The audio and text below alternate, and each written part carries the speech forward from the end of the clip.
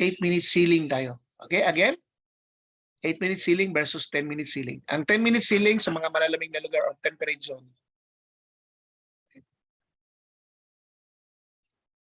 Saglit ha. Inaano. Ayaw na. Ayaw mag-share. Okay. So anyhow, the importance of why I showed that slide is because I want you to know that time is critical.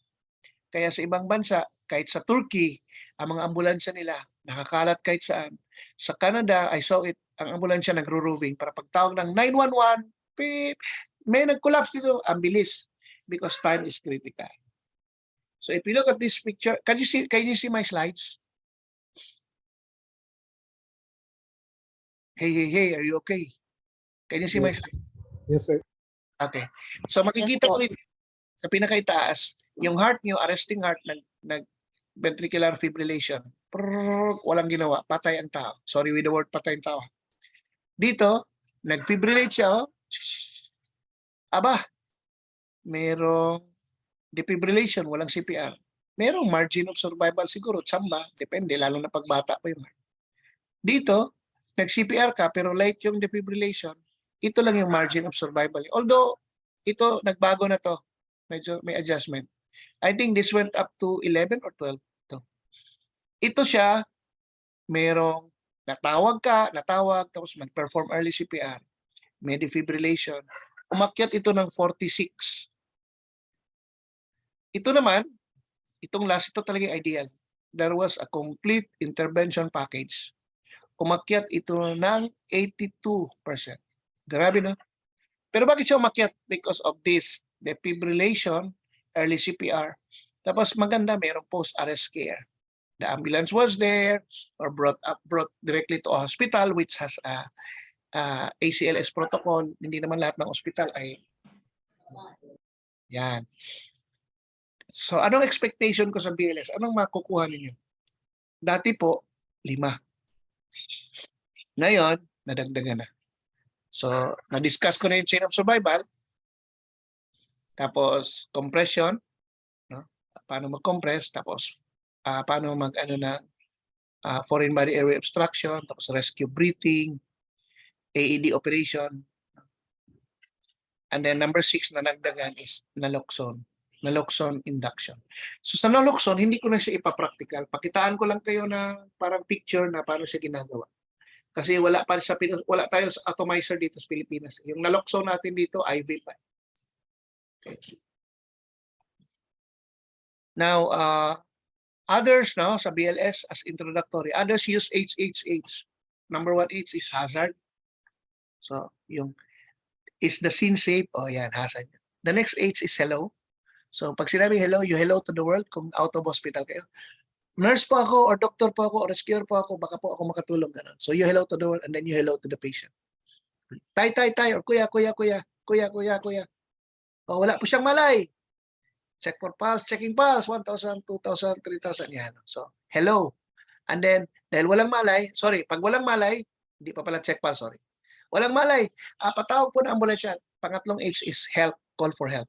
Yan. So ganito rin dito. Assess responsiveness. Tapos kung ang pasyente unresponsive, activate emergency response or kung nasa loob ng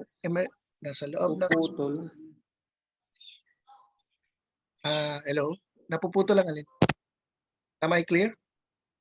Yes po. Yes, sir. Yes, sir. Yes. Clear po. Nawawala lang ng konti. Hello.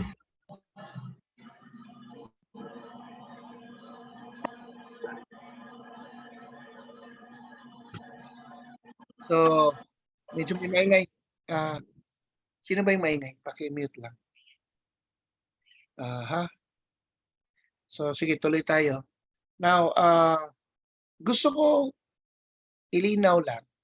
Kasi baka nagkalituhan tayo sa salitang code blue. Okay?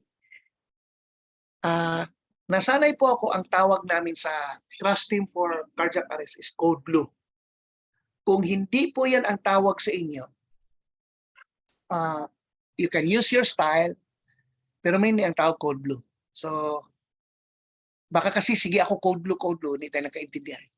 Pag naggamit na ako ng word na code blue, ibig sabihin ito yung team na kung saan ang kanyang specialty ay saglit ha, 27 to 31. Okay. Meron akong air medivac. Ba yan? Lipad ulit. Pag sinabing code blue,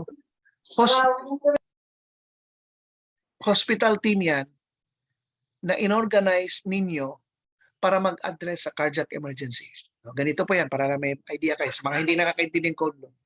Ang code blue team ay trained sa BLS, ACLS, PALS, and RP. But mainly, ACLS yan sila. Okay na, makakreate ka ng code blue ACLS. ACLS or PALS.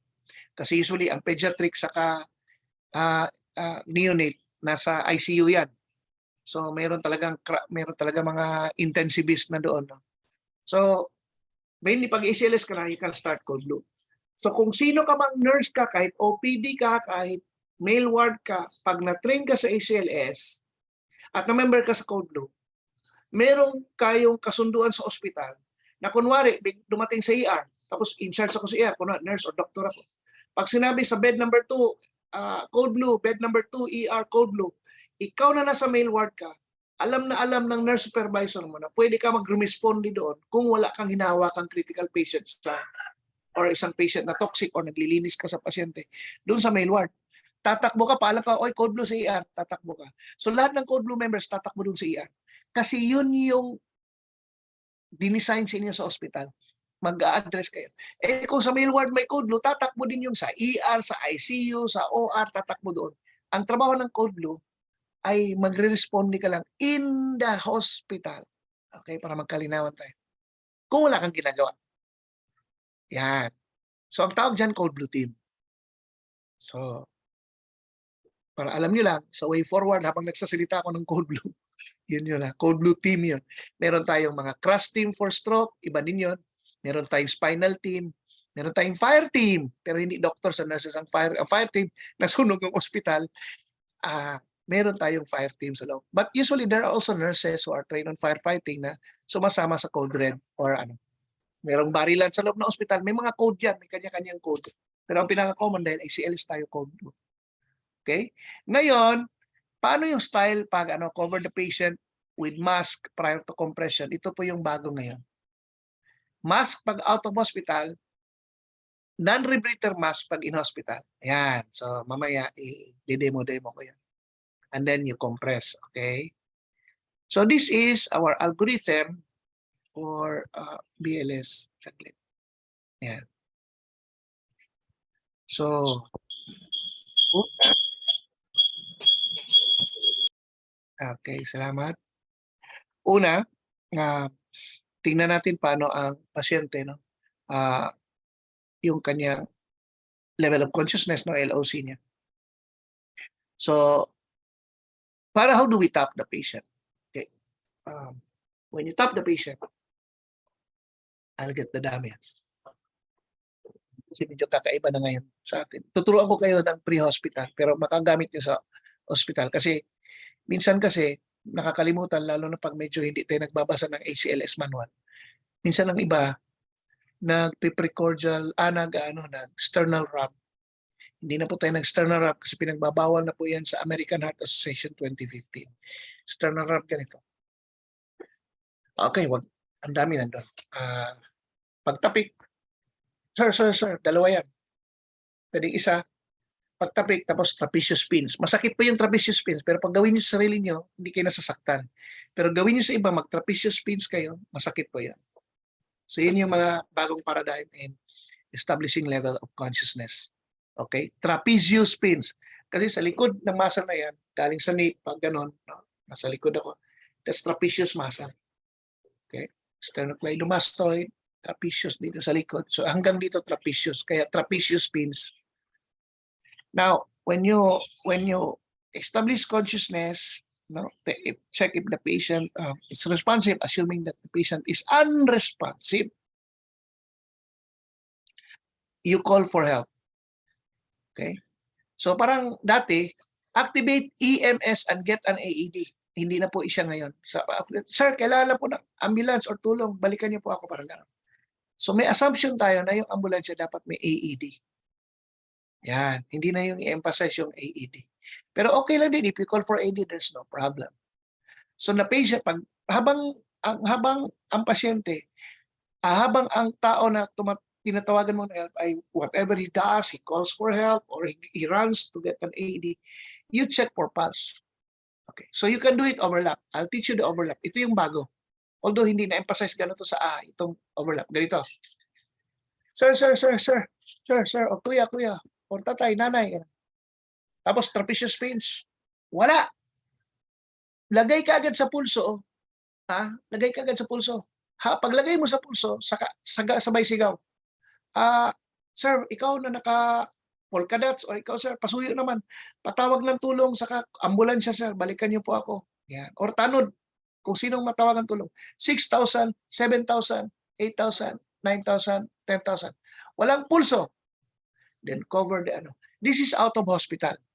Pero pag in hospital, which is mainly yun ang trabaho ninyo, iba. Tay. Uy, patient, tingin sa monitor. Patient is unconscious.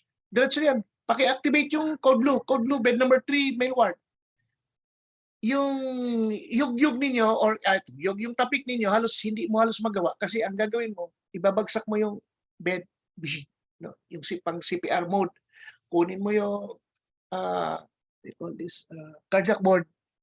So habang kinukuha yun, the patient is already like being moved.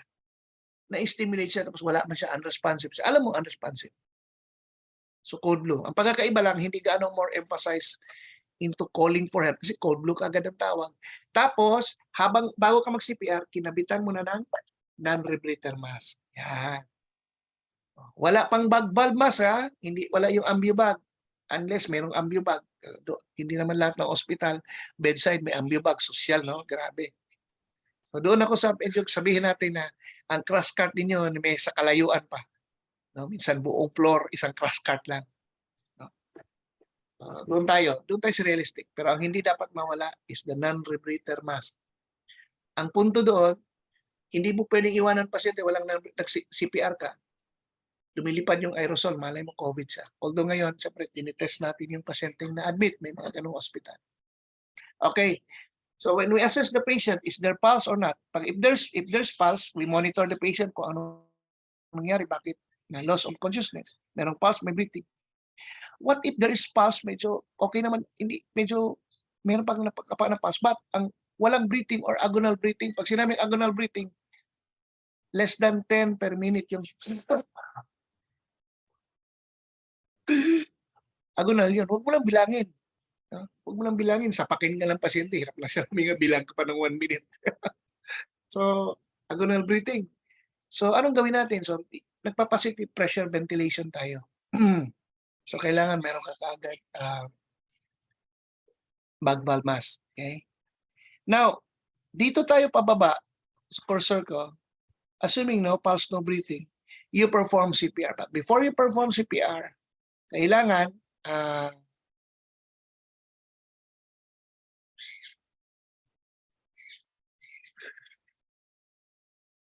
ayaw mag-roll ng slides.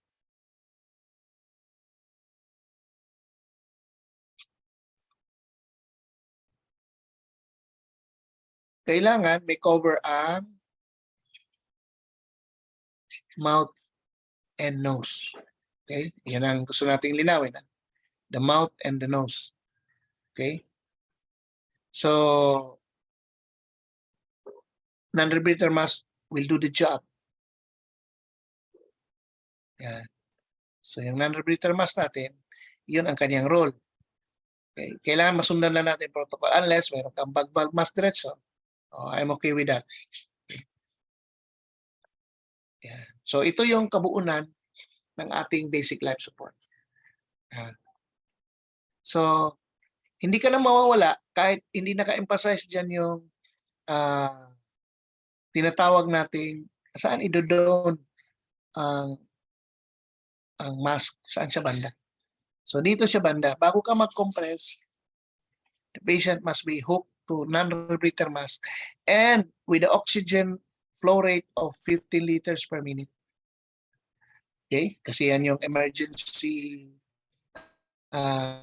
protocol PR. Kahit walang nagbabag-valve mask, habang nagko-compress ka, yung recoil mo, yung pabalik ng rib cage ay may na-absorb na oxygen. Every recoil may na-absorb na oxygen. Ang maganda pa, naka-non-rebreather mask ka, nasa 90 up ka ngayon, 90%. Your oxygen green tank, 100% oxygen po yan. Ang oxygen na available sa environment, i-round up po is 21. Okay? 21 according to what law in physics? Sa total gas law. Sino nakakaalam ng total gas law?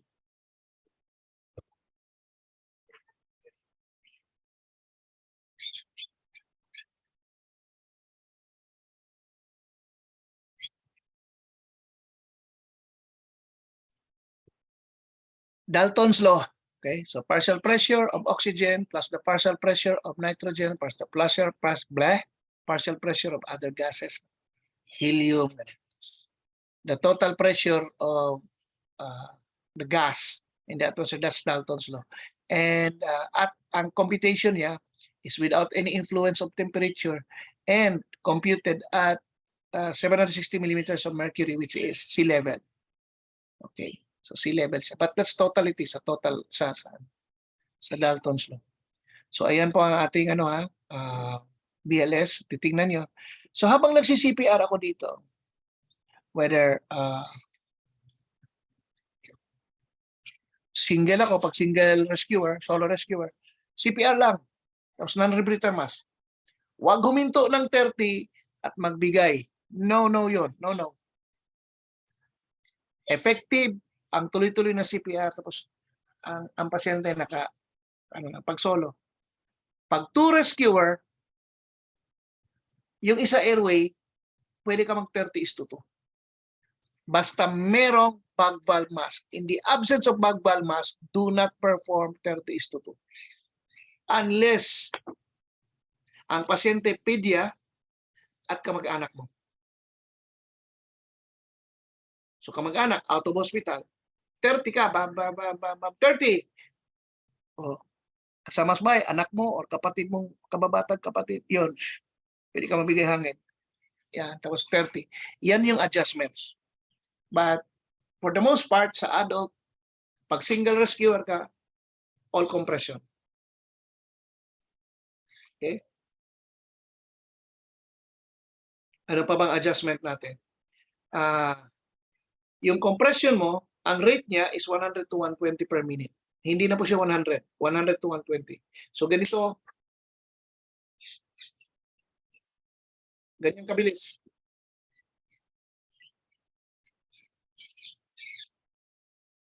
Okay? Then what else? Habang nagko-compress, huwag mong bitawan unless you get tired. Pag dumating si AED, tuloy-tuloy ka lang. Hayaan mong ilagay si AED. I-demo ko yan maya-maya. Para walang interruption. Although may bagong style ngayon, pero nami-maintain pa rin yung primary 3. Number 1, push hard, push fast at 100 to 120. Number 2, avoid interruption and observe adequate recoil. So number 2. Number 3, avoid overinflation or hyperventilation. So pag nagbigay ka ng bag valve mask, huwag mo i-overinflate. Ang Filipino body, okay na pang 500 to 600 cc. No? Huwag yung masyadong ganun kasi baka may sumabog, lalo na pag matanda, baka may bula, sumabog siya, magkakaroon ako ng pneumothorax. Another problem naman ako ngayon.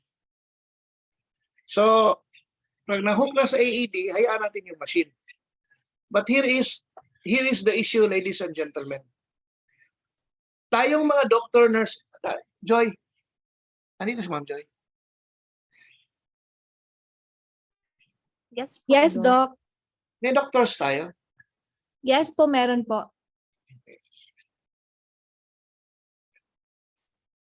So, doctors and nurses, gusto ko lang linawin. Sa ER natin, Hindi AED ang ginagamit natin. Hindi tayo nag-AED ha. Gusto ko lang minawin. Ang automated external defibrillator is designed for lay people. We are professionals. We are not using AED. Pero meron tayong automated na naka-ride sa ating full package of the like for example, Zol or Lipack, no? Nandun siya. May tawag doon, the override. Parang sa akin, sandun siya. Sige, mamaya kunin ko. Sa akin may override eh. Ibig sabihin, AED siya, pero meron siyang manual.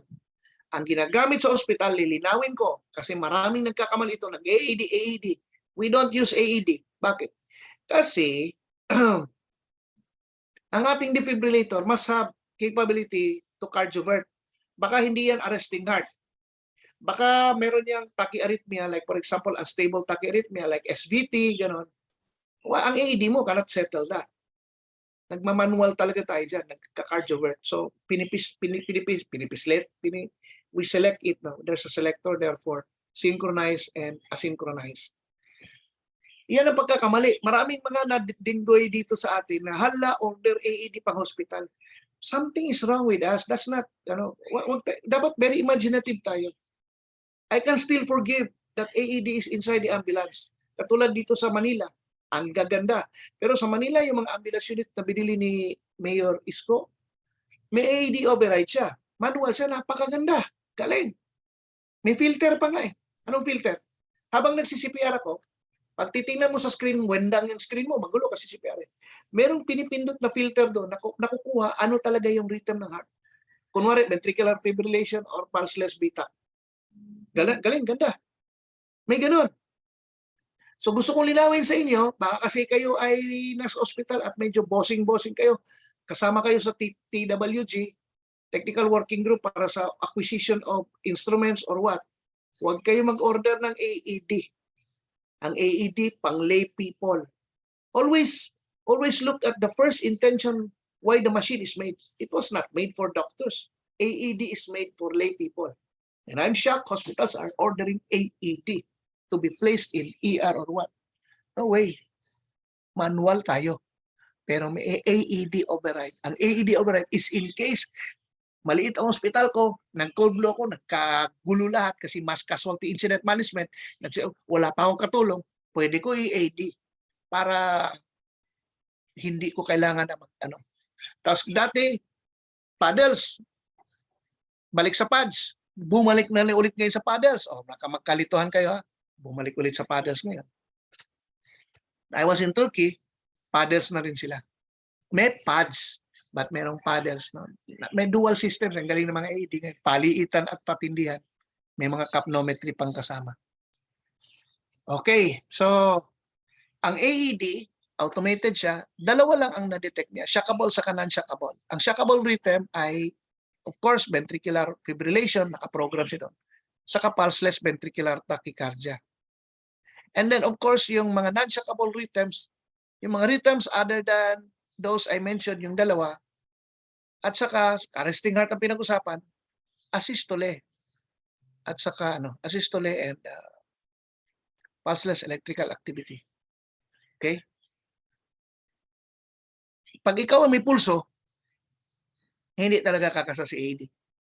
Ano ba, ako gusto ko, iniwanan ako ng boyfriend ko, gusto ko magpakamatay, kinabit ko yung AED sa likod ko, i-AED ko sarili ko. Mabwisit ka lang, mamamatay ka sa buwisit, hindi talaga magpa-fire yan sa heart. Because AED is programmed to fire sa arresting heart. Magkalinawan tayo dyan. And gusto kong linawin sa defibrillator, yung mga pelikula na AED, pag ganun, hindi po. Basta automated, it will not fire. Ha, tandaan yan. Mag-visit kayo, di ba? Manual, yes, it can fire.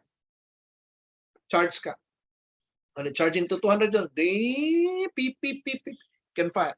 But you cannot make defibrillator weapon, ha?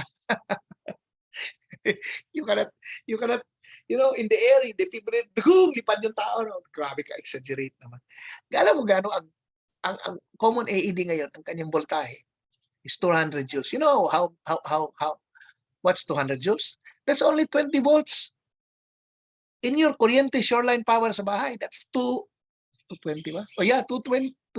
Yeah, 220 ba? Yeah, 220. Sinaksak mo yung daliri mo sa 220, yun ang naramdaman mo. But 20 volts, makukuryente ka, but it's not 220. Yung AED, 20 lang, pero masakit na yung 20. Biphasic tayo, kaya 200 joules. Ang luma kasi is monophasic. Yung monophasic, ganito yon. Dalawang pads or paddle, isang nag-fire, isang magre-receive. Kasi nga sa physics, no? I know you love physics. Electricity travels in space, in a line. In a line in space. Okay? And it obeys time. Pag sinabing time, pag may electricity supply, meron siyang time factor mag-travel. Hindi naman kaagad, it's like a light. Hindi naman pag on dito, alis sobrang lapit. Merong yan. Pag on dito, it takes time. So may ino-obey niya yung time in this dimension. So nag-fire ako, sasaluin dito. Kasi pag walang sumalo, yung kuryente ko kung saan-saan pupunta sa katawan yan. Baka ang i-fire niyan yung utak ko. Oh, nag-ECT na tuloy ako, hindi na defibrillator. So kailangan pag-fire ng isa, sasaluin ng isa. Yun yung monophasic. Mas 360 joules, nakita nila na harmful also sa heart. So nag-devise sila ng Humacin, binaba sa 200 joules. Pero ang nagpa-fire, dalawa na. Tingnan nyo ha, tingnan yung dalawang kamay ko, dalawa na. Nag-fire to, at the same time, tatanggapin niya. Merong mga milliseconds of delay, tapos tanggapan silang dalawa. So the electricity is is just confined, the movement is confined across the heart. The electricity, although there are electricity nag-travel sa all parts of the body, kasi siyempre we are 70% water, kaya conductor tayo. If there is no water in the body, ladies and gentlemen, our body will not conduct. We're like the wood, we're like the rubber. Isuksok mo yan sa electrical supply, hindi yan magko-conduct. Nagko-conduct ang katawan ng tao because of the presence of electrolytes, because of the presence of water. Kaya pag ang pasyente hinawakan mo, pinire mo yung AED, assuming fire kang AED, gulantang ka, ikaw makuryente ka. Because the presence of water, mainly intracellularly, natanggap mo rin na ikaw meron ka ring water, na kuryente ka. Yan. Tapos ang AED, habang nagde-detect sa AED, huwag mong hawakan ng pasyente kasi mamamali basa ni AED. Bakit? Kasi ikaw, nagbabato ng kuryente ang katawan mo galing sa heart. Kasi nga water tayo 70% we're like Mother Earth So kaya baga ang heart, yung limb leads natin, dinidetect, kinukuha natin dito sa limb. Kahit sa heart siya, ang electricity bumabiyay sa katawan. Electric yan kasi may current. So nadidetect din dito, lalo na limb leads natin. Ngayon, ang pasyente, dinidetect ng heart, nakahawak ka, mamamali basa niya, mawendang si AED. Kaya pag analyzing, pag sumigaw si AED analyzing, walang nakahawak sa pasyente. And the patient must not have any metal thing nakadikit siya externally, no? Halimbawa, cut yung higaan na may bakal. Kailangan hindi siya naka-attach sa bakal. Or hindi basa. Kasi basa. Merong pads dito, tapos basa ang dibdib dahil nalunod, mawewendang ang machine. Yan. Kasi we still have the basics of energy. The most mahal na energy is electric energy. Yan. So, ganun lang sa AED. Dilinawin natin na ganun. But other than duct tape, one of the most wonderful creation of humanity is defibrillator. Grabe. Pag may defibrillator ka, taas talagang chances survival ng tao. I'm a witness to that in the field. Ang dami kong nabuhay. Pag defib, iba talaga pag may defib ka. That's why I have my own defibrillator. I have 3. Yung isa nasa sasakyan ko, binaba ko lang. Tapos I have 2 manuals. Nasira na yung isa, ewan ko. Gumagana, dinala ko sa Turkey. I-check ko yung battery kasi sobrang lamig. Pag sobrang lamig, nagde-drain talaga yung battery. So, meron ako isang manual. Okay. So, pag non-shockable, ganito po yung AED. Balik lang muna ako sa AED para to comply with BLS. Kasi si BLS kasi AEDs Pero i-bridge ko into coming up with a BLS bridging to ACLS. Okay. AED will command. Habang nagsi-CPR ako, tingnan nyo baka magkalituhan tayo dito. Kasi baka masyado kayong sabbatical. or you are so conservative in following AED down to the letters. Kanya-kanyang AED, hindi pareho. Ang voice prompt na command. May nga AED pag on mo, unit okay. Apply pads. May ganon. Meron namang AED na unit okay. Merong AED na walang unit okay. Check responsiveness. Nag-CPR ka na, alam nga naman hinto ka mag-check responsiveness. Huwag niyo nang sundin yun. Marami mga bagay na huwag niyong sundin sa AED pag nag-CPR na kayo. Okay? Para gusto ko linawin kasi baka mawendang kayo kasi baka tinuro sa American Heart susundin si AED. Ay.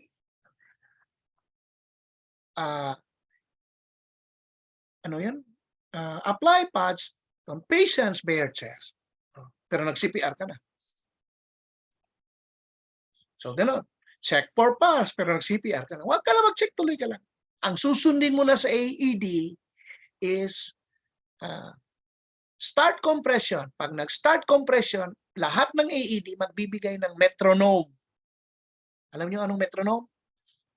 Kung musikero kayo, yan yung nagbibigay ng timing yung tik, tik, tik, tik, tik. Kailangan ang metronome ng AED niyo ay sumasang-ayon sa 2022.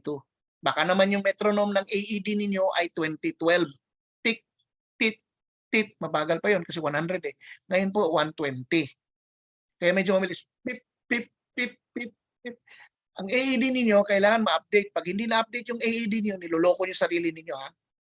Pa-update niyo yan sa inyong supplier. Habang umuusad ng panahon, ina-update po yung AED. Madali lang naman i-update. Pinoprogram lang ito. Tapos binabago sa protocol. Parang GPS sa sasakyan. Garmin. Ina-update niyo kasi may mga bagong tulay, may mga bagong highway. Baka hindi naka-reflect. Nag-update po yan. Wala pong automatic update ang AED. Isasubmit sa supplier, kinakabitan noon para mag-update siya into 2022. At minamarkahan doon sa 2022 or 2020, 2020 update. Okay? So ayusin niyo na yung AED ninyo, baka AED ninyo pang British Museum pa yan. Okay, so pag cadence, pag start ng metronome, pip, pip, pip, pip, pip, pip, pip. Oh, yun ang sundin ninyo. So you have a 2-minute run. 2 minutes yan. Naka-start na kayo ng 2 minutes. Tuloy-tuloy niyo lang 4 minutes unless the patient biglang gumanon. Nag-change. Pag nagaling-ganon na patient, recovery position, check for pulse. Makakasumuka eh. Unless merong cervical spine involvement kasi aksidente, hindi ko pwede i-recovery. Bantayan ko lang. Magsasaksyon lang ako kasi kung sumuka for whatever it is. Meron lang ako ituro. Please remind me guys meron ako ituturo konti. Sana hindi ko makalimutan sa drowning. Baka makalimutan ko kasi medyo defective na yung brain ko, makalimutin na ako. Baka makalimutan ko pag nagturo ako ng basic life support, remind me sa drowning. Kasi merong style sa drowning pag CPR. According to Utstein style. Wala bago yun Naawa ako sa Pilipinas. Huling-huli tayo. Hindi ko maintindihan. Pati accrediting body natin huli. Tapos, ang accrediting body natin, kami yung mag-accredit sa inyo. Sabi ko, Utstein style na ba kayo? Hindi. Pasong-paso na po ang Pilipinas sa daming updates. Trauma management, paso na tayo sa pre-hospital trauma management. Paso. Sa first aid, paso. Dito pa ako nakikita na nag-first aid, gumagamit ng T-bandage. American Red Cross, no T-bandage. Wala nang gumagamit ng T-bandage. Ako, gumagamit ako just for sling. Sling lang. Other than that, it's not anymore used sa bandage. So dito sa Pilipinas, ginagamit pa natin. Naawa naman ako.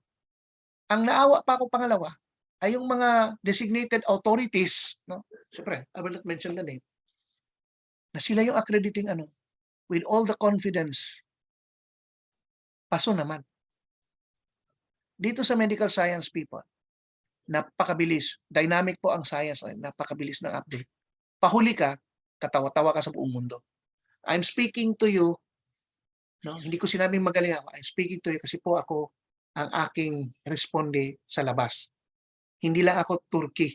Marami pa akong responde sa labas. Kaya alam ko anong update sa Europe, US, kasi yan ang job ko. I'm with Israel Aid, rumiresponde pa ako. Actually, dapat Monrovia ako para sa war sa Ukraine. So, gusto ko tayong mga Pilipino, world class, yung pag tinignan nila ang Pilipino, wow, matikas, snappy.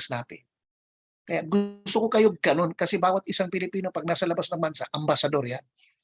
Para you represent the country. Okay, balik sa AED. Pag sinabi ng AED, analyzing, bumitaw ka na. Okay, bitaw.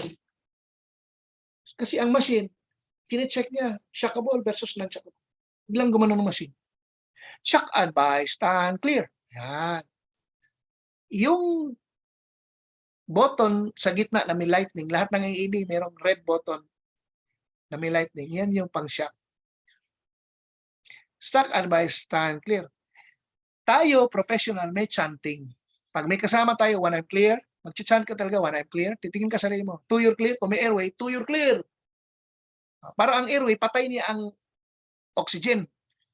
Patayin mo guys ang oxygen. That's 100% running out. 100% running. Pag nag-spark yan for whatever it is, tapos meron kang oxygen na almost 90 or 100%, impyerno yan nasa harap ninyo, sasabog kayo. Ang oxygen, ang fire to happen, ang kailangan lang niya is 16% of oxygen.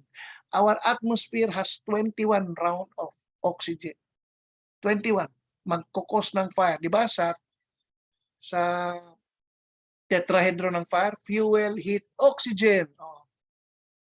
Hindi 21 ang kinakailangan niya, 16 lang kaya na ng fire. Yung lumalabas sa oxygen mo, sa non-rebreather mass mo, ang taas ng tension yan, the more ka magpa-fire dyan. Nangyari yan sa Italy. Sunog, sabog ka. Hindi ka lang sunog, sasabog ka pa. Yan na, gusto kong linawin para nasa safe zone tayo. Pag sinabi ko, one I'm clear, 2 you're clear, patay si oxygen kung mayroong non-rebreather mass.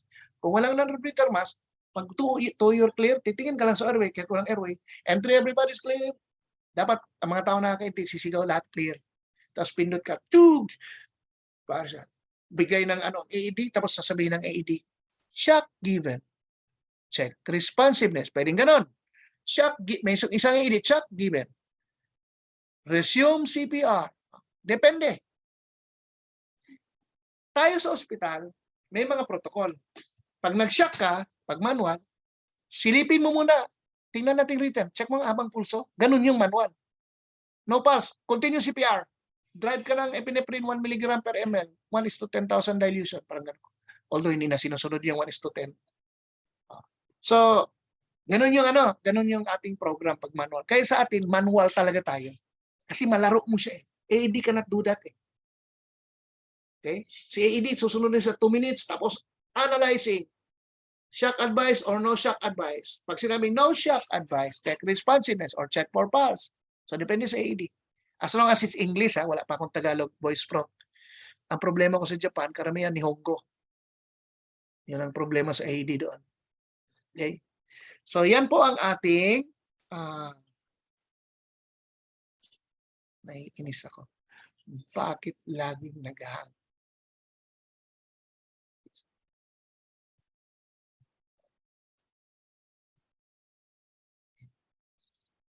Any questions so far?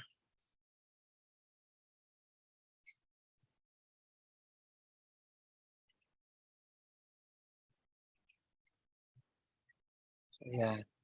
So, ganun ko lang para lang maano ko.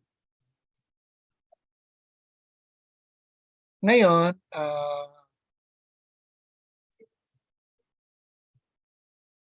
so ito yung lumang slide but still works. Ang nangyayari kasi, after checking for responsiveness and starting CPR, sa basic life support, CPR shock ka lang. The only drug that you will give, the drugs that you can give are 3. 1, syempre oxygen is a drug. Emergency oxygen is still a drug without doctor's prescription. Medical oxygen requires doctor's prescription because it's a drug. Pero carried over sa EMS, ang emergency oxygen hindi dumadaan ng humidifier yun. Medyo may mga variations lang. Tapos another drug is, assuming known ang pasyente mayroong opioid poisoning, you can do atomizer habang nag-CPR, ina-atomizer yun. Atomizer. So, CPR ka, bigay ka atomizer, drug din yun kasi naloxone yun eh. So, yan yun. So, yan lang ang ano mo. CPR drug, CPR shock with containing drugs kung meron. Isa namang drug is, kung kaya, assuming the patient non-hypoglycemic, nag-arrest na glucometer mo, pwede ka pumain dito ng glucose gel dito sa buccal mucosa. Pahiran mo. Pahit ka sa pang-depressor, ganun mo sa gilid. So, pwede yan. So, those are the three. Walang IV. Pag nag-IV ka, ACLS ka na. Tandaan nyo. Magsisimula yan sa IV, ACLS ka. Ano pa bang pwede mong ibigay? Habang nag-BBLS ka, pwede ka magbigay ng oropharyngeal airway at nasopharyngeal airway. Okay? So, yan. Now, what's gonna happen? So, ang compression rate natin is 30:2 pag in-hospital with bag valve mask. Ulitin ko, bag valve mask, 30:2. No 30:2 if you're solo. Okay. Sir, hospital ako eh. No. No 30:2. All compression until you have a bag valve mask. Why? Kasi once kinabit mo yung bag valve mask, protection mo na yung mask para habang nag-CPR ka, hindi lumilipad yung aerosol. COVID nga protocol, babalik tayo sa COVID protocol. Kaya naman eh. Huwag ka mag-assume. Sumunod ka na lang sa protocol. Kaya bago ka mag-compress, kailangan may nakaharang sa mouth and nose. So ito po Tapos sa one rescuer, all compression pa rin, except bata. Pag bata nakakilala mo, 30:2. Pagkakilala mo out of hospital. Sa in-hospital, 30:2, kailangan may bag valve mask. Kasi mas ang format ng bata, respiratory arrest yan, over cardiac arrest. So yun lang. Yun lang yung pangit. Itaas mo yung non-rebreather, takbo ka sa unahan, bigay kang dalawa, bug! Bug! Takbo ulit doon. Yun ang kapag CPR ka, isang kamay lang naman. Bata. Tapos habang CPR ka, ilagay mo, i-slide up, tawag nun sliding up, or slide down. Lagay mo rito, slide down. Slide down. Tapos bigay ka ng buga ka dalawang bag valve mask. 1, 2. Lagay sa gilid. No? Dual line. Pag sinabing dual line, kasi yung non-rebreather mask mo nakakabit. Yung bag valve mask mo nakakabit. Waste lang yun na oxygen. Kasi sige, takbo yung bag valve mask, which is very unhealthy. But that's the way it should be. Unless, hirap ka, dahil sabihin natin, medyo matanda ka, mahina ka, pwede ka nang hindi mag-bag valve mask kung nag-solo ka lang. All compression will do. Kasi habang nagre-recoil ka, pumapasok din yung hangin. No? So, yun lang yung point. Okay.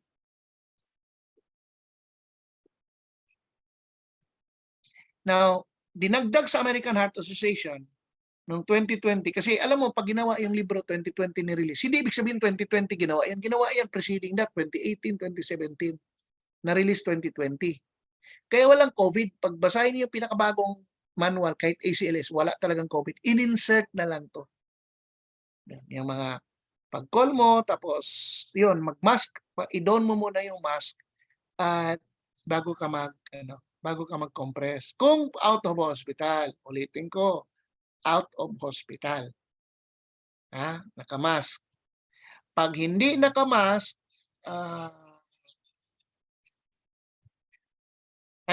pag in-hospital, non-rebreather mask. Baka merong nagturo sa inyo, may instructor, instructor. Yung mask daw, may mask ako tingnan nyo.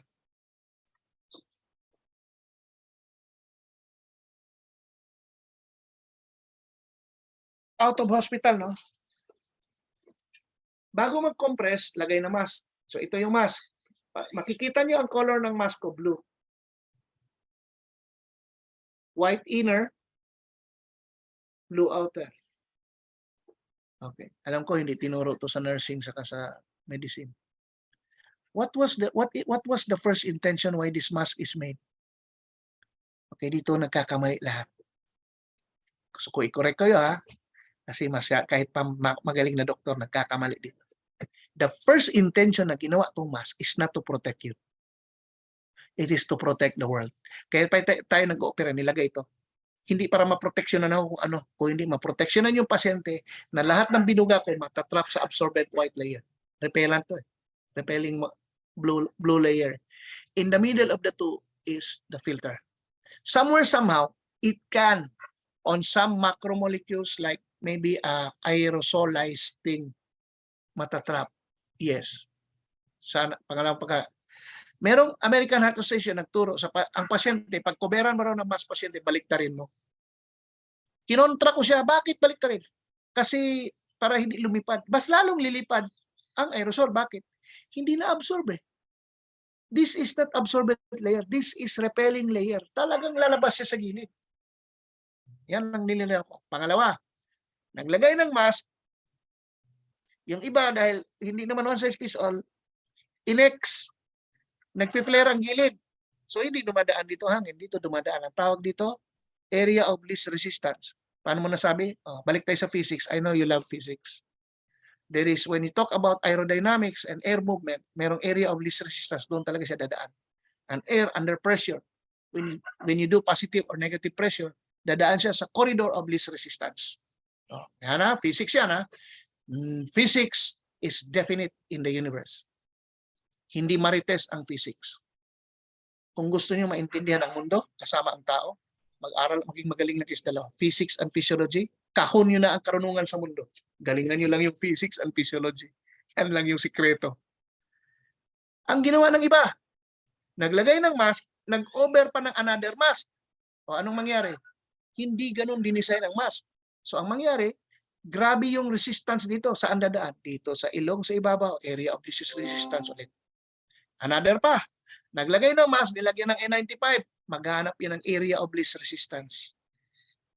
So maraming mali. Ang hirap sa Pilipino, lalo ng mga doktor natin at medyo consultant or what, hindi mo mapapangaralan.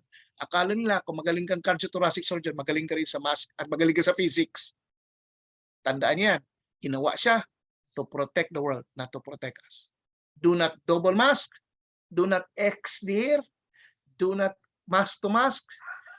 Kung gusto, do not apply cloth outer, do not apply cloth inner and mask outer, do not double mask. Yeah. Kung gusto mo talagang safe ka, N95 ka. Solo N95 can do all the job. Nililinaw ko sa inyo, I know you'll be offended. But sorry, let's go into science. I'm not your enemy. Your enemy will only be the facts in science. As to how the object was first made. Parang X-ray. Masaya tayo nagkaroon ng X-ray. Pero kung magbasa kayo ng history, ano ba ang first intention ng X-ray? Bakit siya na-invento? It's not there to check if my bones have cracks, fractures, or whatever. The first intention of X-ray, it was made because of defense. Gamitin pang gyera. Baka mayroong ibang radiation other than gamma radiation that can behave na pwede kong ma-weaponize. There's a saying that war is the father of invention. Viagra. You know Viagra? It's not the invented para sa penis mo to erect. The first intention of Viagra, ginagamit po yan sa aming part kasi combat doctor po ako. Ginagamit po yan to dilate the pulmonary artery para hindi ka magkaroon ng pulmonary edema sa military mountaineering. Ang side effect, pwedeng mag-erect ang penis mo. So, binenta sa civilian para naman kumita yung kung sino naka-invento. But the first intention is for military use. Yan, para alam nyo lang na kung mag-aral kayo ng history ng medicine, hindi lahat ng medicine ay inisip ang kabutihan ng tao. It was first invented as weapon. MRI, CT scan, your cell phone, your GPS, fiber optics, these are all military hardware, ladies and gentlemen. Even vaccines and even some viruses na weaponized. Yan, no? So, yan ang mga facts of life. Okay, roles of each rescuer, na-discuss ko na. Ito yung gusto kong ma-emphasize, if you can see my slide. Pag nag-all compression ako, wala po akong gap. Kaya ang all compression naging uso. Noong 2010, in-advocate ko yung all compression. Pinako nila sa cruise. Biglang na all compression. Kasi nang nabasa ko kay kay Guyton, ang oxygenation sa brain ay when there is a pumping heart and an oxygen supply. Biglang huminto ako para magbigay ng hangin. Pag nagbigay ako ng hangin, oxygen ang brain ko wala. So hindi talaga maganda para huminto. Lalo na sa adult. Pwede sa bata. Pag wala kang oxygen supply, huwag kang huminto. Compression ka lang. At least tuloy-tuloy ang compression mo. Pag maganda ang compression mo, push hard ka. Umabot ka ng 140 to 160 millimeters of mercury pressure doon sa artery mo. Sisipa siya papunta sa brain. You know? Papunta doon. Boom! Yan. Kaya, tuloy-tuloy oxygen sa brain. Kaya nakita sa Arizona sa Badger County, effective yung all compression. So pinag-laban namin yun, pero siyempre hindi naman ako cardio. Medyo ayaw nila. Until ngayon, nauso na ang all compression. Very effective. No? Pero okay lang, no hard feelings. Next slide. So, sa choking ako, diretso muna ako sa choking. There are two forms of choking. Mild obstruction and severe obstruction. No, meron tayong tinatawag na partial choke at saka total choking or total blockade. So dito sa mild obstruction, we can facilitate cupping. Okay? Cupping, tapos breathing na huwag mag-breathe. Bulungan mo na siya. Breathe hinahinay. Baka kasi pag breathe yan, bilisan niya pag breathe in. Baka mag-lodge lalo yung foreign object doon sa loob. Sa lang pera, lalo na pag may mga sharps na pwede kumapit doon sa lining na sa inner lining ng na airway, no? O dito sa oropharynx area. Nangyari yan sa akin noon sa bata na naglaro noong yung hook sa korte na hook doon sa loob. Kaya hirap siya huminga. Kaya ang ginawa ko, nag-creak ako. Sa mga ganun. Although sa ACLS, creak is not there. ATLS po ang creak. So sa obstruction, there is obstruction, mild obstruction with good air entry. And then the mild obstruction with a little bit bridging into a severe obstruction with poor air entry. So doon na siya. Dati kasi, there is a partial blockade with good air entry and partial blockade with poor air entry and total blockade. Dito, mild obstruction. Ang mild obstruction, may air entry pa. There's no change in somewhat, nagpipil lang, wala siyang bluish dito, no? Circumoral or sa lips niya.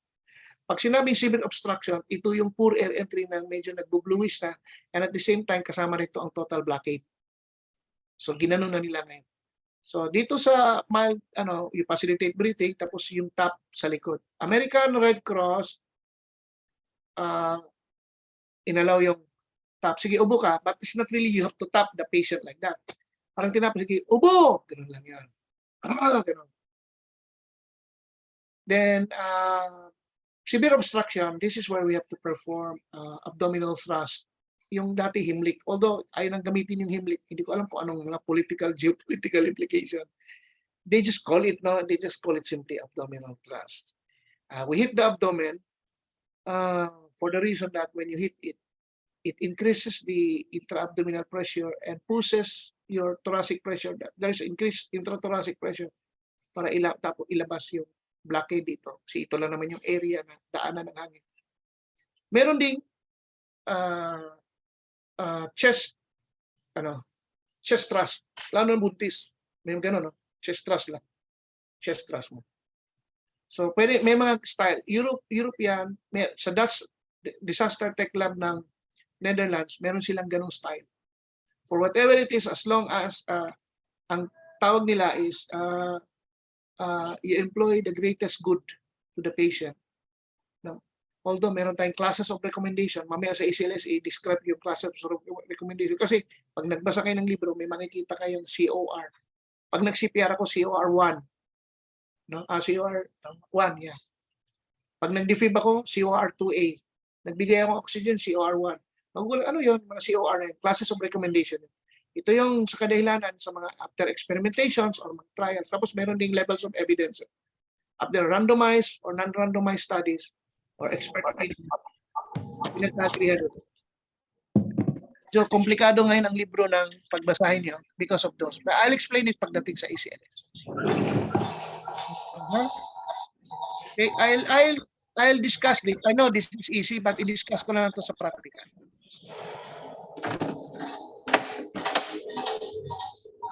Pamute lang. Sino ba yung maingay?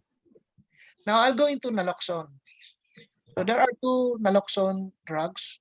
Narcan, yung tinatawag nating NNS, Narcan Nasal Spray, or NNA, Narcan Nasal Atomizer, and then the Cloxado Atomizer.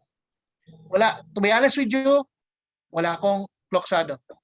Nagkaroon ako ng nasal spray ng Narcan, pero expired na, nawala lang yung ganun ko para sana idaan ko sa demo. Hindi ko na alam. Someone borrowed it para ipakita. Hindi ko maalala kung sino nang hiram, hindi na ibalik sa akin. So, ang purpose niya, no, is to counteract the effect of, commute lang po. Matay ka na? Matay ka na?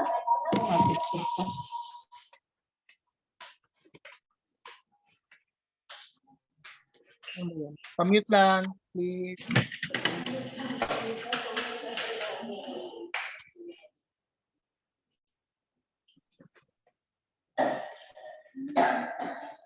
Ano ba yan?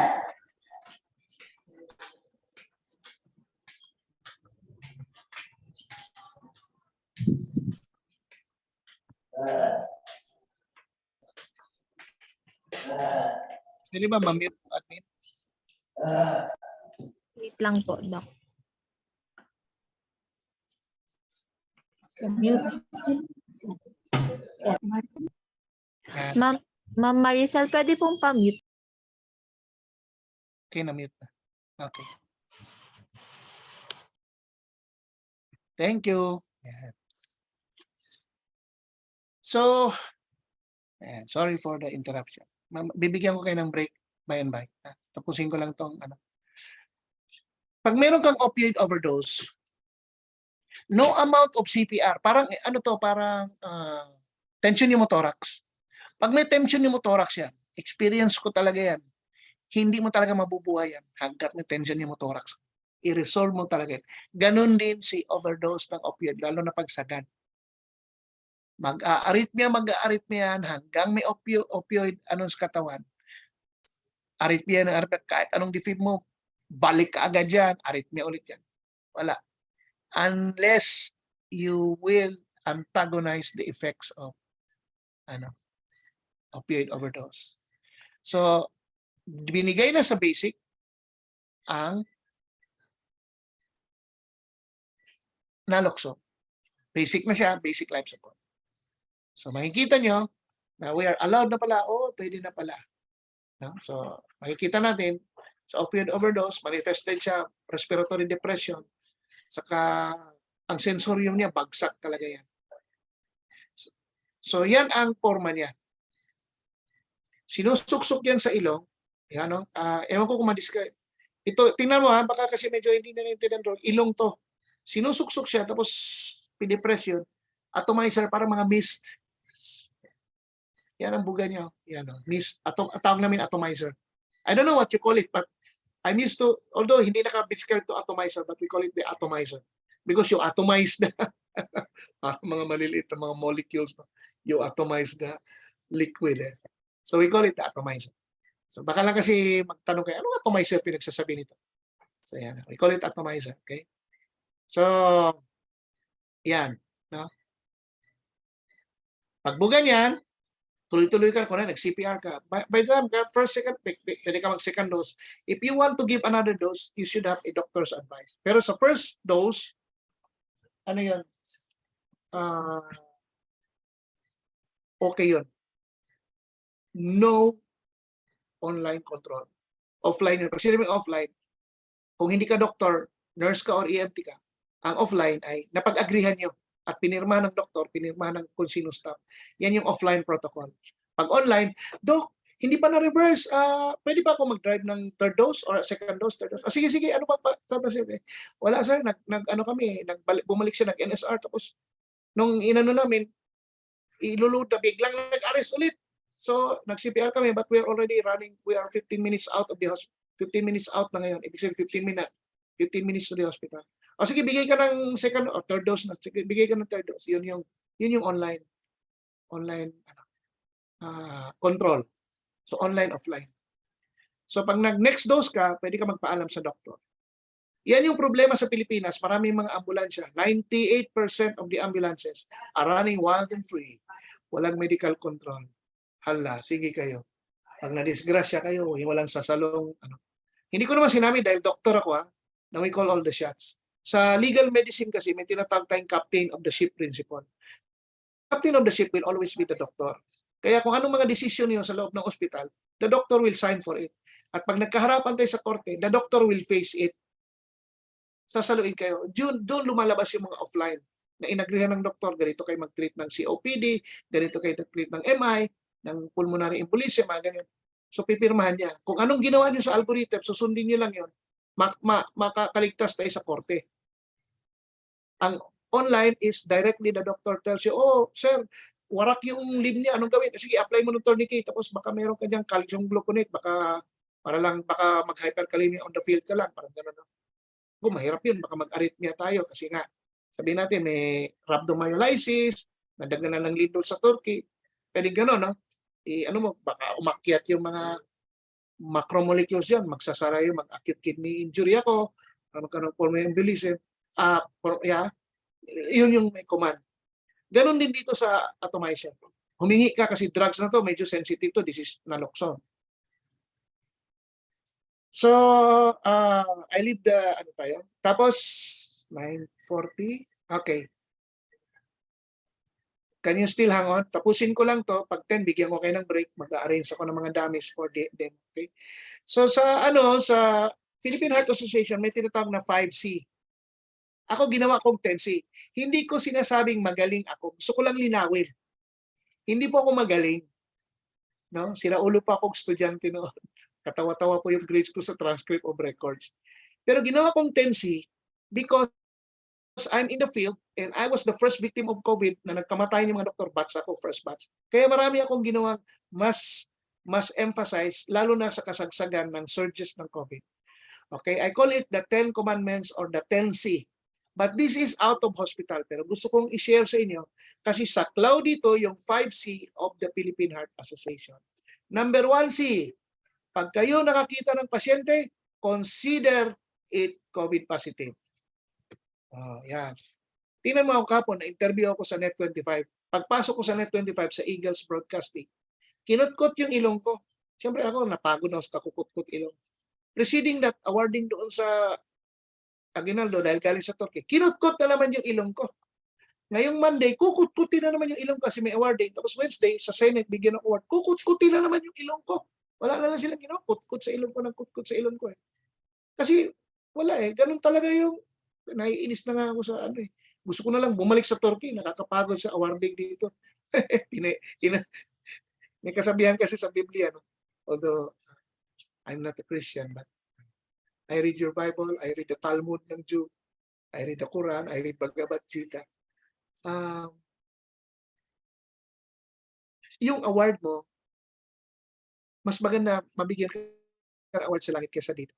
So if I'm given award here, I don't like it because I'm already paid in full. I want God to do it for me. Na kaya-aya ba ako mabigyan ng award? Although sige, nabigyan kami ng award dahil sa tulong doon. But I don't like it. I'm not comfortable. But syempre, like dahil naman dati ako serbisyo, like any good soldier, the only thing I know is yes sir lang. The award. So, sige, sunod lang ako. So anyway, number 1, consider everyone to be COVID positive. Okay? Number 2, you have to signify, check in. Sa rescuer po ako, nurse po ako, baka po makatulong. Tandaan niyo, sa kultura ng Pilipinas, huwag kayo magsabing makakatulong kayo. Baka po makatulong ako, rescuer po ako. Yan. You have to check in para may command ka sa crowd. Kasi ang Pilipino, pag may bumagsak na tao dyan sa field, maraming usyusero. bago mag-CPR, nakalabas ang cellphone, sinelphone mo na. Ilang beses ko nakita yan. Sinelphone yung taong bumulagta, walang pulso, walang hininga. Cellphone, walang nag-CPR. Yan ang uso sa atin, cellphone. So kailangan may command ka. Check in. Sa rescue po ako. Number 3. Hawiin po. Layo lang po tayo konti. Crowd control. Bakit? Naku, baka may COVID positive dyan. O di mag-super spreading event tayo dyan. Palahawi mo. Ang Pilipino hindi mabilis. Dalay na. Ang kasinungalingan. Hawi para may hangin. Wala mang kinalaman yung hangin. Pinahawi mo lang para hindi tayo maraming tao na parang baka marami makuha ang COVID. Nangyari yan sa akin sa labas ng Capitol. Cardinal Santos, nahawa talaga ako. 4 hours ako nasa labas. Labas ako pero puro COVID na kalinya. I was assisting someone na namatay yung mother. Ako na lang. So, nahawa. Then, number 4, check hazard. Anong hazard? Bakit siya bumulagta? Nalason, pinalo, nasagasaan. Ano yung hazard? Alamin mo. Kung nasa gitna ng highway, kung kaya mo in a very smooth way maalis, alis away from hazard pa, good. Kasi naman, gitna kayo ng highway, alangan sa gitna ka mag-CPR, di masagasaan ka rin ng isang darating na sasakyan. So check hazard. Kung kailangan mong pumosisyon at merong wind movement, mas maganda ang hangin tumatama sa likod para lumalayo sa iyo yung aerosol. Number 5, check for responsiveness. Tapik. Hey, are you okay? Hey, are you okay? Then trapezius spins. Tingnan nyo sa picture. Ayan, trapezius spins. Kita nyo? Sige, palapihin ko. Yun, trapezius spins. Masakit po yan, pero pag i-trapezius spins mo sarili mo, hindi ka nasasaktan. But if you let your friend do trapezius spins, magugulat kayo, masakit pala. Next, number 6. Uy, may mali. Next pala, number 6. Trapezius spins, wala na. Call for help. Oh, kaya ako ng tulong dito. Yan. Call 911. Next. Ay, mali. Pag after call for help, cover with mask. Dapat cover to eh. Hindi clip and fit. Baka malito sila. Itan ko lang. Cover with mask.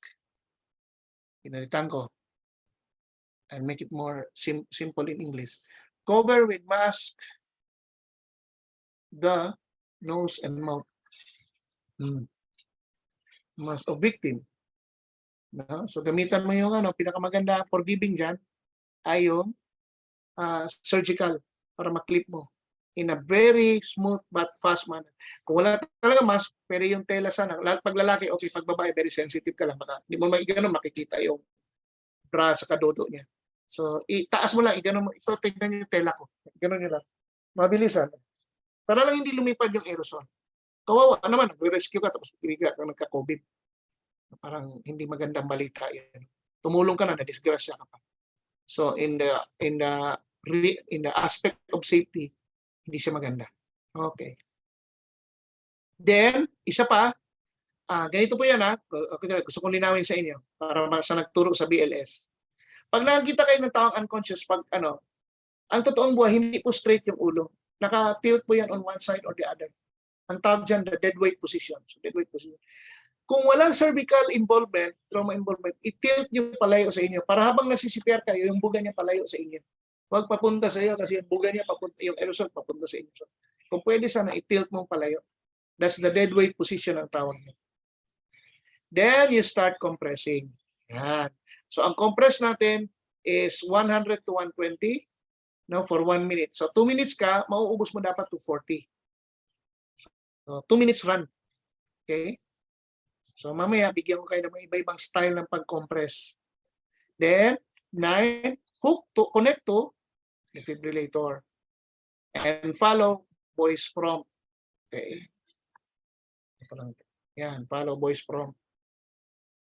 So, lahat naman tayo dito, wala pa namang Tagalog, English siya, sundin mo lang siya. Except, wag mong sundin yung, sundin mo lang metronome na. Kasi siyempre, nauna ang compression, hindi mo na pwedeng sundin yung sabi ko siya kanina, yung mga open the chest of the patient. Check responsiveness, wala na. Tuloy-tuloy ka na. metronome na lang sundin.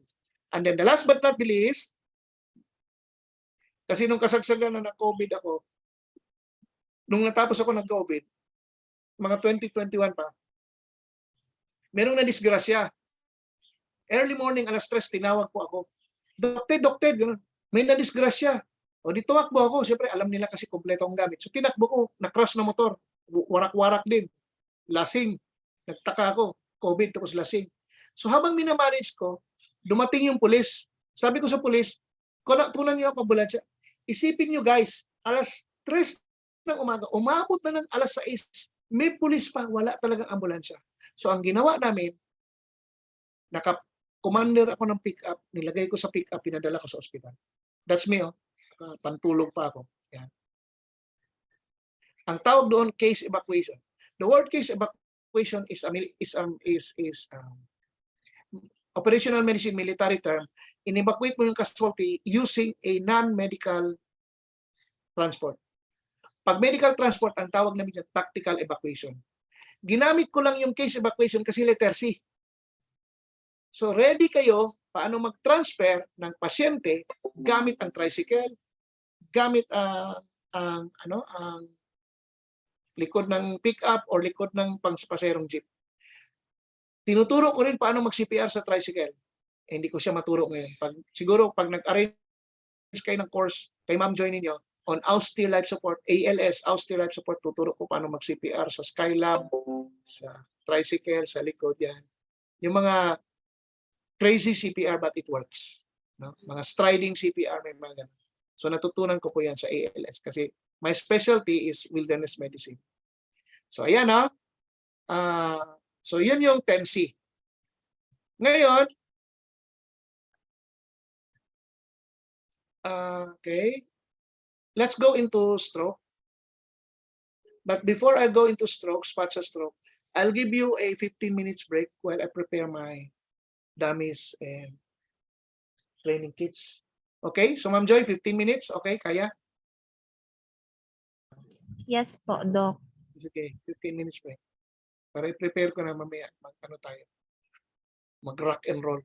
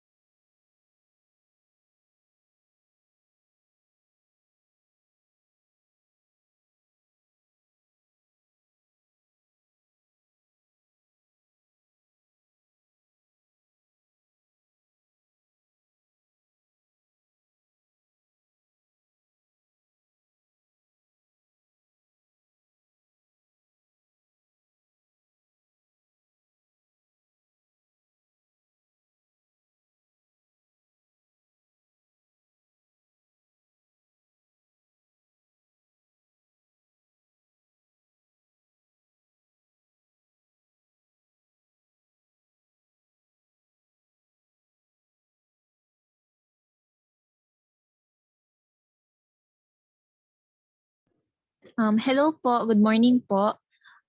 Habang break po, sir, for your attendance po, kindly send your complete name and your training course po sa chat box po. Magsisend po ako ng format sa chat box po. Wait.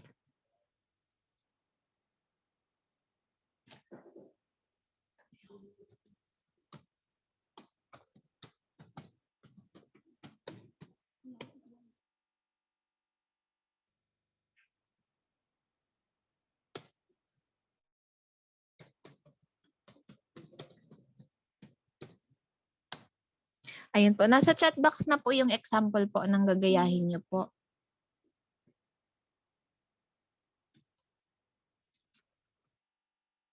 Yung isisend nyo pong names, yun din po yung ilalagay sa mga certificates nyo po.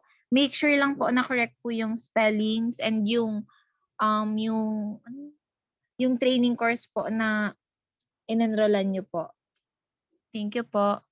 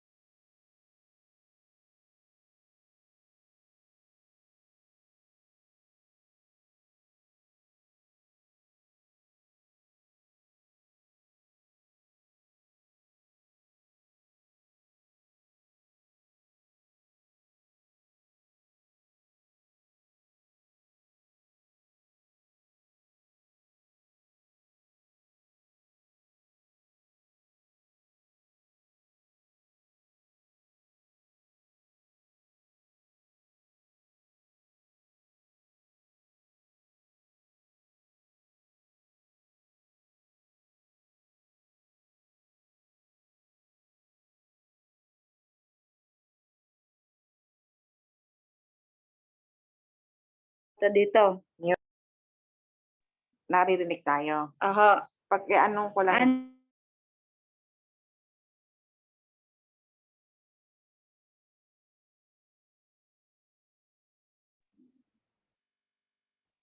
At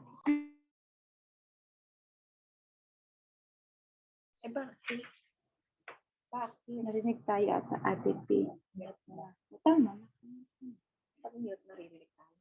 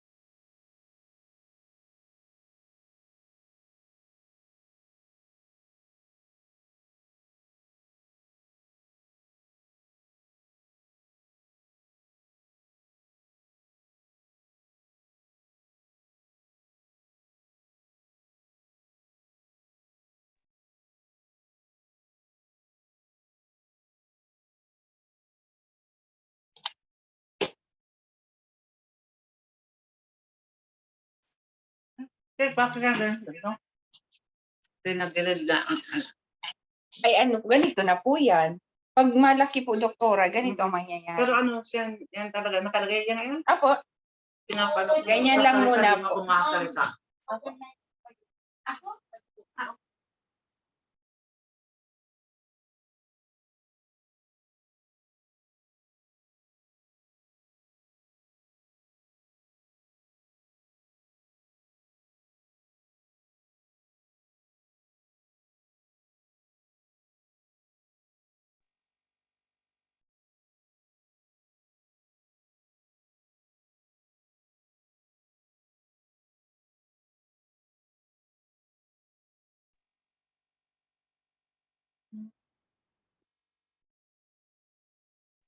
Ginamit ko na.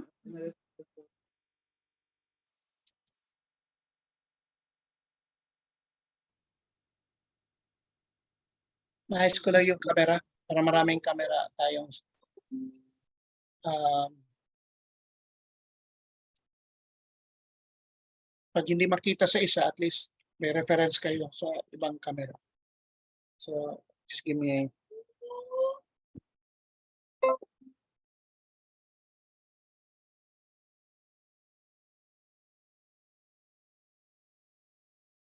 So I want to do demo particularly yung CPR. Pero ang nagpaakyat ako ng bed, hindi kasi dito sa room ko. Isipin lang natin nasa bed, lagay ko lang sa floor. Hindi nagkasya kasi meron akong parang military stretcher.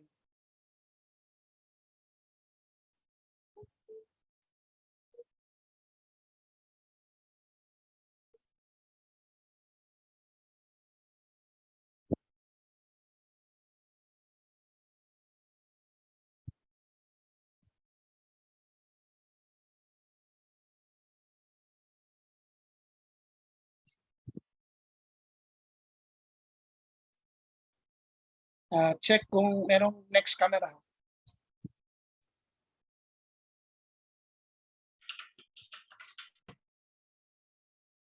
Recording in progress. Yun. Good. Uh-huh.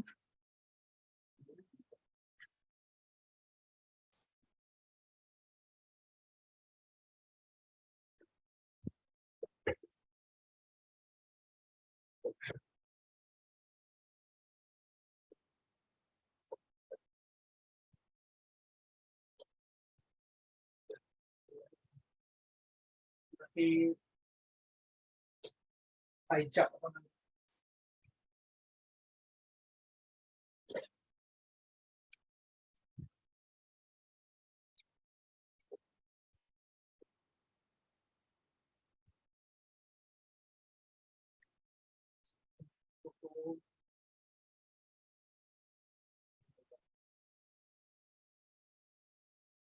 Gumagulo lang yung kwarto ko kasi kararating ko. Yan.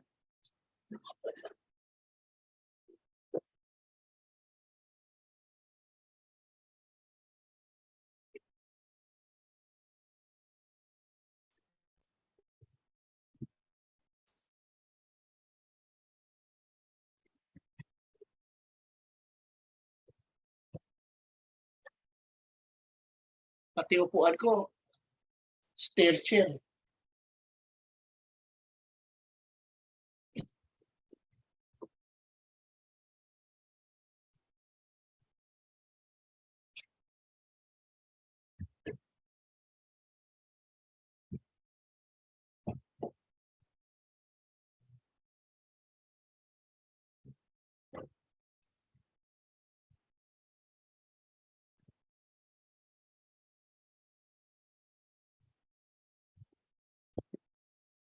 Aha.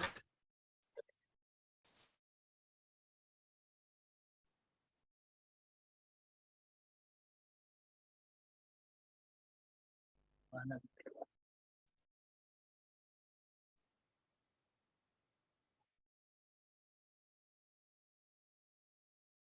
Yun.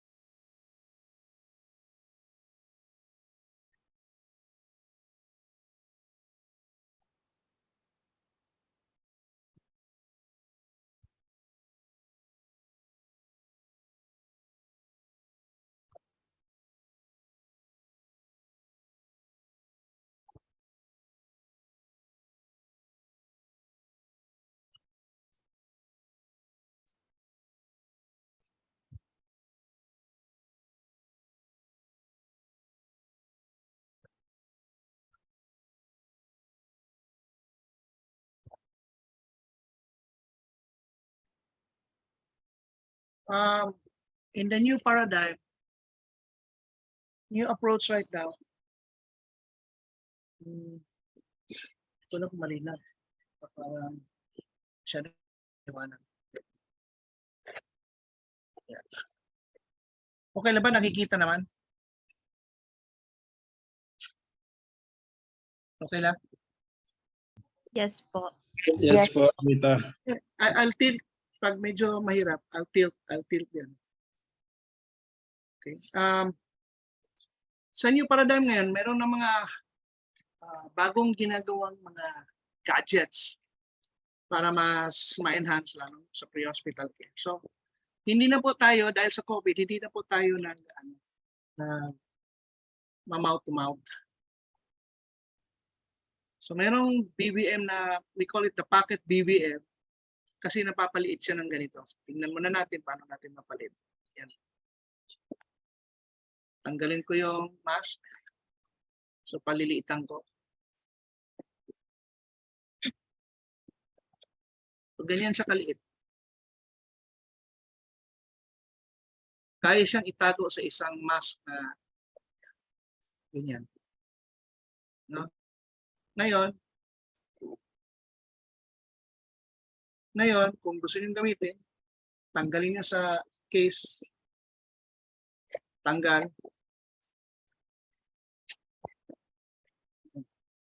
Kasama niya ay conduit or hose papunta sa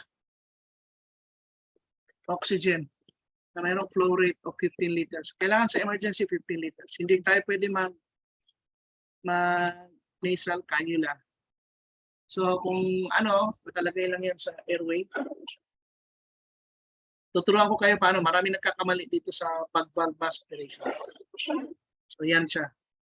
And then this is the non-rebreather mask na may partial saka yung partial rebreather mask saka non-rebreather mask. Nawala lang yung niya, meron siyang one-way valve. So mataas ang concentration pumapasok dito compared to your nasal cannula. So in times of emergency, nakahook to sa 15 liters. Nakahook sa 15 liters. Again, at nasa pasyente. Another thing na kasama sa BLS is, siyempre, yung AED operation. Yung AED nyo, dalawang switch to operate. May on and off. Pag on mo, unit okay. May ibang AED, yung cardiac science, pag bukas mo, magsasabi siya na unit okay. Ang ZOL kasi laging may unit okay kasi pag na-lobat yun, replace battery, gumagano siya. Fully automated. So, kanya-kanyang amenities gumagawa. No? Pwedeng Philips, ZOL. Ako, I'm more biased to 2 products. To 3 products. Cardiac Science, LifePack, saka ZOL. Kasi sila yung nagamit ko when we climb Everest, I was using LifePack. Lately, I was using ZOL. No? Cardiac Science was introduced to me kasi ang maganda sa Cardiac Science, pwede mo rin ibagsak. Yung ZOL ko, nandun lang sa ilalim ng mga pelican cases. Pwede mo siya ibagsak-bagsak. Pwede mo sagasaan ng hambib. Kasi siyempre, my life is on the field. So, kailangan medyo rugged yung aking ECG. I have an ultrasound na kasing liit lang ng palm ko. Ultrasound. It's the future of stethoscope. So, AED dito, meron siyang, although hindi ko i-deploy para hindi sayang yung pads. Yung pads niya, kakibat sa, ang AED is pads, walang paddles. So maraming klaseng pads, merong pads na connected, merong pads na interrupted. So pag connected, katulad sa ZOL, connected siya. Ibig sabihin, pag nilagay mo siya, may connector sa gitna. Incidentally, the connector is also where you will place your sole of your palm to do CPR. May sensor siya para malaman niya if you're pushing hard or tama. No? Pag medyo light ang compression mo, magsasabi yung AED na push hard, push harder. Mabagal ka, push faster kasi naka-program siya into 100 to 120. So yun lang. Tapos mabagal ka pa rin, push harder. Mabagal ka pa rin, push harder, stupid. Gumaganon siya. Biro lang yun. Walang ganon. So may ganon. Zol, meron siyang ganong amenity. Kaya pag, ang pangit lang doon, pag binili mo to, ganito sa akin. Pag binili mo siya, 8,000 ka agad to. Ito pala 8,000 na. Aray na aray talaga sa sariling bulsa yun. Kaya ang ginawa ko dati, nakadalawang pasyente yung isang patch ko, tinanggal ko na yung mga balahibo, malikit pa naman, binalik ko ulit yung ano. Although, don't practice it, mali yan. Nagkataon kasi personal ko yung AED, tapos namamahalan ako sa ganito, kaya yan.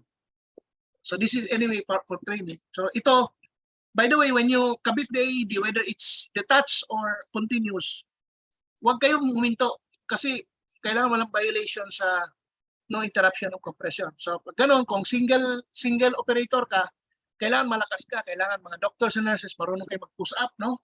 Para malakas tayo, kailangan nag-exercise. So habang naggaganon ka, ikaw mismo mag-lagay, pag nakalagay dyan, habang bunutin mo na yung sa ilalim, kakabit na.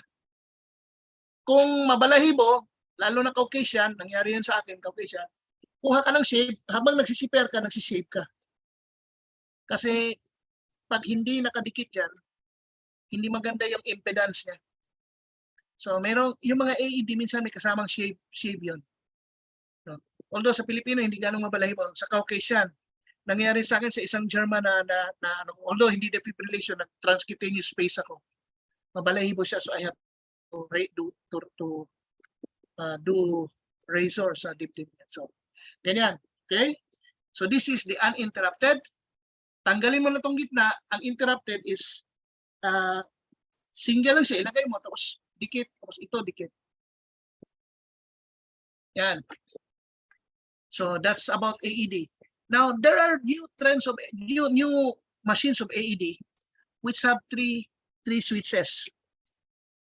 The on and off, and then the selector for pedia. Pediatric mode para mag-adjust siya sa juice ng pang-pedia. Okay? So mayroong ganun ngayon. Ito yung mga bagong AED. Although ito trainer's AED. Tapos yung ating shock. Lahat ng shock ng AED, kulay pula na may lightning symbol. Diyan ka mag-shock. So, pinaka-max is 3. Unless your AED like mine, meron siyang manual override, pinipindot mo, patay na yung automated niya, magmamanual ka na. So, cardiac monitor siya, ikaw na manunood sa monitor, bahala ka na. So, manual mode. So, may mga ganun. So, I want you to, when you buy your AED, you should know your AED. Okay? So, let's go into how we do the airway. Habang nagsi-CPR, meron tayong airway adjuncts. So bago ako mag-CPR, kailangan na-cover mo na. Nag-code no, ako muna. Mabilisan, lagay ako ng cardiac board, tapos ito lang yung delay. So on kaagad 15 liters, kabit ko kaagad si non-rebreather mask. Medyo nalagay non-rebreather mask pambata. Ayan. So mabilisan, yan lang yung konting delay and then I can start my CPR. Okay, CPR ako. In the absence of an airway guy, ito ang inyong forma. Wag na wag kayo, adult tayo. Wag na wag kayong huminto para magbigay. That's delay. As much as possible, bininidipit natin yung delay. Ang essence ng American Heart Association, which is being followed by ASHI, is no interruption talaga. A good compression and recoil, we are already giving oxygen. Bawat recoil, pumapasok talaga yung oxygen doon. Ang ganda pa, ha? So, gano'n. Emphasis. Ngayon, kung gusto mo mag-bag valve mask, ito ngayon. Huwag na huwag kayo mag-bag valve mask na wala kayo dito sa banda, sa ulo, or walang emphasize ng letter C and letter E. Tingnan, tanggalin ko mask, letter C, letter E. Apex, base ibaba, letter C and letter E dito sa rim ng bony part of your mandible. Itong arc niya, bone. Huwag ka dito sa mga lalim ng yung mga dito yung mga may areas, mga under the tongue. Because, tinan mo, tiniin ko, hindi ako makahinga. So, dito ka sa bone, hahawak.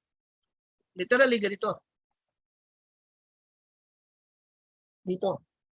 Dito sa brim. So, pansinin ninyo, kailangan naka-hyperextend. Pag naka-hyperextend yan, the rigid part, the cartilaginous part of your airway will move pag naka-hyperextend posteriorly. Posteriorly. And will impede or impinge the esophagus against the anterior part of your cervical spine.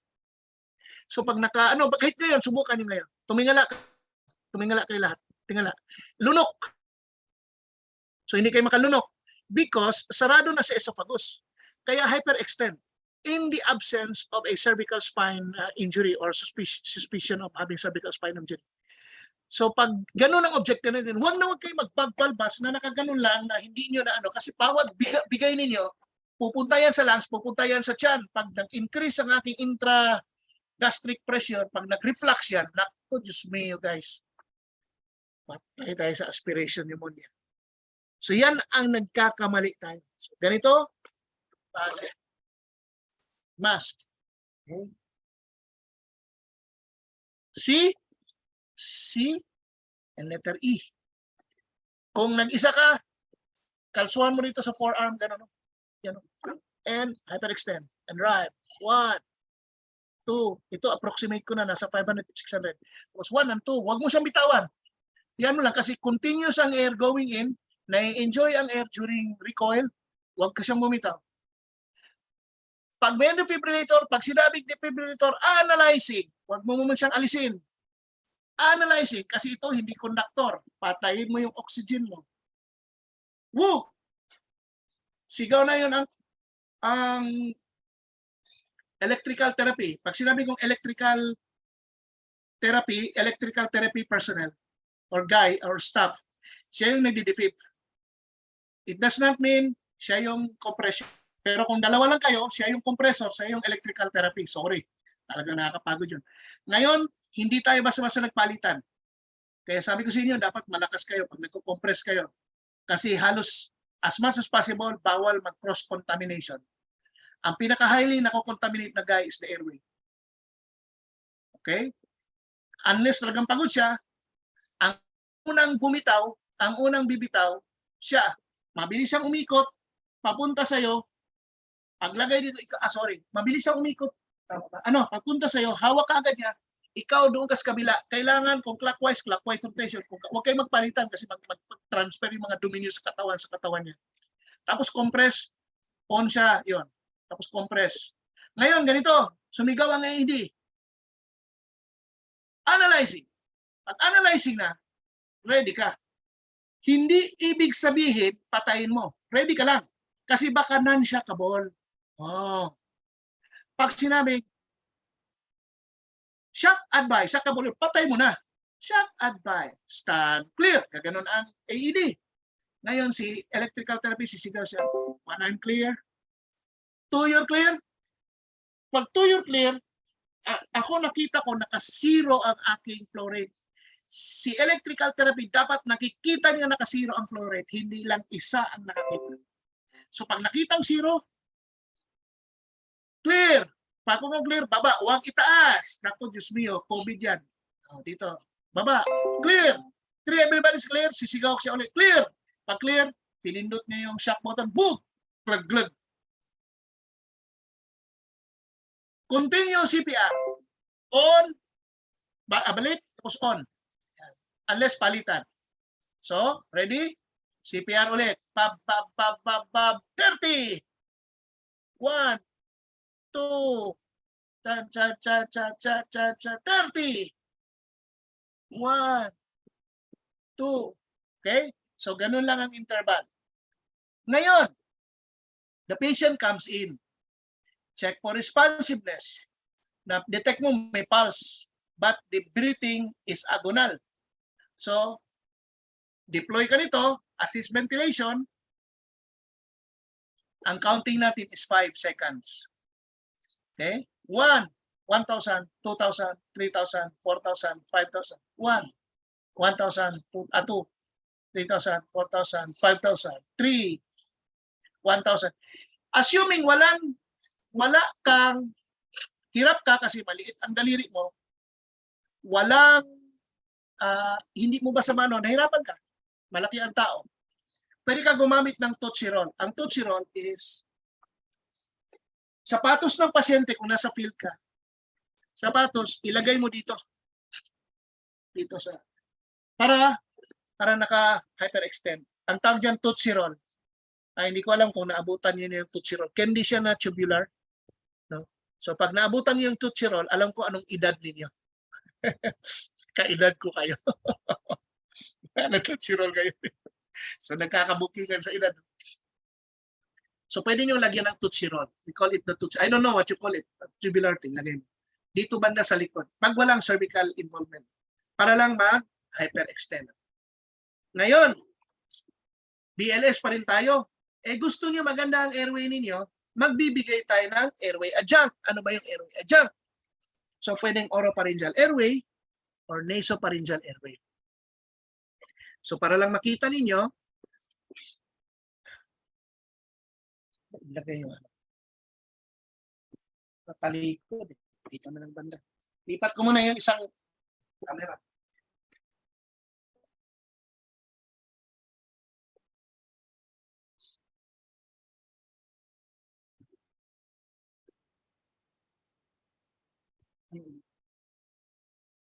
Gulo kwarto. Dali na pong biyahe. Puro hindi ko naasikaso. Okay. Hirap nang walang... Okay. Ganun ko lang siya para makita ninyo.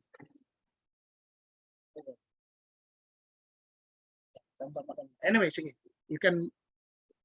Oropharyngeal airway. There are two kinds of oropharyngeal airway available in this country of different sizes.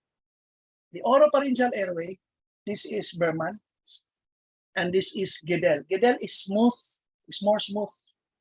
So we have the flange, para hindi masuksok sa bibig, flange, babara siya. There is the bite portion, the yellow. The yellow thing there is where the bite, the knitting must be placed, no? And then we have the curved channel or shaft. And we have the butas, which is the channel. So the Guedel has single channel. The Berman, side by side siya. Medyo rough yung kanyang side. Not really rough, pero ganyan. But karamihang available Guedel. And then pag measure nito from the lobule to the edge of your mouth. So kung titingnan niyo ako, malabok dito. Ganon, no? Yan. So kailangan sa lobule, so kasya sa akin to. So isa lang ang measurement dito. Dito sa edge, corner ng mouth, hanggang doon sa lobule. Ng ear. So yan. So ganyan lang ang measurement niya. So it goes with 2-0 or 3-0, which is smaller, up to size 7 or 8 or 9. May mga malalaki na yun. So set siya. Mamaya, meron, alam ko may nakatabi doon set. So ganyan. Tapos pag introduce nito, wala ka lang, hindi mo na kailangan ng lubricant. Pabaliktad. Tingnan nyo, pabaliktad. Shaft. Tingnan mo ulit pabaliktad.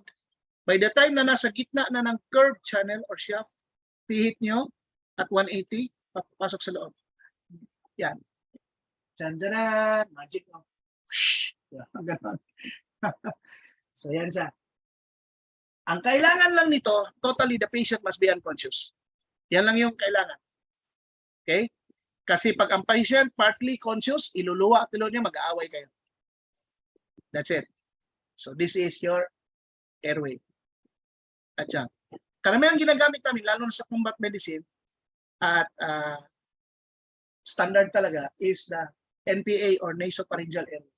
So the nasopharyngeal airway, dalawa ang kanyang measurement. Number 1, distansya ulit. Pareho. Doon sa lobule to the curve, to the edge of the mouth. Huwag mo siyang straight kasi lagi siyang curve. Huwag mo siyang straight pagsukat. Hayaan mo lang yung curve. Okay? Yan. So ito medyo lampas, pang Caucasian talaga. Pangalawang measurement nito is the 5th digit of the kamay. So ayan. So sorry. Pag nangulangot kayo, ang ibig sabihin kasi yung aperture, Tawag ba, aperture, the opening of the nares, the nose. Dito, ay, pag nagkulangot kayo, 5th digit, huwag kayo magkulangot ng 2nd digit or yung worst is yung thumb. Maglilisnag yung ilong ninyo. So yan. So ito yung measurement. Kaya ito, sa combat medicine, pag nag-order ako ng nasopharyngeal, dapat ka-size ko to. Kasi pag bumibili kami ng gamit, pag akin yan eh. Pag natamaan ako sa gera, yung kit ko ang kinukuha para yun ang introduce sa akin. Tourniquet ko, bandage ko, whatever yun. Okay? So ito, pag inintroduce to, hindi na baliktad katulad ng ginawa ko kanina. Diretso lang siya except meron kayong dapat iwasan. Una, kailangan meron tong lubricant. Wala kasi akong lubricant ngayon pero alam ko medyo okay naman to. Pag nag-introduce kayo, huwag pa ganito kung hindi pa ganon. Kasi pag iganyan mo, mas papahid siya sa turbinates. And you will, you will create friction sa turbinate. So, sorry ano ko muna kasi medyo maganit siya dahil. So ito dahil hindi siya totoong tao, ginanon ko lang. Pero sa totoong buhay, dapat nakaganon siya. Hindi siya nakaganon. So ganon ang pag-introduce para hanggang doon sa mucosa. Maglalanding siya into nasopharyngeal area. And voila, ganon. The no-no of this is when there is a suspected fracture or, breach in the base of the skull, yung mga cribriform plate, yan area na yan. Paano natin malaman? May lumalabas sa ilong na clear fluid other than dugo, tapos sa puti na tissue or what, may nag-halo effect. So, pwede nga. Yan yung mga old school or sa wilderness medicine style. Yan, halo effect. Then, with that, you can do this. Okay? Ayan. There is a new style ulit ngayon. Kahit pag nag-intubate, pwedeng hindi mo na siya tanggalin. Okay lang yan. Intubate ako, kung advanced na, iniiwan lang siya. May ibang doktor nagtatanggal. Sa combat medicine, hindi niya tinatanggal. Hindi na drive mo kasi hindi naman nakaka-interfere yan. So there's like that. No? So that's your airway adjunct, the NPA, and the oropharyngeal airway. Question?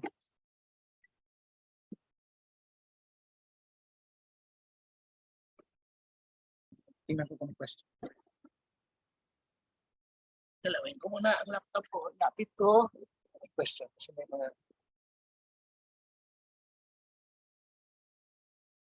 Wala pala. Hindi pala mga question. Mga pangalan pala to. Okay. May question? Now, I'll be dealing with compression. Okay. So, compression tayo. I'll teach you styles of compression. Iba-ibang style of compression. By the way, nagpasalamat. Binigyan ako ng sapatos, dumating lang ngayon. Nasira kasi yung sapatos ko sa Turkey. Nagpasalamat ko. Wow, Reebok. Medyo malaki sa akin, pero okay na. Salamat ako sa Diyos, sa blessing. Remember this, fellow doctors and nurses. You don't get poor by giving. So pag may excess ako, binibigay ko. Kaya ito ngayon, nabibiyayaan din yung mga bagay-bagay.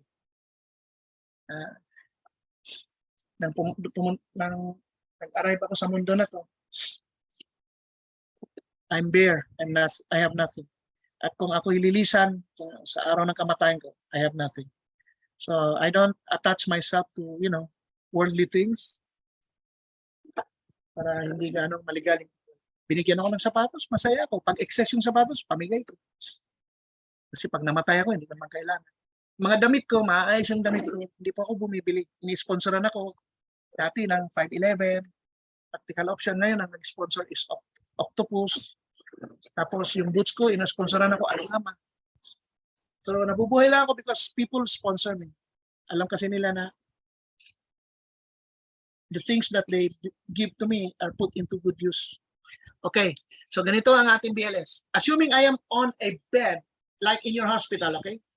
Sorry, I cannot put my stretcher. It's darn huge and darn tall. Long, I mean. So, kita ko doon, kita ko dito.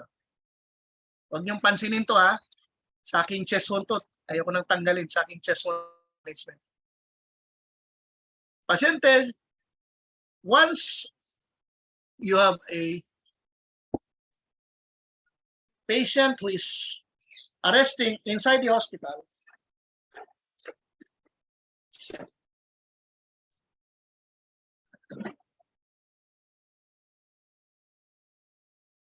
sir, gano'n. Basta, ano siya, ay konting high back, no? Or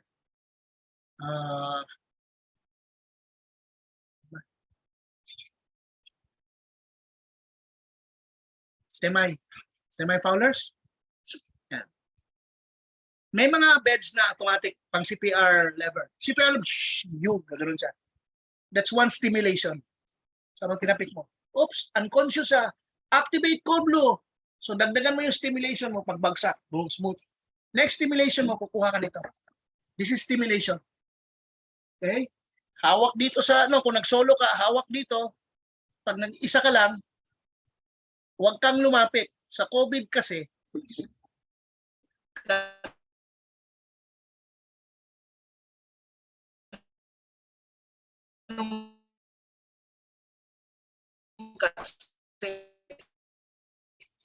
Sig!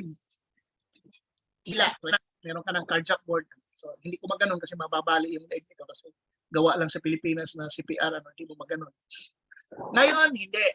Pag solo ka, wala siyang cervical, hawak dito. Dito, pull, slide. Yan. Okay? Insert mo siya. Hawak ka lang dito. Ito, between kilikili. Hawak mo lang siya. May resistance yan. Hilain mo siya konti. Tulak, hila konti. Yan lang yung delay. So during the hila, tulak na yan, nakaka-stimulate ka sa kanya. Naintindihan? Pag solo. So ginawa namin yan sa isang dead weight na feasible naman. Hindi ako umabot ng 1 minute sa pinakamabilis. Pag nasanay ka lang. So depende din sa platform. Meron ding mga ibang hospital na meron mga ready fabric stretcher. Yung ready fabric stretcher, ganito yun. Gas mask. Okay. Nasa likod to ng pasyente all throughout. Kasi in case of earthquake or sunog, nasa ilalim to. Ito lang yung dinadrag. May drug siya.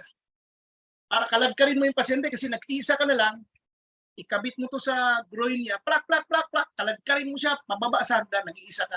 Kasi lindol, babagsak hospital or sunog. Ewan ko kung hospital niya may mga ganito. Yung emergency fabric stretcher with groin straps. Okay?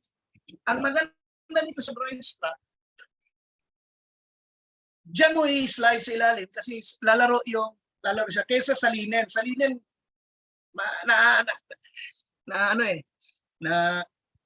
nagbi-break siya, nagpi-friction. Pag dyan, smooth siya.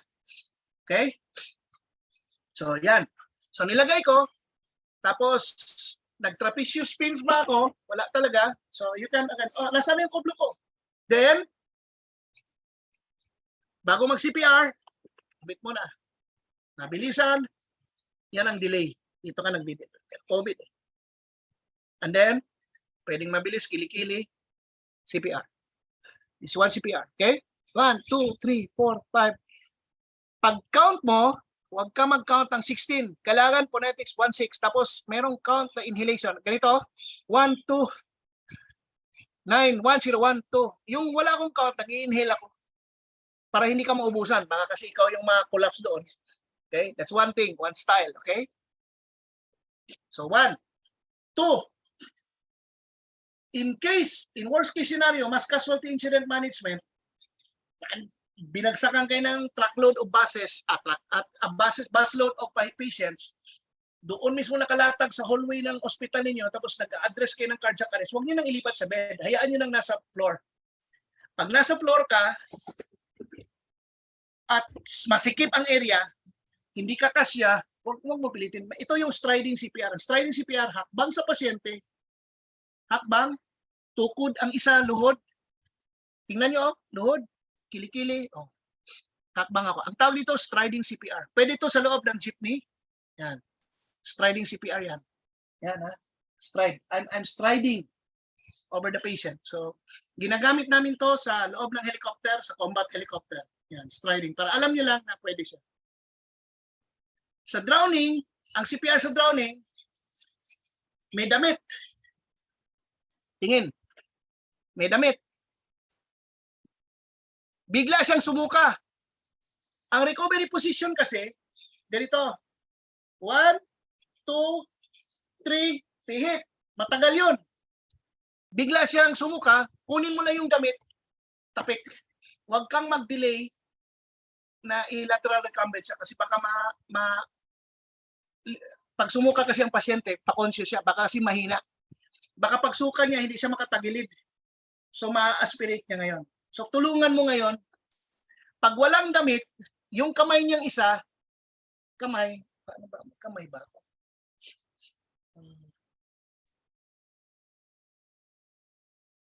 Isipin nyo na lang. Isipin nyo ako.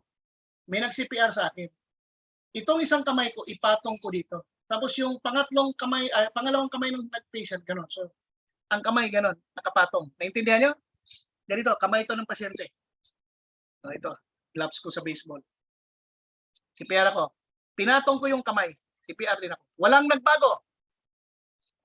Bigla siyang sumuka, itaas ko lang to, pagtaas nito, automatic, gano'n ng pasyente. Stop it. Tinuro yan sa wilderness medicine, approved ng Utstein style. Yan. So, mga modifications ng CPR. Okay? Question?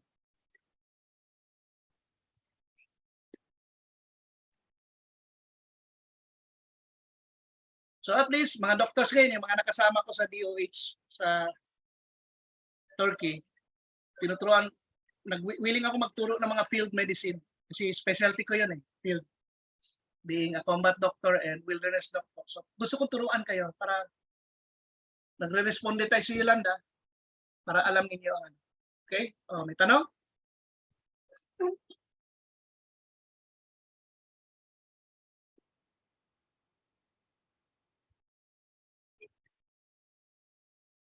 Choking.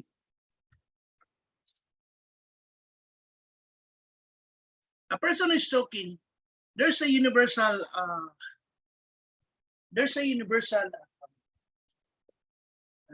do you call this? Gesture. The universal gesture is like this. This one, universal gesture. Hawak. So, but it's not really 100%. Hindi siya 100%. Kasi naka-address ako ng choking na hindi siya gumano. Naka-address ako ng choking na hinawakan ako, Egyptian ER doctor na choke. Kinaiba naman yung wala sa ayos na katapos ng Ramadan. Ang laki-laki ng lamb na choke. Sorry kung saan ka ngayon, alam ko buhay ka pa. Pero kumain ang buong lamb. Na choke siya. Ang ginawa niya is humawak siya. Ako hinawakan niya. Pag hinawakan ka, that's the NOB. Why? Because the person is experiencing sense of doom. Kakabit talaga yan. Parang nalulunod. Kakabit yan sa'yo. Malulunod ka rin. Ganon din yung nag-choke. Hinawakan niya ako. Hirap akong pumihit. Alam naman, judo ko siya para mapunta ko sa likod. So that's one thing that you have to be cautious. Ang pasyente, nag-choke, hirin, huwag kasarap. Sige, relax. Relax. Tingnan mo, meron kang tinatawag na nature of illness. No? Nakita mo sa paligid, oy, kumakain. Na-choke to kasi mawak. Sige, hinga lang. Slowly, hinga. Slowly. Pag nag-command ka, slow. A person who is in trouble does not understand. Nung ako po'y tinamaan ng bala dito, hindi naman talaga. Bumaon lang sa sternum ko. Pero ang mga tao sa paligid ko, nagsasalita, hindi ko maintindihan. Parang mga alien. Nahilong-talilong na. So, kailangan pag nagsalita ka, slow ka. Sir or ma'am, hinga malalim, hinga. Sige. Ubo mo. Sige, very good. Ubo. Hinga ulit. Nagluluha yan. Sige. Ubo. Tulungan. Pag hindi, kung gaano siya taas, as much as possible, alalay mo. Sige ma'am, I will perform abdominal thrust or tulungan po kita, i-rescue po kita kasi Dito sa Pilipinas, wala nakakaintindi ng Heimlich or abdominal thrust pag ganito sa mga barangay. So, i-rescue po kita. The best way, i-rescue po kita. Okay, sige po. Sige lang. Ubo lang po. Habang umupo ka, ita-timing mo. Sige, ubo ha. Sige, ready. Tapos nakikita mo na, lumalaylay na siya. Ubo, sige. Huwag, biglay mo. Sige, 1, 2, 45 degrees towards the scapula of the patient. Sige, sige po. Good. Sige. Hinga. Tingnan mo pag di mo lumabas. Okay? Pag may lumabas, for whatever it is, pasaya ka. Ano siya? Pwedeng slowly painumin ng tubig, pero as much as possible, wag, baka hindi pa niya matimpla. Ito yung mga post-care na mali. O inom ng tubig. Akala nila may kinalaman sa tubig yun. Na matatanggal ng bara. Hindi. It eases, but it's not the cure. Kasi baka hindi pa niya matimpla, mabilaukan siya. Okay? 1. Number 2, please, lalo na pag medyo pangit ang hindi madali nakuha ang large object, ang foreign object, please bring it to the hospital. Baka it might stimulate, baka may mga fragments na punta hanggang larynx at naging sensitive yun. Baka mag-ARDS ako as the aftermath effect. So rule of thumb, ganun din sa drowning. Pag ang drowning nabuhay mo, hospital yan. Yan ang Utstein style. Okay? Ginagawa natin yan ng Orlowski score. Okay, hindi ko na i-discuss yung Orlowski score unless ang kurso natin yung Advanced Medicine. Yan po yung scoring lalo na sa pedia, no? Para sa drowning, Orlowski scoring. So, mandatory po ipa-hospital kasi pwedeng kung adult ARDS. Dati,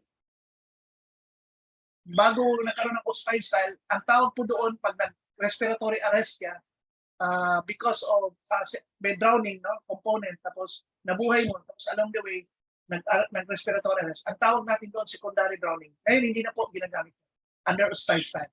But if you want to do it like for some sort of records and mentioning it like part of medical history, like the history of it, but you can mention na it's ARDS or there is history of drowning and was revived. Or you can say secondary drowning prior to Utstein style. Pwede yun. Kasi bago sa Utstein style, merong dry drowning, merong wet drowning, merong secondary drowning. Ang secondary drowning, nabuhay ko, nagkataon, nalunod siya.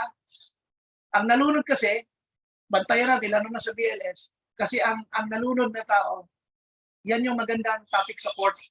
Pag medyo paanga-anga tayo na hindi tayo marunong magsulat ng post-drowning report, baka madali tayo ng lawyer. So sa drowning, ang gusto ko lang i-emphasize, kailangan ma-mention ng doktor sa report niya ang 6 types of water. Number 1 type, number 1 na dalawa component, salt water versus fresh water. Number 2, dalawa ulit, warm water versus cold water. Number 3, clear water and dirty water. Yung dirty water na may sediments plus salt water and or, yan yung pwedeng mataas mag-cause ng ARDS or secondary drowning in the days of. Para alam niyo lang. Kubantayan natin, ipa-hospital ka agad. Okay? We don't slap according to American Red Cross. Ang slap lang natin is infant. Sa infant, we don't do whatever maneuver except pag na-choke. Pag wala nakita, hindi ko nakita, do not blind sweep. Pag wala, finger, 1, 2, 3, 4, 5. Hawak dito, kalso dito sa mentum. Huwag dito sa leeg, sa mentum. Hinahinay, laylay ang paa. Laylay, pwede nakadikit sa'yo. 1, 2, 3, 4, 5. Ay, gano'n pa yung impact. Makikita mo, nag-ano siya, buhay pa yun. Pag nakita mong lumaylay na lahat, wala na, CPR ka na. Ibig sabihin, unconscious na. Kapit ka na sa sole of feet, wala na, laylay na si impact, CPR ka na. Hindi na yung mga back slap, 5x5, tama yung 5x5. 5 thrust, 5 slaps. Okay, 5x5. So, hindi na. No? Ang in-encourage din ngayon is the moving. Paano yung moving? Pag pre-hospital, ang moving is CPR while running. So, nakadikit sa akin by 45 degrees, hindi pa naman gano'n. 45 degrees. Tapos, I'm moving papunta sa sasakyan. Yan. Or papunta sa kung saan, kung kailan, tricycle, gano'n. So, CPR ka lang, or compression. Okay? So, that's the easiest way maturo mo lalo sa problem. Kasi pag nag-mouth to mouth, nahihirapan sila kasi kung sa Bicol, baga malumuyon baga ang neck sa baby. So, medyo kailangan we are so worry about, manipulating. And then, nasa tricycle ko, hindi pa ba, idalo mo. Pwede kung medyo merong style no, pati leg, yung thigh formation, paano siya. Ganun hook. Tapos, hawak ka sa thigh, ang bata nakagano, sa thigh, tapos pero kailangan, medyo fit ka, no? Parang ako, wala akong galing tiyan, so nakakaliw ko ako, kailangan magtanggal tayo ng tiyan. Wow, yan to, hawak rin sa ilalim, hawak na to, ganun lang, and 1, 2, 3, 4, 5, 6, 7, 8. Tapos 30 pa rin, kasi single ka. Single. Okay? So 1, 2. Kamag-anak ko, anak ko, or what? Basta baby. Okay? So ganun ang CPR style for baby. Choking. Rescue breathing. The bridging of ACLS is like this.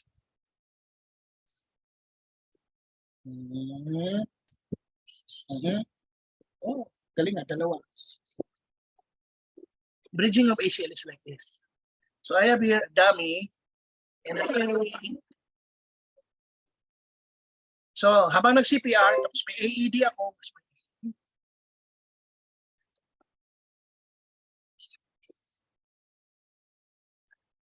Hindi ko na sabihin na, I will not say na naloxone. Medyo majority of the Filipinos cannot afford opioid.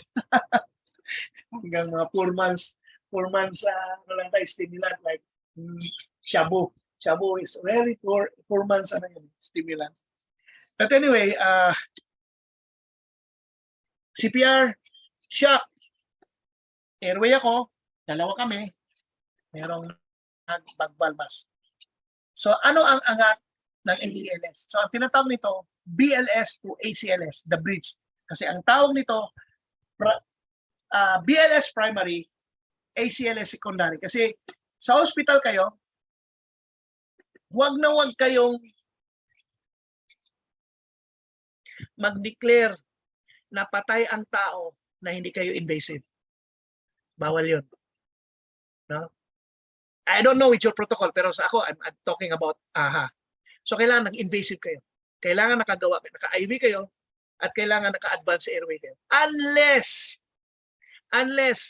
pagpasok pa lang sa ospital, klarong-klaro na may marong definitive signs of death, pero medyo a little bit political kasi ang bumulagta sa harap mo, governor, alam mo naman, meron tayong mga intervention, dalawa. Intervention out of compassion. Number 2, intervention out of crazy dictation, which we cannot declare. Pag crazy dictation, yung bagang, alam mo para lang may ginawa ka, para lang makalma. Ang out of compassion, yung intervention out of compassion, like for example, application of ice sa swelling. Nag-aaway si Wilderness Medical Society versus International Society of Mountain Medicine. Kasi wala talagang use yung ice. Yung ice delays the movement of your anti-inflammatory processes. Pero, nawawalan yung pain. I mean, the pain is there's an allay of pain. So we give the ice just because it removes the pain. So we do it because of compassion. That's not because there is clear evidence that it can totally help in the healing process. So nag-aaway. Both are dictating that there are level of evidence. Pero kasi member ako dati ng Wilderness Medical Society sa ISMM sa US, diyan sila nagkakagulo, the use of ice. Pero meron tayong tinatawag na compassion.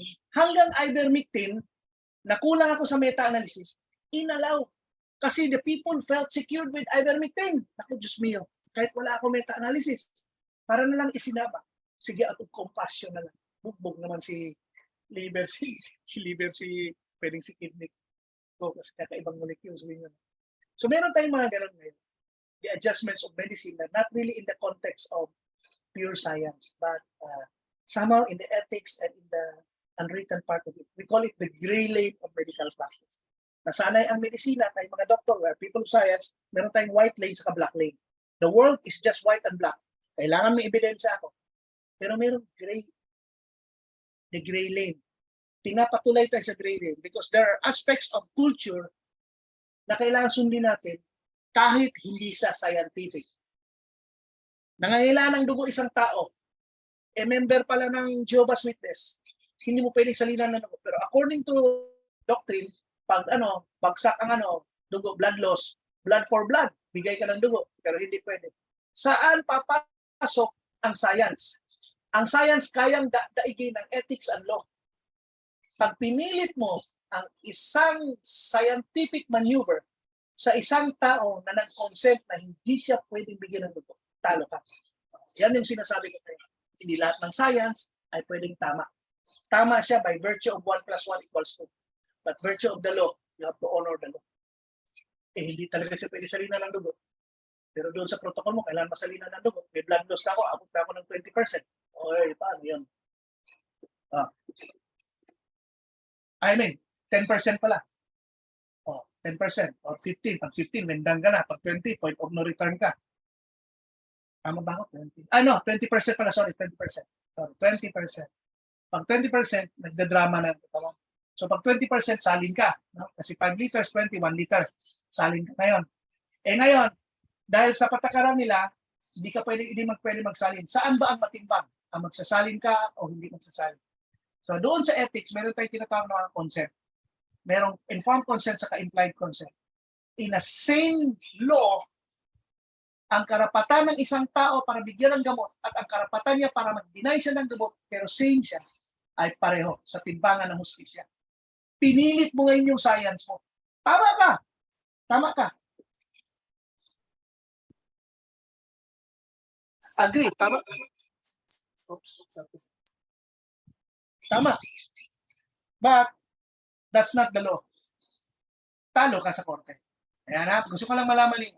Kasi malaking component yan sa American Heart Association Manual. You have the book, which I have, naiwan ko lang doon sa Valenzuela, ACLS. Talaga 2020, I have it.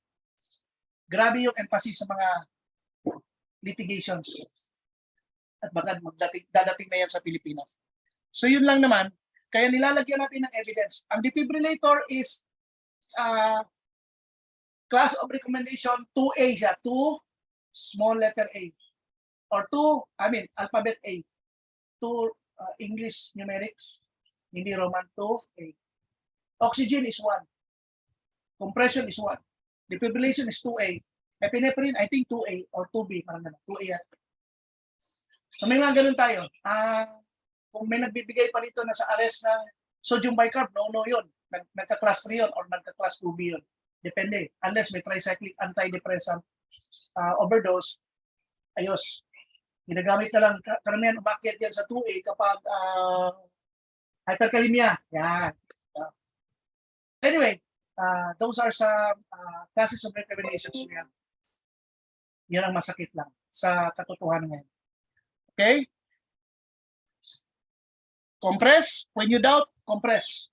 Rule number 1, when you doubt, you compress. You don't know, nasa loob ng sasakyan, may pulso ba ito? Wala. Mag-doubt, compress. Mas madali natin i-reverse ang isang arrhythmia kaysa wala kang ginawa at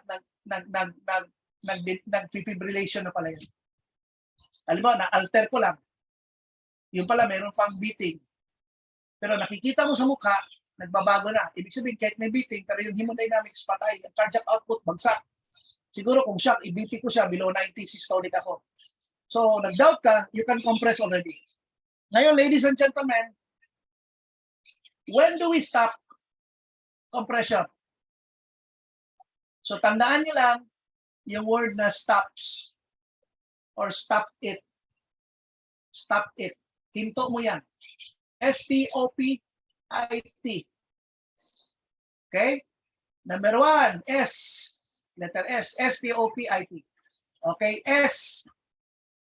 Spontaneous return of circulation and breathing. Siyempre, bumalik na, alalahin mo lang. So unless advanced life support ka, tapos hindi pa maganda yung hemodynamics, pwede ka mag-pressor. Pwede ka depende sa format mo, pwede ka mag-light drip, pwede ka depende lang sa mag-dopamine. May mga iba, nag-epidrip, I never tried it. Dopamine lang ako, depende sa format, Dovio, Nor-E. So yan. No? T, letter T, tango. Transfer to higher level of care. CPR ko, nurse ako, dumating si doktor. Sabi ni doktor, ako na. Ibigay mo na. Unless sabi ng doktor, continue, ako na bahala sa kabila. Continue ka. Pero pag merong mas higher sa inyo sa level of care, hinto ka na. Okay. Oh! Operator is exhausted. Hala, CPR ka. Tapos dumidilim na paningin mo. No? Tapos nakikita mo na sarili mo, kunwari, nakasend, tapos may salamin, tapos nakikita mo na sarili mo, gumuwapo ka na, nag-hallucinate ka na ngayon. Hilong-talilong ka na, huminto ka. Kasi pag na-collapse ka, dalawa na kayo ngayong i-revive. Wala ka talaga. Sorry, may hangganan. No? So, operator is exhausted, stop. Okay? P, letter P. Physician's advice. Oh. Utos ng doktor eh. EMT ka or nurse ka. Pag inutos ng doktor, sumunod ka kasi sa legal medicine, captain of the ship yan. Okay? So, yun na. Huwag ka lang, stop. If the scene becomes unsafe, hindi naman nangyayari ito. Halimbawa, nag-CPR ka, biglang kumalat yung sunog. Assuming hindi hospital. CPR ka, kumalat yung sunog. Alam ka, CPR ka pa. Hindi mo kayang buhatin pasyente, iwan mo ng pasyente. Hinto ka na, takbo ka na. Or basta when the scene becomes unsafe, you run away. Okay? T. Freak lang to, but this is very, very minimal and it's so super rare na mangyari to. T. There is a DNR order out of nowhere. Hindi mo alam. Kunwari, pasyente out of hospital. Uy, nabagsak. Toxic looking. Pero siyempre, ikaw, good Samaritan, CPR ka. Dumating ka mag-anak. Sir, bulungan ka, sir. Actually, DNR yan. May terminal illness yan. Pwede ka na huminto. Kasi meron eh. But that's freak. Usually kasi ang DNR, nangyari yan. Alam mo na eh. Pero baka lang, makasagasa ka na with all your excitement. Natuto ako mag-BLS. Tinira mo ngayon. Biglang may nagsabi, sir, DNR. So there is DNR order out of nowhere in a freak incident. Okay, so stop it. Spontaneous circulation, breathing came in. Transfer to higher level of care. Operator is exhausted. P, physician's advice. I, if the scene becomes unsafe. T, there is DNR order.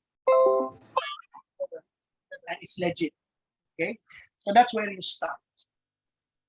Now, the stopping of BLS is done. In ACLS, the stopping is the same except not intubated, which I will discuss in ACLS. Okay? So, any question, guys? Tanong.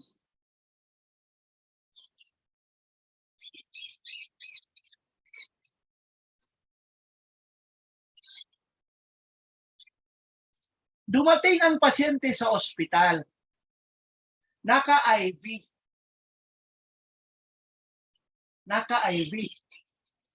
Tapos, CPR namin.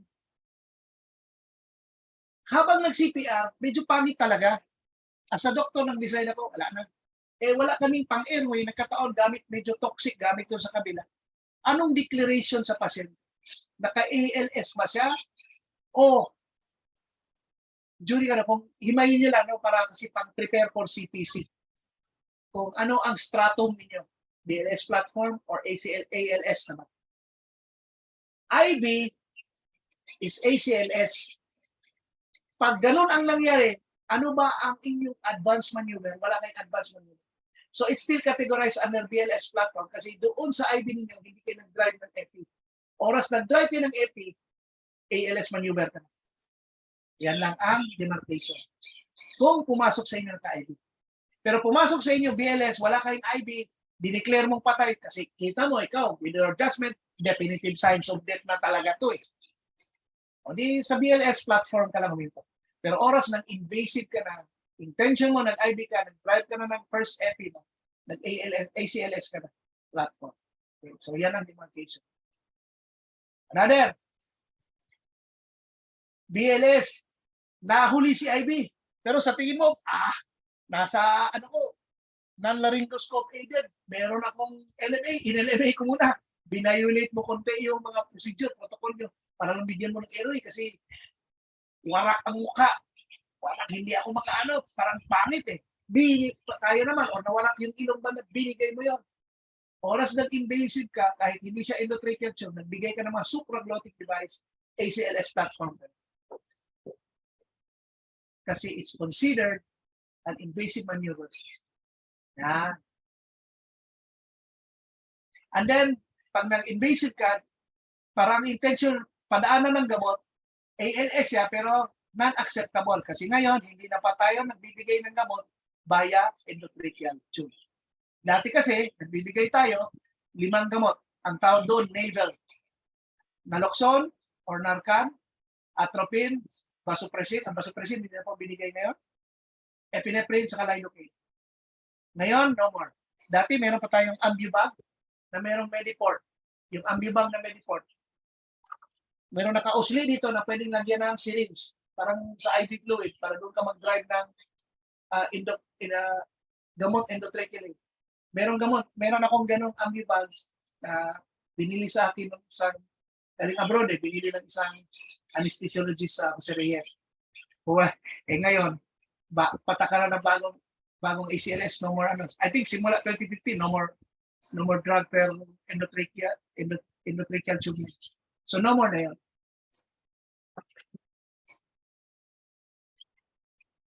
Okay. So any questions? Wow. How many are you? 100 plus. Wow. Anyway,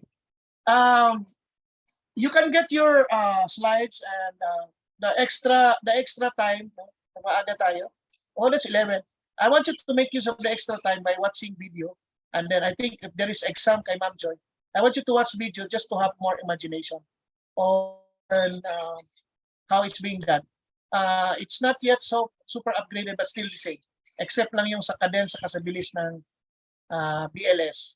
So I want you to watch video from this time hanggang 12. And for those who will take ACLS, we will start at exactly 1300 hours or 1 p.m. because it's gonna be a loaded day for us, lalo na mag-ACLS. I know most of you are some of you are doctors and so easy. Mahirapan lang tayo konti sa ECG. No, I have a slide and I'll try to make it so simple para medyo ma-appreciate. My lecture sa ACLS, ang aking ECG is pathological ECG lang. I'm not gonna teach you to go deep dive into ECG. Pathology lang na ginagamit natin sa ACLS and super baseline para lang pang ACLS. So don't expect na it's an ECG thing per se. So it's an ECG for ACLS compliance. Okay? Unless you have question, so I'm gonna leave you to Ma'am Joy for a video run on how it's being done, particularly in the field and staging.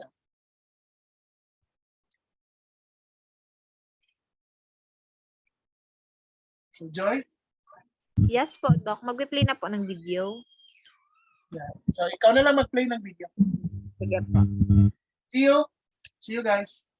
So 12 to 1 ang lunch, unless may exam. I don't know kung bigyan ka ng exam na yun. Tapos 1 o'clock, I'll be seeing you again.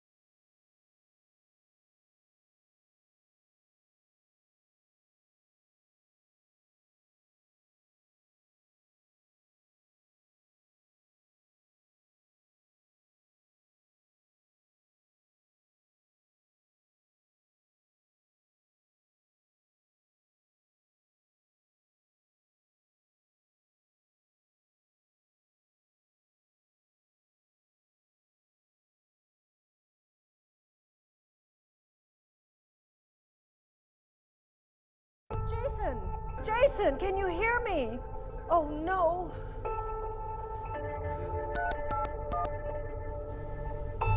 911, what's the address of the emergency? Press 50 Wheeler Road, Oakdale.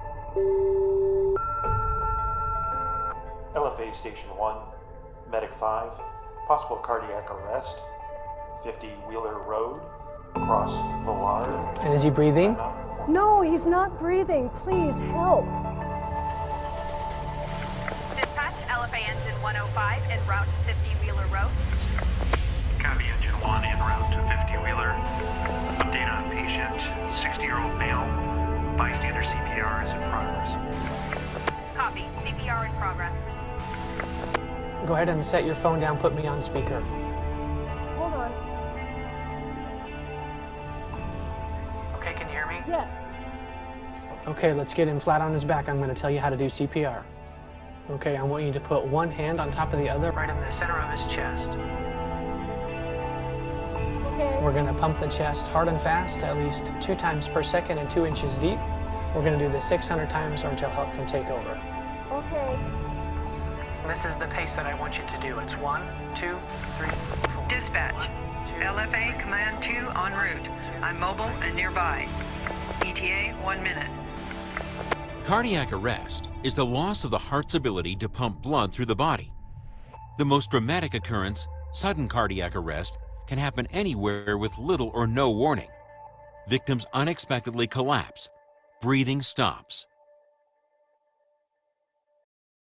Sudden cardiac arrest occurs when the normal electrical impulses in the heart suddenly become disorganized. Normal mechanical contraction of the heart muscle is lost, and a chaotic quivering condition known as ventricular fibrillation can occur. Blood flow to the body, along with the oxygen it carries, abruptly stops. Within minutes, brain cell death starts to occur from the lack of oxygen.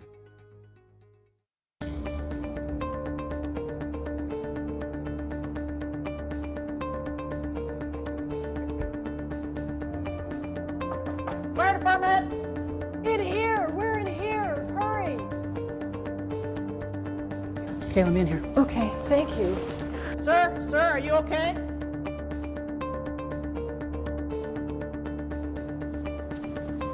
Confirm cardiac arrest. Cardiopulmonary resuscitation, or CPR, is the immediate treatment for a suspected cardiac arrest. CPR can restore limited oxygen to the brain and other vital organs through a combination of chest compressions and rescue breaths.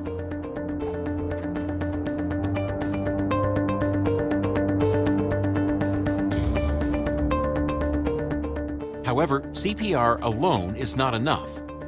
1, 2, 3, 4, 5, 6. The most effective way to end fibrillation is defibrillation, using a defibrillator and electrode pads adhered to the chest. A controlled electrical shock is sent through the heart to stop ventricular fibrillation, allowing the heart's normal electrical activity to return and restore the normal pumping action of the heart. Successful defibrillation is highly dependent on how quickly a shock can be delivered. For each minute in cardiac arrest, the chance of surviving goes down by about 10%. After as few as 10 minutes, survival is unlikely. An automated external defibrillator, or AED, is a portable, computerized device that is simple to operate. The use of AEDs by emergency responders and other healthcare personnel allows defibrillation to occur much earlier than before. Turning on an AED is as simple as pushing a power button. Once on, an AED provides voice instructions to guide an operator through its use. Apply pads to patient's bare chest. 19, 20, 21, 22. An AED automatically analyzes the heart rhythm to determine if a shock is needed. Stay clear of patient. Analyzing. If a shock is advised by the AED, Shock advised. Everyone clear? the operator clears the person and pushes a button to deliver the shock. Shock delivered. Begin Immediate CPR. high-quality CPR and early defibrillation with an AED can double or even triple the likelihood for survival. Most cardiac arrests occur outside of a hospital. Most of those occur in the home. The chain of survival is often used to describe the best approach for treating cardiac arrest. Each link in the chain is essential for a person to survive. If a single link is weak or missing, the chances for survival are greatly reduced. The greatest chance for survival exists when all the links are strong.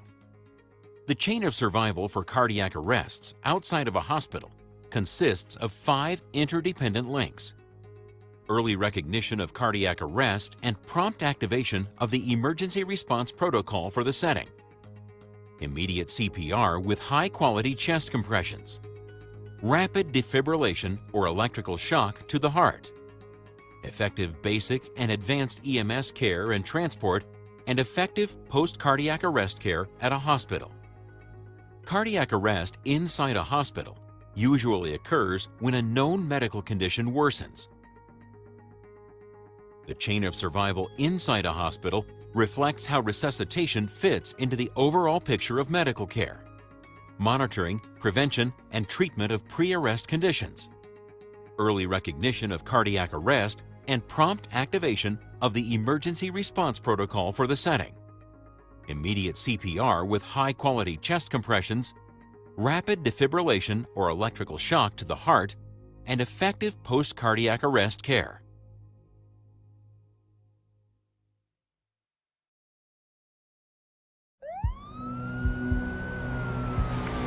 Engine 2312, dispatch. Engine 2312. I have an update on patient condition. Caller reports patient was caught in a fallen tree and submerged for several minutes. The patient is now out of the water, and we're attempting to get bystander CPR initiated now. Copy, dispatch. Engine 2312. On scene now. Copy 2312 on scene.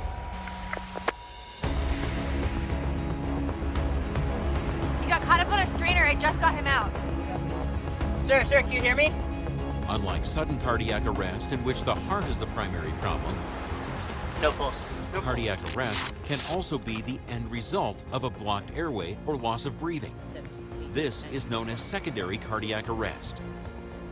Apply pads to patient's bare chest. Problems such as hazardous breathing conditions in a confined space, drowning, and drug overdoses are all causes of secondary cardiac arrest. With no incoming oxygen, the heart progressively becomes weaker until signs of life become difficult or impossible to assess. Stay clear of patient. Analyzing. Stay clear of patient. No shock advised. Begin CPR. Medic 849, engine 2312. If the heart is simply too weak to create obvious signs of Confirm life, cardiac arrest. immediate CPR with an emphasis on effective rescue breaths may be the only chance to restore them. The abuse of opioid drugs is a serious and growing health problem. Increasing prescriptions for opioid pain relievers such as hydrocodone and oxycodone have made them more commonly available. The increased availability and use of heroin, a highly addictive opioid, is also contributing to the problem. As a result, overdoses and deaths from prescription opioids and heroin have risen dramatically. Opioids taken in excess can depress and stop breathing. Opioid overdose is a common cause of secondary cardiac arrest. Suspicion of opioid use may present itself through questioning of bystanders or by observation of the person and location in which she was found. Naloxone, also known as Narcan, is a medication that can temporarily reverse the life-threatening effects of opioids. It's easy to administer, either through an auto-injector device or through an aerosol that is sprayed into the nose. Initiate and establish BLS care prior to using naloxone for suspected opioid overdose.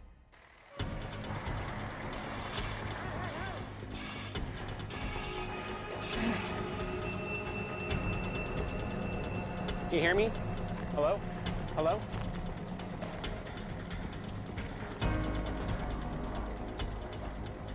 Command, this is Engine 105. This command, go ahead. We have a child in cardiac arrest at our location. We need a medic unit right away. Copy that. Children are more likely than adults to experience secondary cardiac arrest due to an airway or breathing problem.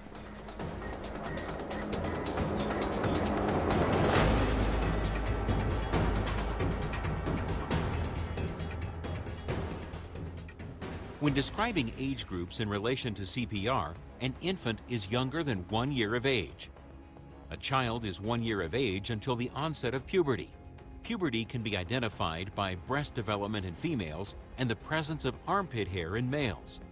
A person is considered an adult after the onset of puberty. The chain of survival for children and infants emphasizes prevention and giving effective rescue breaths as part of CPR. Prevention of airway and breathing emergencies. Early CPR with an emphasis on effective rescue breaths, and if needed, defibrillation with an AED.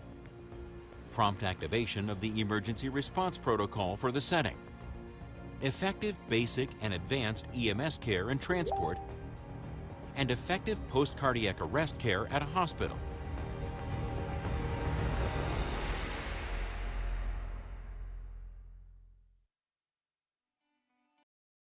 The quality of CPR matters.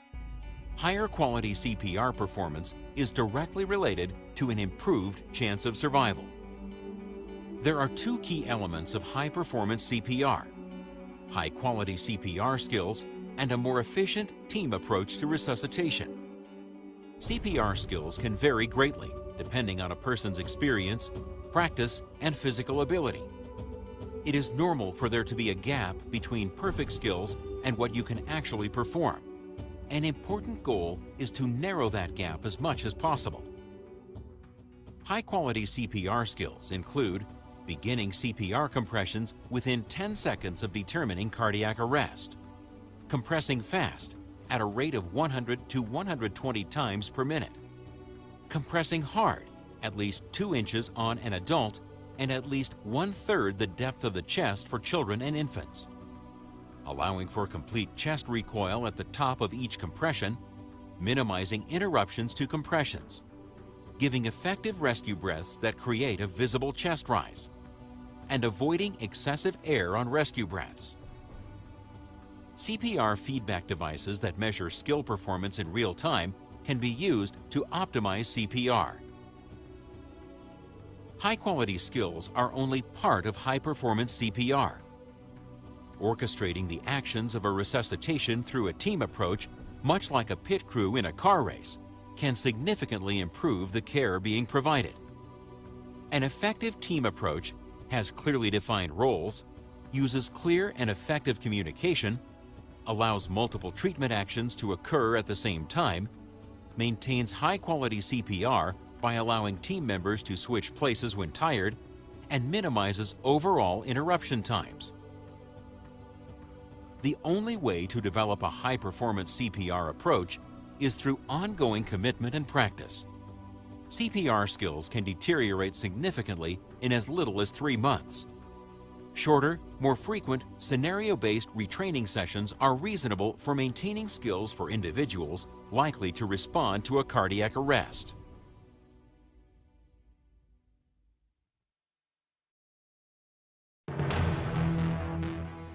Emergency situations often present hazards to your safety and health. He's over there. He was mixing chemicals and failed. Okay. Your personal safety is the highest priority, even before the safety of an ill or injured person. Go and get hazmat on. Tell them we got 1 man down. There's an unknown chemical. Putting yourself in danger to help someone can make the situation worse. Always pause for a moment before approaching. Look for obvious hazards. Consider the possibility of hidden dangers. If the scene is not safe, do not enter it until hazards have been minimized or eliminated. When caring for someone, you can be exposed to blood or other potentially infectious body fluids. While the risk of contracting a disease is very low, you must take measures to reduce exposure. The most common infection bloodborne diseases and pathogens include hepatitis B, hepatitis C, and HIV, the virus that causes AIDS. Standard precautions is a set of protective practices used when providing care, whether or not an infection is suspected. Personal protective equipment, or PPE, describes protective barriers worn to prevent exposure to infectious diseases. Reducing exposure lowers the chance of infection. Disposable gloves are the most commonly used barrier. Make sure they are readily available and always use them. To prevent direct contact, use a CPR mask with a one-way valve when giving rescue breaths, or a bag mask device to prevent direct mouth-to-mouth contact. Unprotected mouth-to-mouth rescue breaths should not be given by emergency response personnel.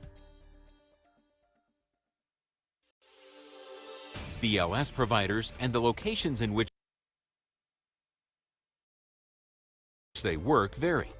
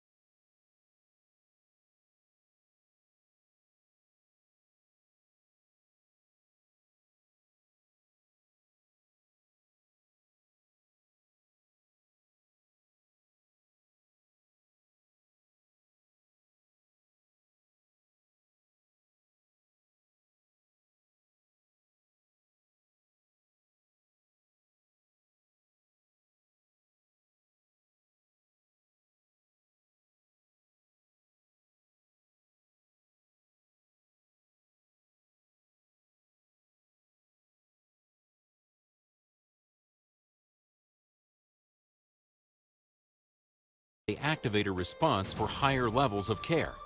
Activation is typically defined by Emergency Response Protocol. A BLS provider or member of a workplace emergency response team may radio a centralized communication person to contact EMS.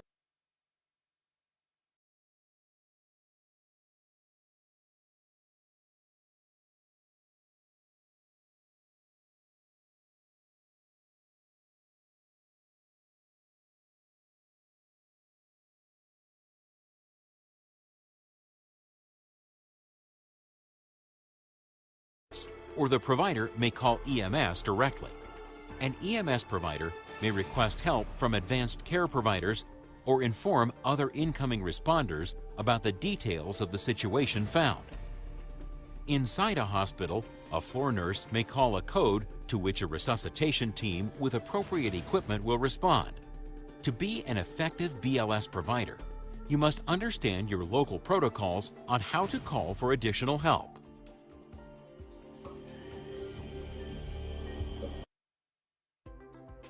The quality of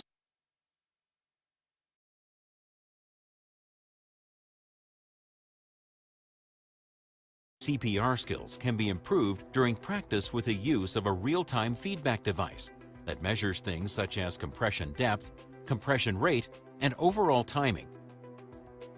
Real-time feedback allows a user to make ongoing adjustments to maintain and reinforce high-quality skills. The Loop learning system is designed for CPR skill practice. The Loop feedback device is placed directly on a mannequin chest. Compressions are done normally on top of the device. A Loop software program allows a user to set up timed sessions in which the Loop system provides real-time visual and recorded measurement of chest compression rate and depth. Compression rate can be easily seen at the top of the screen. Adjust your compression rate to keep it in the green area. Compression depth is measured across the bottom of the screen. Compression spikes that are green indicate a compression that is ideal. Red spikes indicate a compression that is too shallow. Watch your performance in real time on a computer screen and make adjustments as necessary. The Loop software also records your performance and allows for overall review after finishing a session.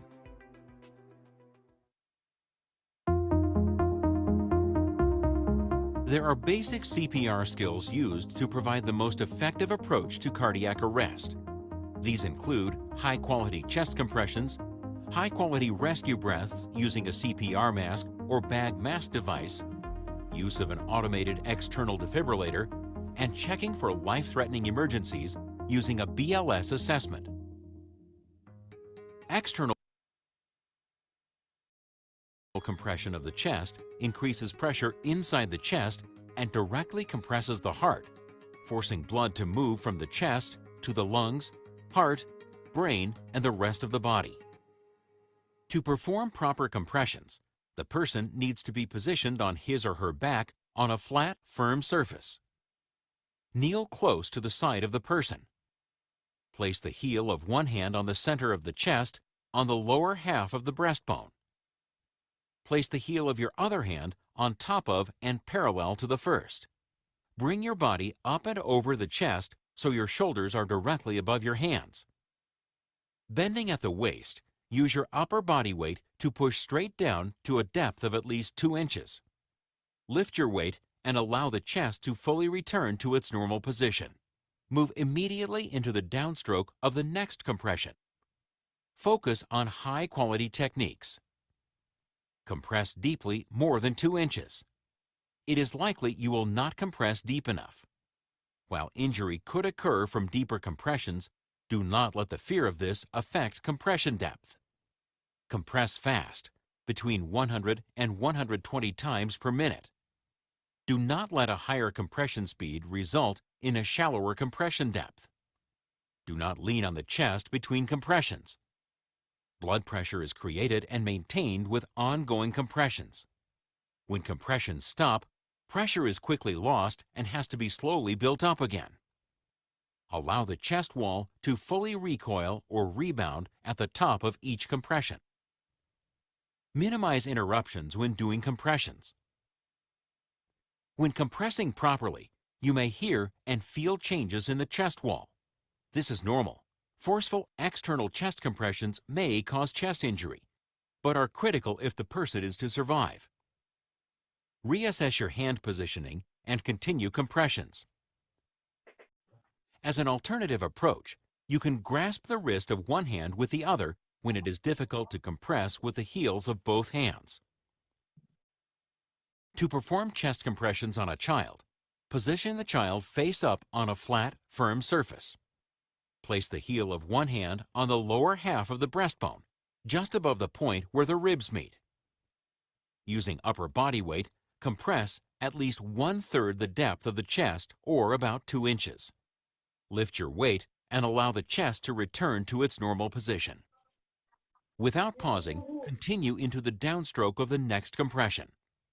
Continue compressing at a rate of 100 to 120 compressions per minute. Remember to compress fast and deep and allow the chest to recoil to its normal position at the top of each compression. Compressions on a larger child can be tiring. If needed, use 2 hands to perform compressions. To perform chest compressions on an infant, position the infant face up on a flat, firm surface. Place 2 fingertips on the breastbone just below the nipple line. Compress at least 1/3 the depth of the infant's chest, or about 1 1/2 inches. Allow the chest to return to its normal position. Without pausing, continue into the downstroke of the next compression. Continue compressing at a rate of 100 to 120 compressions per minute. Remember to compress fast and deep and allow the chest to recoil to its normal position at the top of each compression.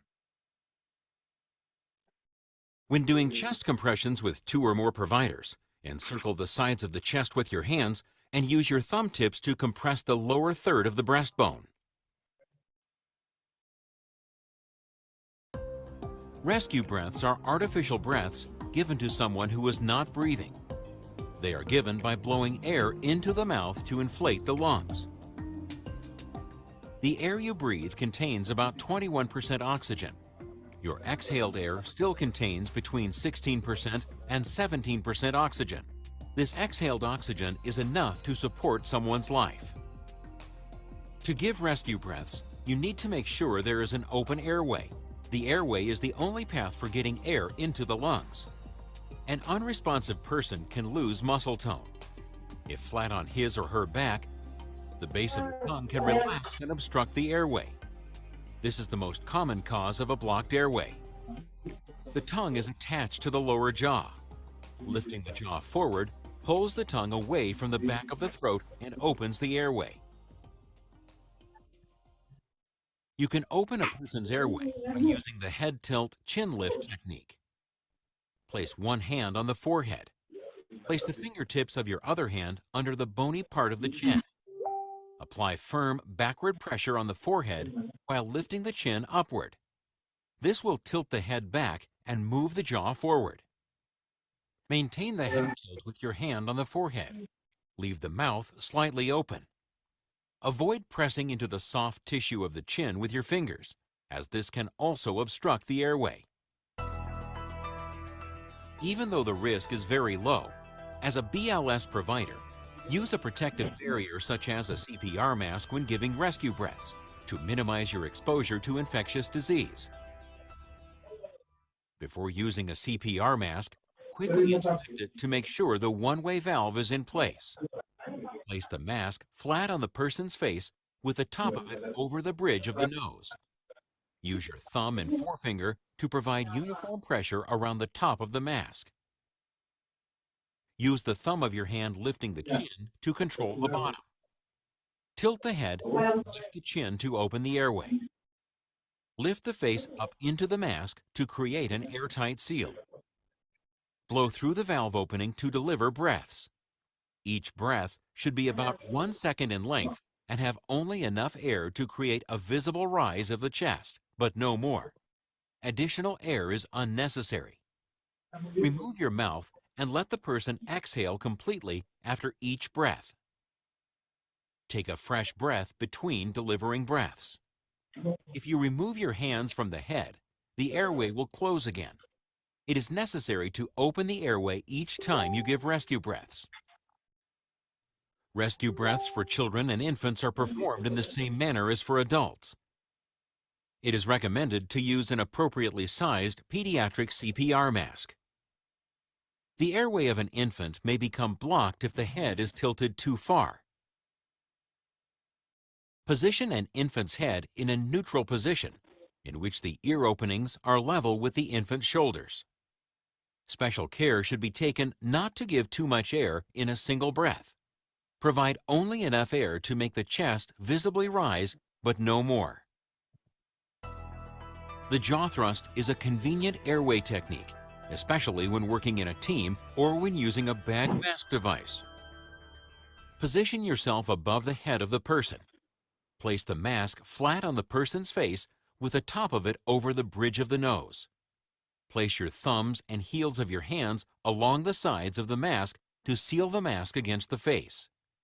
Hook your index fingers under the angles of the jaw, just below the ears. Lift and tilt the head backwards. Use counter pressure against the cheeks and displace the jaw and move it upward and into the mask. This will open the airway. Blow through the valve opening to deliver breaths. Each breath should be about 1 second in length and have only enough air to create a visible rise of the chest, but no more. A bag mask device allows rescuers to provide rescue breaths without having to blow into a person's mouth. It can also deliver high concentrations of oxygen when connected to an oxygen delivery system. A bag mask can be used by a single BLS provider, but is best used by two. From above the head, place the mask flat on the person's face with the top over the bridge of the nose and use the jaw thrust airway technique to establish an open airway. Have a second BLS provider squeeze the bag with both hands to ventilate. Squeeze the bag slowly enough to deliver each breath over 1 second. Make the chest visibly rise, but no more. When using a bag mask as a single provider, position yourself above the person's head. Place the mask flat on the person's face with the top over the bridge of the nose. Use the thumb and index finger of one hand around the valve in a C position to seal the mask against the face. Use your remaining 3 fingers in an E position under the bony part of the chin. Tilt the head back and lift the jaw up and into the mask to open the airway. Use your free hand to squeeze the bag and deliver the rescue breaths. Deliver each breath over 1 second. Rise, but no more.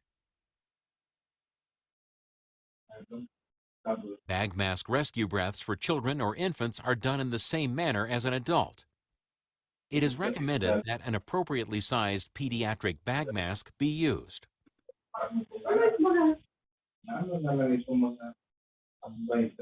When caring for someone who is seriously injured, establishing an open airway is a higher priority than protecting a possible injury to the spine. Without a patent airway, a person will not survive regardless of injury. When the potential for a neck injury exists, a jaw thrust without head tilt can be used to open the airway. Position yourself above the head of the person. Place the mask flat on the person's face with the top of it over the bridge of the nose. Place your thumbs and heels of your hands along the sides of the mask to seal the mask against the face. Hook your index fingers under the angles of the jaw just below the ears. Use counter pressure against the cheeks to displace the jaw and move it upward and into the mask without tilting the head. If you find the jaw thrust without head tilt does not open the airway, use jaw thrust with head tilt or the head tilt chin lift technique instead, even if neck injury is suspected. You must establish an airway for a person to survive.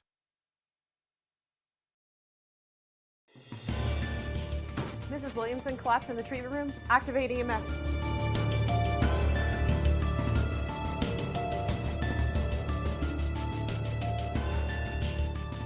Remove clothes from patient's chest. Peel white pads from gray plastic case. Attach pads to bare skin exactly as shown. Stay clear of patient. Analyzing heart rhythm. Shock advised. Stay clear of patient. Press the flashing orange button now. Shock delivered. Begin CPR. AEDs are designed to be simple to operate. Voice instructions, lights, and screen prompts guide an operator through use. There are many different brands of AEDs, but the same basic steps for operation apply to all. Opening the lid will turn on the power for some AEDs. With others, simply press the power button. This starts voice instructions and readies the device for use. Apply pads to patient's bare chest. Pads must be applied to a bare chest. If needed, quickly tear away or use scissors to remove all clothing from the torso. Dry the chest quickly if wet. For a woman, Remove the bra to provide better access for pad placement. Locate and pull out the defibrillation pads. The pads have pictures on them to show proper placement. Peel the pads from the backing sheet one at a time and place each as shown in the pictures. Place one pad below the right collarbone above the nipple and beside the breastbone. Make sure it adheres well by pressing it flat. Place the other pad lower on the left side over the ribs and a few inches below the armpit.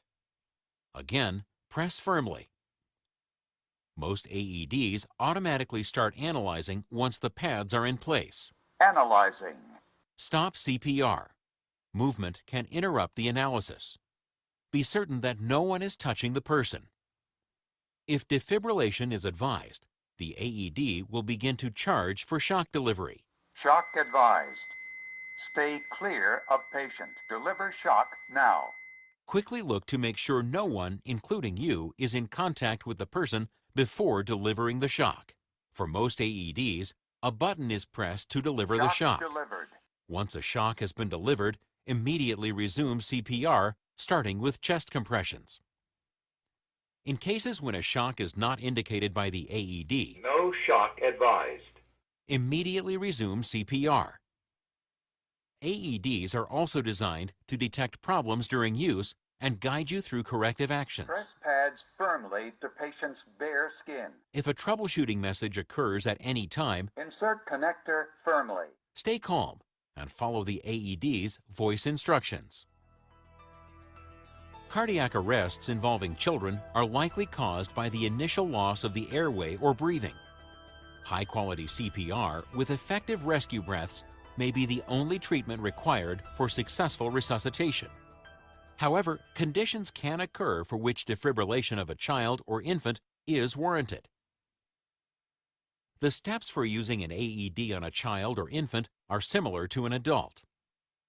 Most AEDs have specially designed pads or mechanisms available that reduce the defibrillation energy to a level more appropriate for a smaller body size. For smaller children and infants, place one pad on the center of the chest just below the collarbones. Attach a second pad on the center of the back between the shoulder blades. Follow the AED's voice instructions to provide the appropriate care. The BLS assessment is a simple way to quickly identify if resuscitation is required. It is the same for all ages and is performed quickly. Before anything else, pause and assess the scene for hazards. Take standard precautions to prevent contact with blood or other potentially infectious materials. If it is safe, check for responsiveness. Tap or squeeze the person's shoulder and ask loudly, "Are you all right?" For an infant, tap the foot. If unresponsive, quickly look for signs of normal breathing. At the same time, check the carotid pulse in the neck. Normal breathing is effortless, quiet, and regular. Weak, irregular gasping, snorting, or gurgling sounds, known as agonal breaths, can occur early in cardiac arrest. These actions provide no usable oxygen. This is not normal breathing. For an adult, check the carotid pulse in the neck. Locate the bony Adam's apple with your fingers, slide them into the groove between the windpipe and the muscle on the side of the neck closest to you. For a child, check the carotid pulse or the femoral pulse in the leg. Place your fingers just below the middle of the crease where the leg and torso meet. For infants, feel the brachial pulse on the inside of the upper arm. Lay your fingers across the arm and compress inward. Take at least 5 but no longer than 10 seconds to assess breathing and pulse. If you are unsure, assume they are absent. If not already being done, tell another person to activate the protocol and get an AED. Relay what you have found so it can be passed on. Your assessment of the person and situation will determine the care you provide. If the person is breathing normally and uninjured, place her in a side-lying recovery position. Place the arm nearest you up alongside the head. Bring the far arm across the chest and place the back of the hand against the cheek. Grasp the far leg just above the knee and pull it up so the foot is flat on the ground. Grasping the shoulder and hip, roll the person toward you in a single motion, keeping the head, shoulders, and body from twisting. Make sure the head ends up resting on the extended arm. Roll far enough for the face to be angled towards the ground. Make sure there is no pressure on the chest that might restrict breathing. The recovery position helps protect the airway by using gravity to drain fluids from the mouth and keep the tongue from blocking the airway. Frequently assess and monitor the person's breathing. The condition can quickly become worse and require additional care. If the person is not breathing or only gasping, but definitely has a pulse, he is in respiratory arrest. The indicated care is rescue breathing, which is ongoing rescue breaths provided without chest compressions.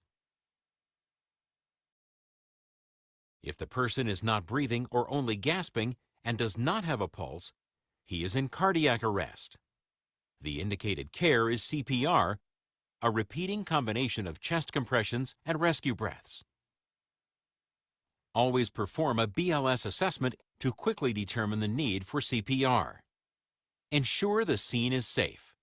Assess responsiveness. Assess for breathing and pulse. Activate the emergency response protocol for your setting and get an AED.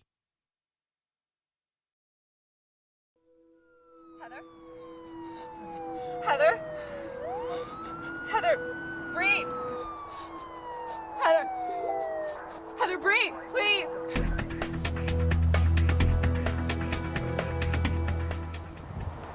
What's going on here? I think she overdosed. She took something new. Okay, let me check. Ma'am, can you hear me?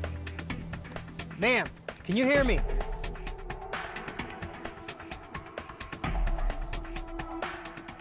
A person in respiratory arrest has stopped breathing but still has a beating heart. Dispatch, P37, can you advise EMS this is a possible overdose? She's not breathing but has a carotid pulse. I'm going to start rescue breathing. Copy P37, possible overdose, rescue breathing in progress. Without immediate intervention, respiratory arrest can quickly progress to cardiac arrest.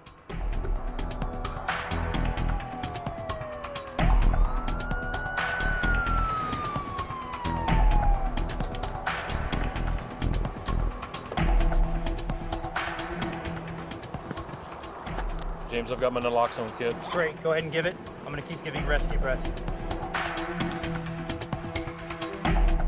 Okay, James, I'm ready. Okay, after my next breath.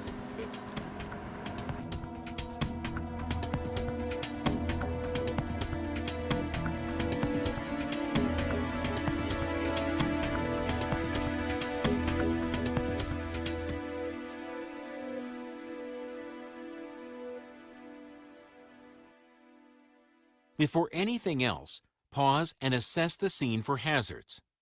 If it is safe, quickly assess for responsiveness. If unresponsive, quickly check for signs of normal breathing. At the same time, check for a pulse. Take no longer than 10 seconds to assess. This person is unresponsive, not breathing, and has an obvious pulse. Have someone activate your emergency response protocol and get an AED if one is available. Establish an airway and give a rescue breath. Continue to provide one high-quality rescue breath every 5 to 6 seconds, or about 10 to 12 breaths per minute.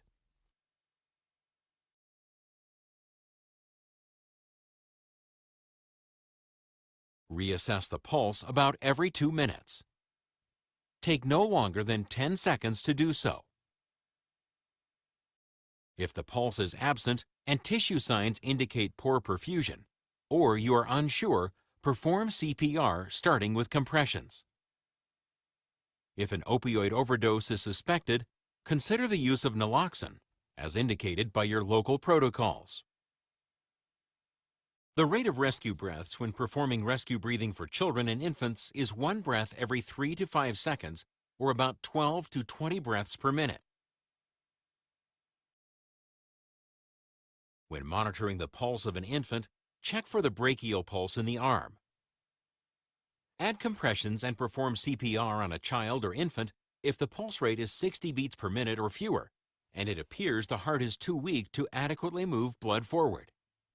Signs of poor blood perfusion include pale, mottled, or bluish skin color, weak pulse, and cool extremity temperature.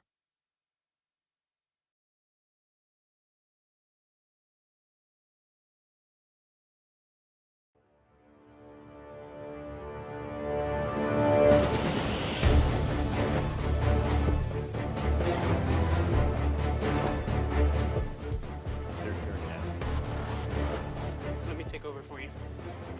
How long has he been down? Just a few minutes. Sir, are you all right?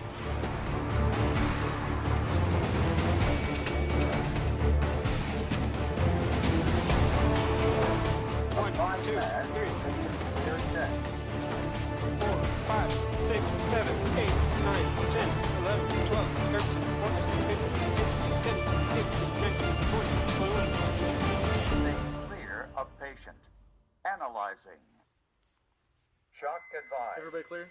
Stay clear of patient. Deliver shock now. Shock delivered. 1, 2, 3. Immediate high-quality CPR and defibrillation with an AED can double or even triple the chance for survival from sudden cardiac arrest. Before anything else, pause and assess the scene for hazards. If it is safe, quickly assess for responsiveness. If unresponsive, quickly check for signs of normal breathing. At the same time, check for a pulse. Take no longer than 10 seconds to check. This person is unresponsive, not breathing, and has no pulse. Have someone activate your emergency response protocol and get an AED if one is available. Begin high-quality CPR immediately, starting with compressions. Compress at a rate between 100 and 120 times per minute.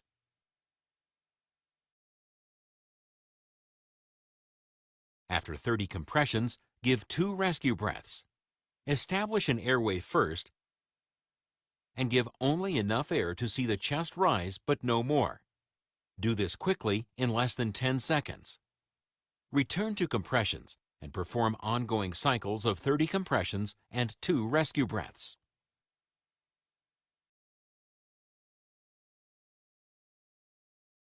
Compress hard and fast and allow the chest to fully recoil to its normal position after each compression. Use the AED immediately when it arrives. Turn on the AED and adhere the defibrillation pads to the bare chest. Allow the AED to analyze the heart. Analyzing. If a shock is advised, Shock advised. Stay clear make of sure you are patient. not touching the person before delivering the Deliver shock. shock now. Shock delivered. Immediately after a shock is delivered, resume CPR, starting with compressions. Voice instructions and additional analysis by the AED will guide you through further care. Don't stop until the person shows signs of life, another BLS provider takes over, or you are too exhausted to continue.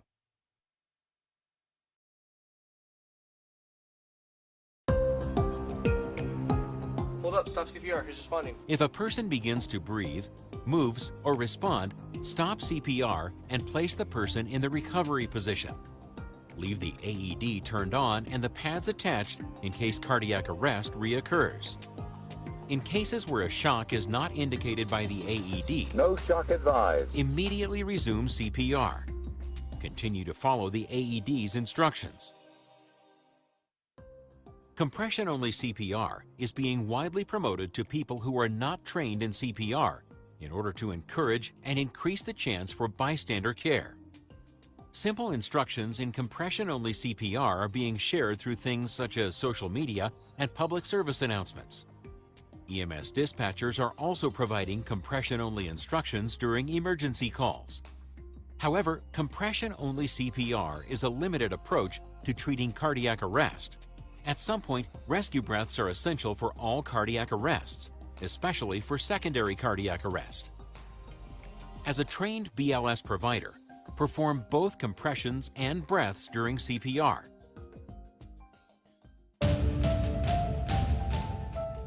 Most arrests involving children are secondary to the initial loss of an airway or breathing. Immediate CPR with an emphasis on effective rescue breaths may provide the only chance for survival. Before anything else, pause and assess the scene for hazards. If it is safe, quickly assess for responsiveness.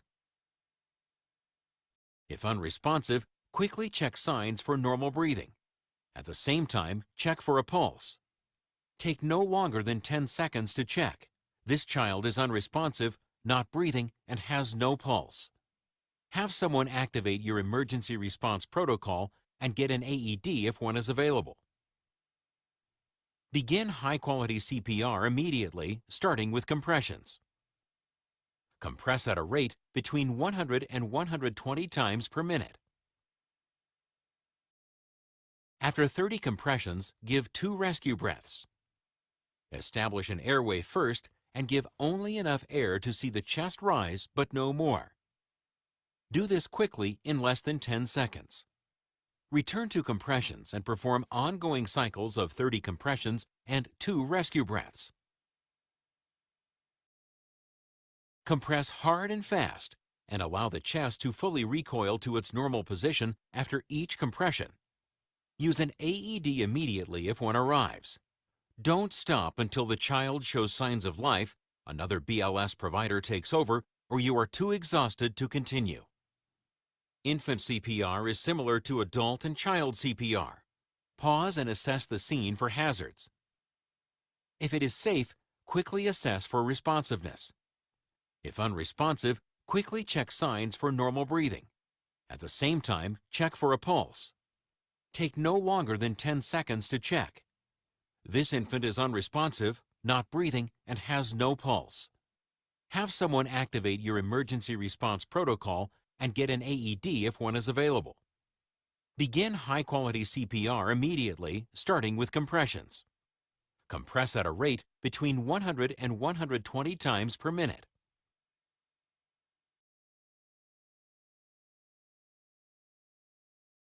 After 30 compressions, give 2 rescue breaths. Establish an airway first and give only enough air to see the chest rise, but no more. Do this quickly in less than 10 seconds. Return to compressions and perform ongoing cycles of 30 compressions and 2 rescue breaths. Compress hard and fast and allow the chest to fully recoil to its normal position after each compression. Don't stop until the infant shows signs of life, another BLS provider takes over, or you are too exhausted to continue.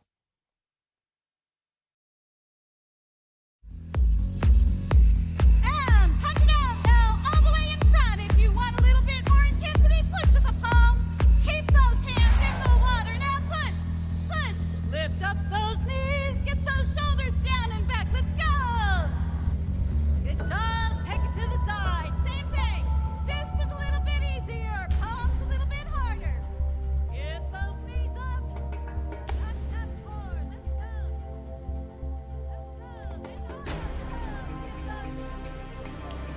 Done. Done. High-performance CPR not only requires high-quality CPR skills, but it also relies on the efficiency of multiple providers working as a team. It is common for multiple providers to respond to a cardiac arrest, but a resuscitation may start with a single provider. Other providers can be integrated as they arrive. When 2 providers are available to perform CPR, one performs chest compressions, while the other gives rescue breaths. For adults, the ratio remains at 30 compressions and 2 rescue breaths. The compressor pauses to allow rescue breaths to be given. Give breaths as quickly as possible to minimize the interruption. High-quality compressions are tiring. If an AED is not attached, switch every 2 minutes at the end of a CPR cycle. Clearly communicate the details of the switch ahead of time to prevent confusion. If a third provider is available, have him or her relieve the compressor while rescue breaths are being given to shorten the interruption.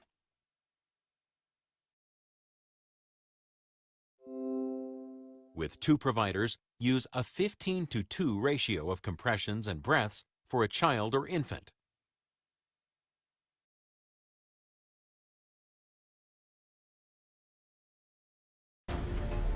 When 2 or more BLS providers respond in an emergency, orchestrating actions is necessary for high-performance resuscitation. Yes. Our lifeguards are responding now.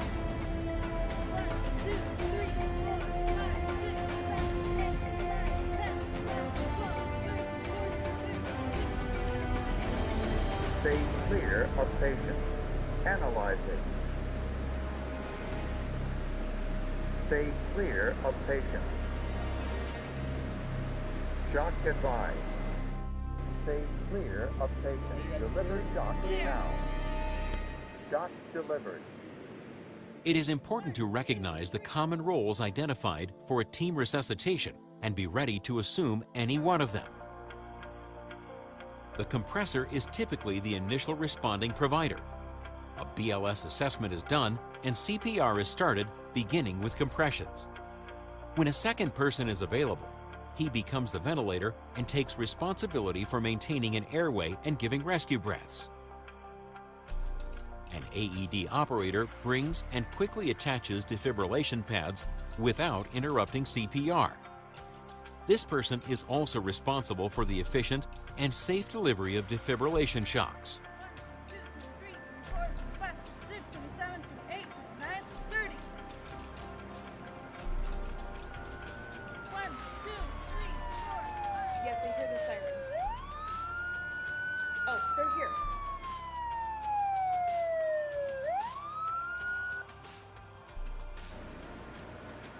Stop CPR. Stay clear of patient. Analyzing. Shock advised. Stay clear of patient. Deliver shock now. Shock delivered. 1, Begin 2, 3, CPR. 4, 5, 6, 7, 8, 9. The team leader takes a general perspective to supervise and improve overall team performance. What's the story? He was exercising in the water and then he collapsed.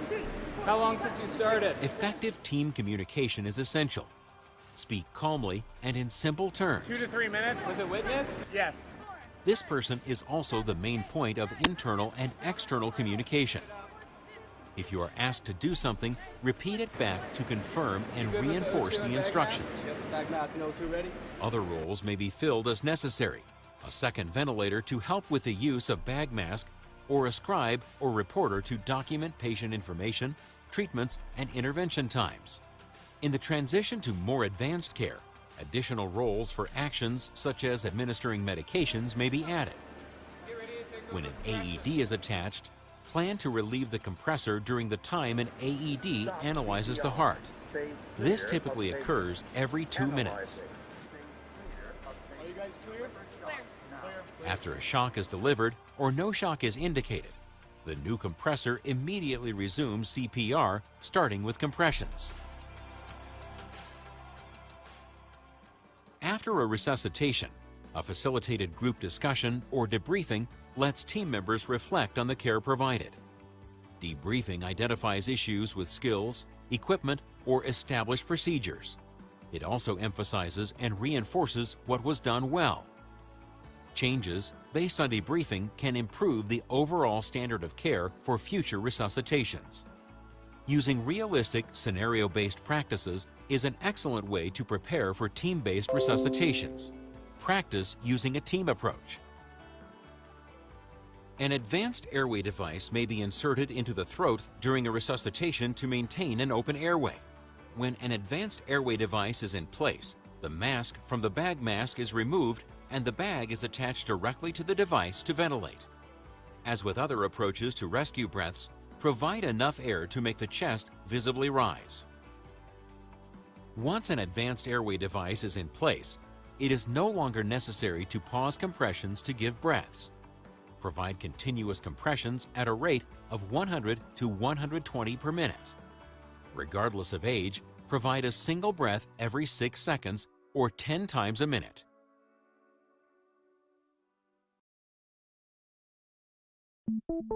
Choking can occur when a solid object, such as a piece of food, or a small object enters a narrowed part of the airway and becomes stuck.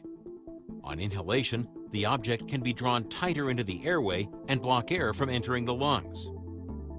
A forceful thrust beneath the ribs and up into the diaphragm can pressurize the air in the chest and pop an obstruction out of the airway. Compression of the chest over the breastbone can also create enough pressure to expel an object. To provide the appropriate care, you must first be able to recognize the difference between a mild blockage and a severe blockage.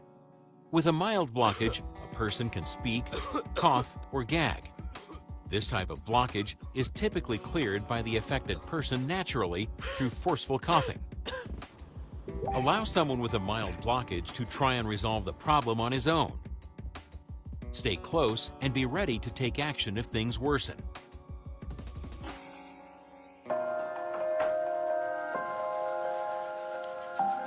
Morning, Chrissy.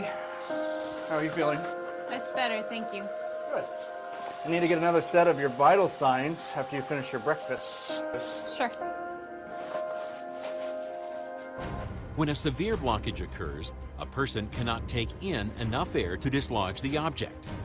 Signs of severe obstruction include very little or no air exchange, the lack of sound, and the inability to speak or cough forcefully. Chrissy? Are you choking? I can help, okay? Stand up.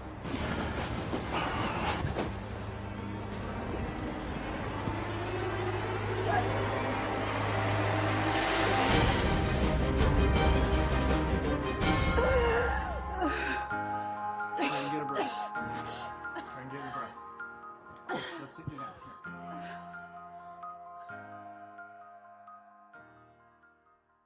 A person without any air exchange requires your help to survive. If you suspect someone is choking, ask, "Are you choking?" If the person nods yes or is unable to speak, cough, or cry, act quickly. Stand behind the person. Kneel behind someone who is sitting. Reach around and locate the person's navel with your finger. Make a fist with your other hand and place the thumb side against the abdomen just above your finger and below the ribs. Grasp your fist with the other hand. Give a quick inward and upward thrust. Each thrust needs to be given with the intent of expelling the object. Repeat thrusts until the person can breathe normally. If the person becomes unresponsive, carefully lower her to the ground. If not already done, activate the emergency response protocol for the setting. Begin CPR starting with compressions. Look in the mouth for an object after each set of 30 compressions and before giving rescue breaths. Remove any object if seen. Continue care until the person starts to move or another BLS provider takes over. When someone is clearly pregnant or obese, use chest thrusts instead of abdominal thrusts. Position yourself directly behind the person. Reach under the armpits and place the thumb side of your fist on the center of the chest. Grasp your fist with your other hand and thrust straight backward. Try not to put pressure on the ribs. If you are choking and alone, try pressing your abdomen quickly against a rigid surface, such as falling onto the back of a chair. If one is not available, attempt abdominal thrusts on yourself. Young children are particularly at risk for choking because of the small size of their air passages, inexperience with chewing, and a natural tendency to put objects in their mouths. For a choking child, the approach is nearly the same for adults. It might be easier to kneel behind a choking child to deliver thrusts. Use less force on your thrusts. Because infants do not speak, it may be more difficult to recognize choking. A sudden onset differentiates it from other breathing emergencies. Signs include weak, ineffective coughs and the lack of sound even when an infant is clearly attempting to breathe.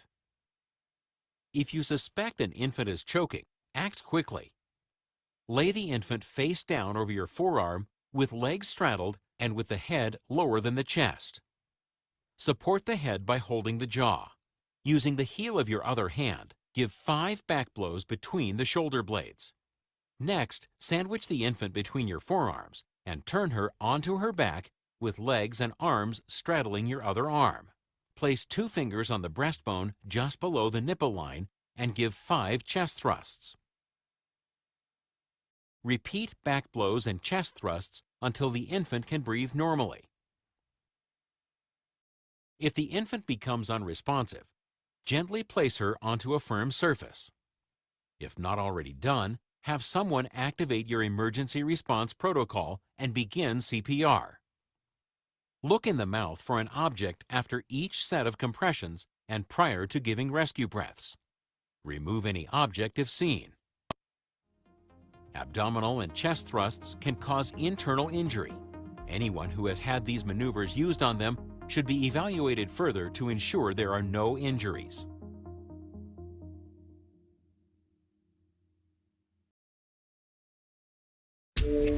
Opioid overdose can severely reduce or eliminate a person's effort to breathe. Naloxone is a drug that can quickly reverse this effect. The initiation of CPR, activation of your emergency response protocol, and use of an AED should not be delayed to administer naloxone for a suspected opioid overdose.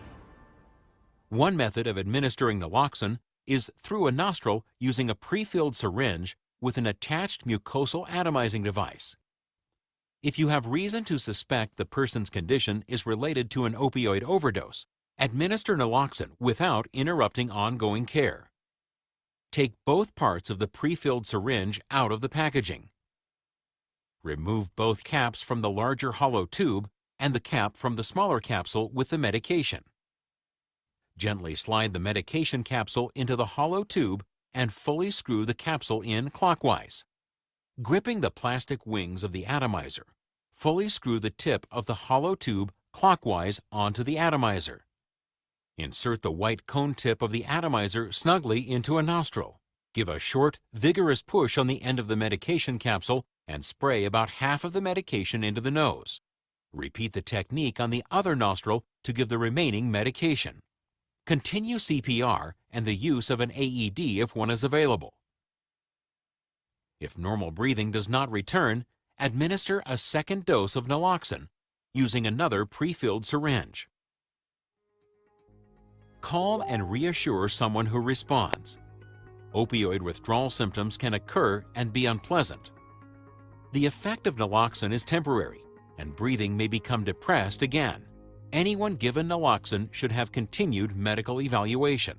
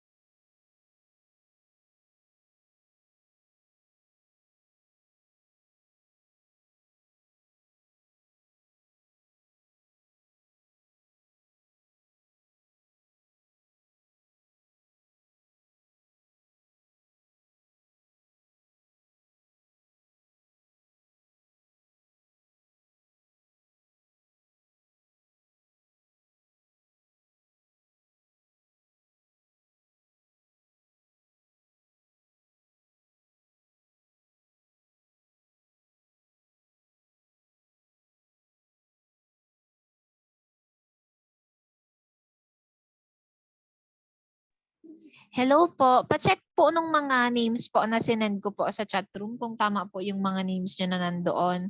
Yung mga sinend ko po doon, yun po yung mga ano po, wala pa pong search, hindi pa po nare-releasean. Pa-double check na lang po. Then, see you at 1 p.m. po. Enjoy your lunch. Thank you po.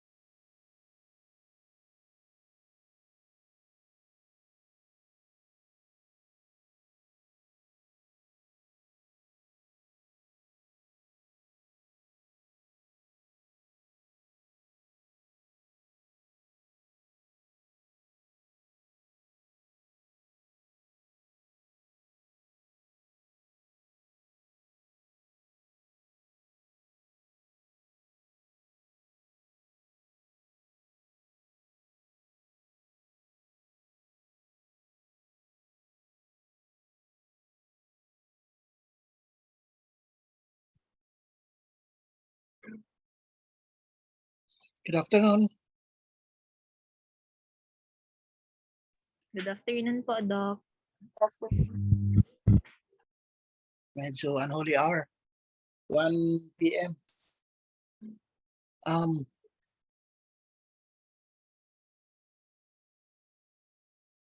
So if wala na tayong hinihintay, I can start my ACLS lecture.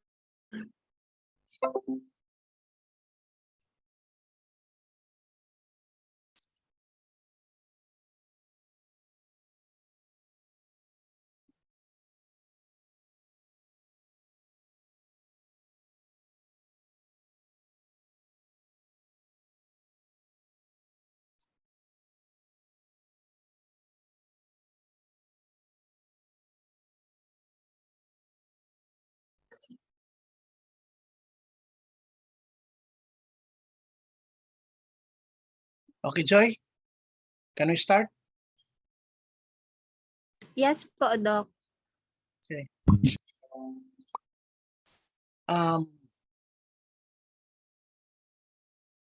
Welcome to our ACLS module, and our objectives are: number one, we will describe ACLS, and again review on the chain or the COS, chain of survival, and with using separate lecture guide, we will understand the ACLS ECG, pathological ECG format, and then we go into the pharmacotherapy. Then the advanced skills like airway, cardioversion, transcutaneous spacing, isama ko yun, although hindi gaano minsan na-discuss nila. But alin ko transcutaneous spacing kasi sa program talaga ng AHA, kasama siya. Pero medyo hindi nauuso sa Pilipinas. But I was able to run 2 TCPs dito. Naka-perform ko ng 2 transcutaneous dito. No? Yung pinaka-latest ko is Zambales. And then yung mega code, ano yung magiging forma natin sa hospital. So susundin ko yung gusto ng AHA. Kaya kung talagang stricto tayo na susundin ng AHA, medyo may mga pagbabago tayo when it comes to arranging our hospital beds so that we can play along with what's the right staffing during code blue activation.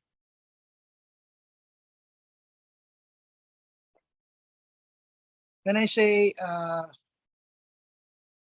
ACLS, it is an advanced life support intervention wherein we use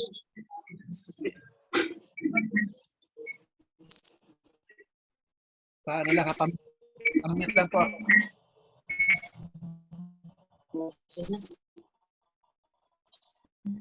Pamute lang po, pamute.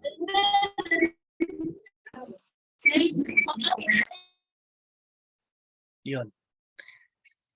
And we will use algorithms depending on what's the situation. No? Pwede siya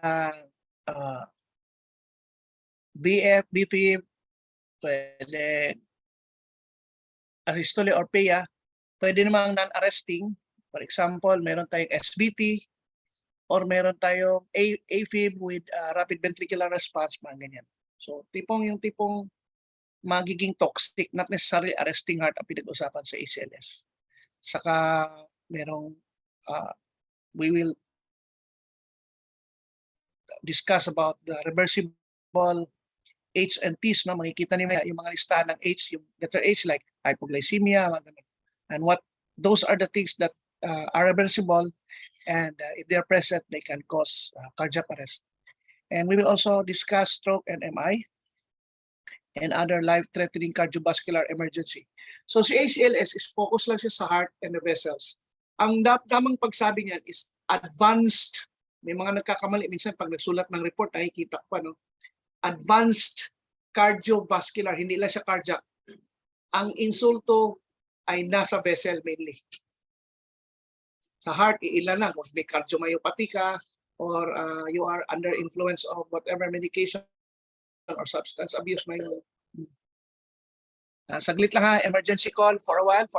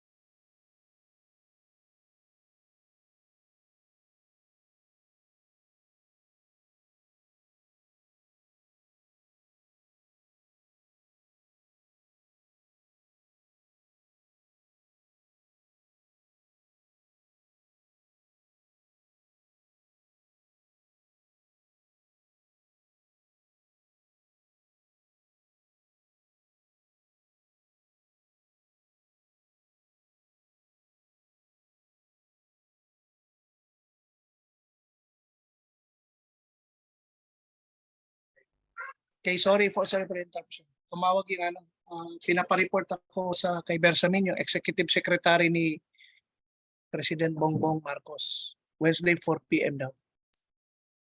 So, awarding ko sa umaga tapos proceed ako sa kay Executive Secretary.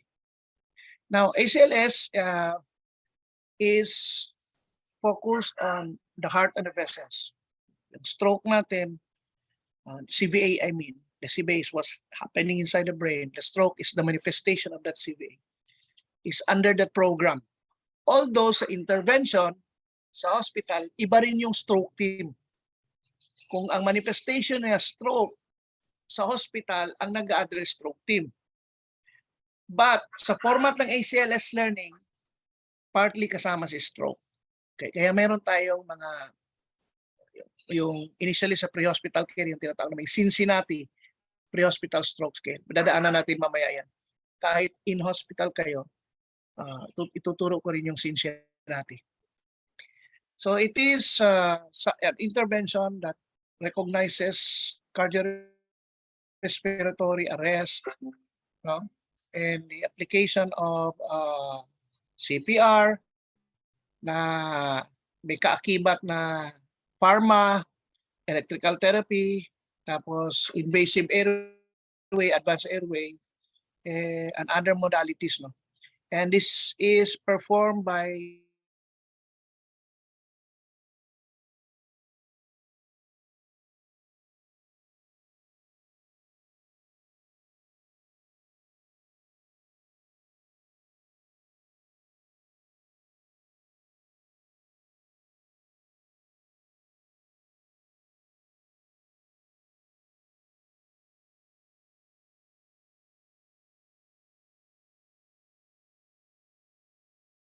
ng AHA, yung ECG ng AHA, nag-take ako noon. Naabutan ko pa na 20 items, no? Kasi AHA talaga kami directly from US. 20 items, tapos lately nag-30 plus. Sa 20 items, dapat ang mali namin doon, isa lang. Pag namali ka doon, di ba, lumampas ka ng more than 1, no? 2 or 2 up na mali. Sa buong ACLS course, kasi 4 ang undertaking mo. One is the full ACLS. One is, tatlo pala. ACLS, tapos ECG, tapos Megacode. Okay, so Megacode.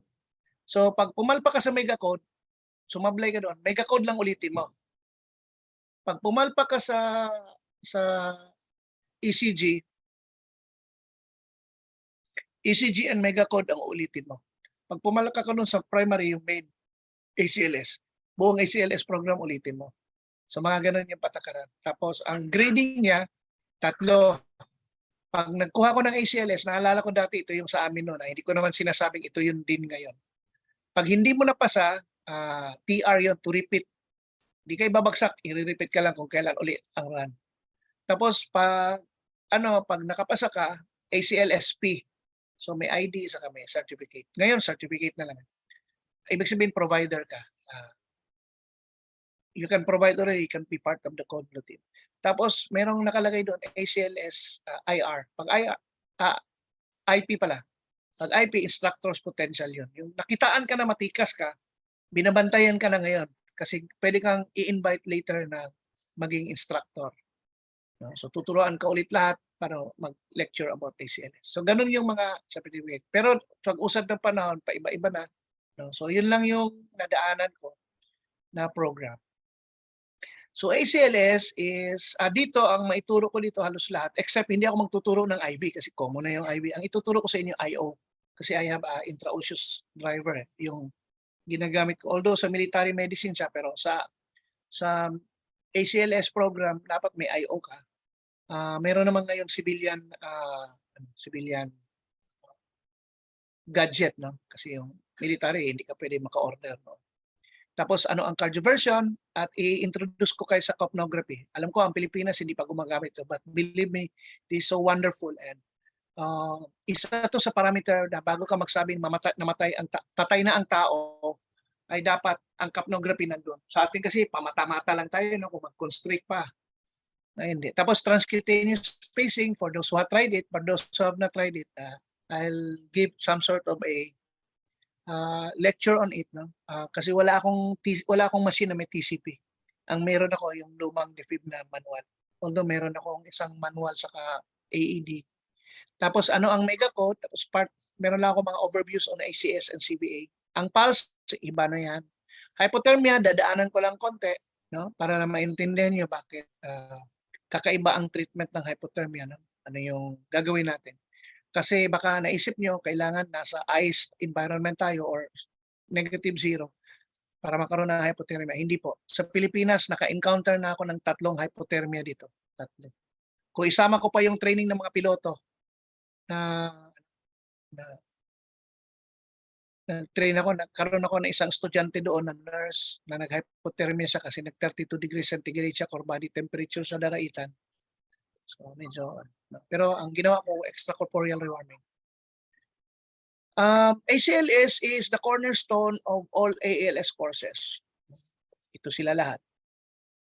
Pag magaling ka sa ACLS, yung ibang ALS courses, medyo manit na yun sa'yo kasi lahat gumagarahe ang cardiac arrest. Lahat yan.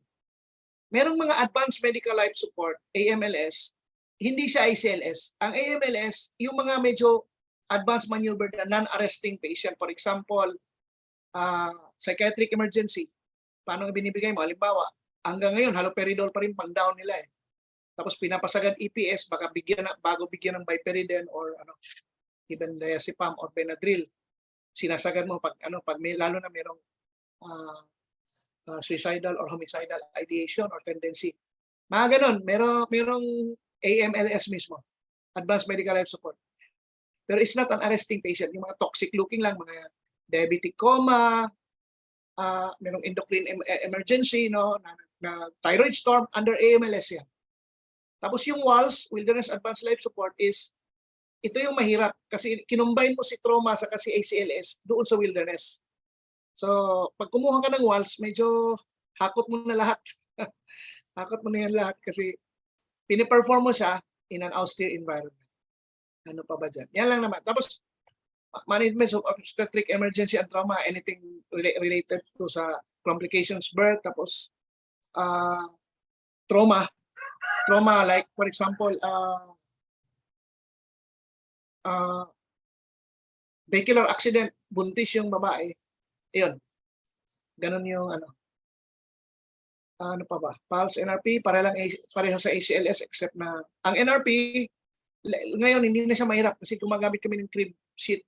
Hindi na kami nagko-compute ng gamot. Pag sinabing ito yung baby mo, lahat pati size ng endotracheal tube, dosing ng gamot, nandun na lahat. Di katulad ng luma ng panahon ko nagko-compute pa kami. Kaya ayaw ko talaga mag-pizza kasi nagko-compute ako na okay lang sana Pero pag lalo na sa baby compute. Pero ngayon meron kaming crib sheet na ang NRP naging madali na siya.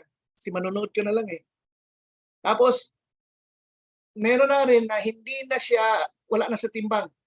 Iganon mo lang yung crib sheet mo. Kung gaano kahaba yung baby, yun yung tugma ano niya. Although meron lang plus minus variation. Pero yun ang tugma na ito yung dosing ng gamot. Sa height na lang, ginaganon natin. Nakakatuwa na ngayon eh. Shortcut. Swerte nga kayo ngayon, ang algoritmo ng ACLS mas madali kaysa sa amin noon. Medyo maligalig. Pag meron kang hypotension, pump failure ba yan? Volume failure ba yan? Mga ganun pa ngayon. Hindi na siya ganun. Okay? Balik ulit tayo sa hindi, I will not discuss about it, but ulit-ulit tayo. So, mahuhulog tayo sa in-hospital. Dito na tayo ngayon. Yeah. Now, we are employing advanced cardiovascular life support. So, shortcut ko siya. Lulukso ako dito sa levels of evidence. So, as you can see dito, para lumaki. Meron tayong tinatawag na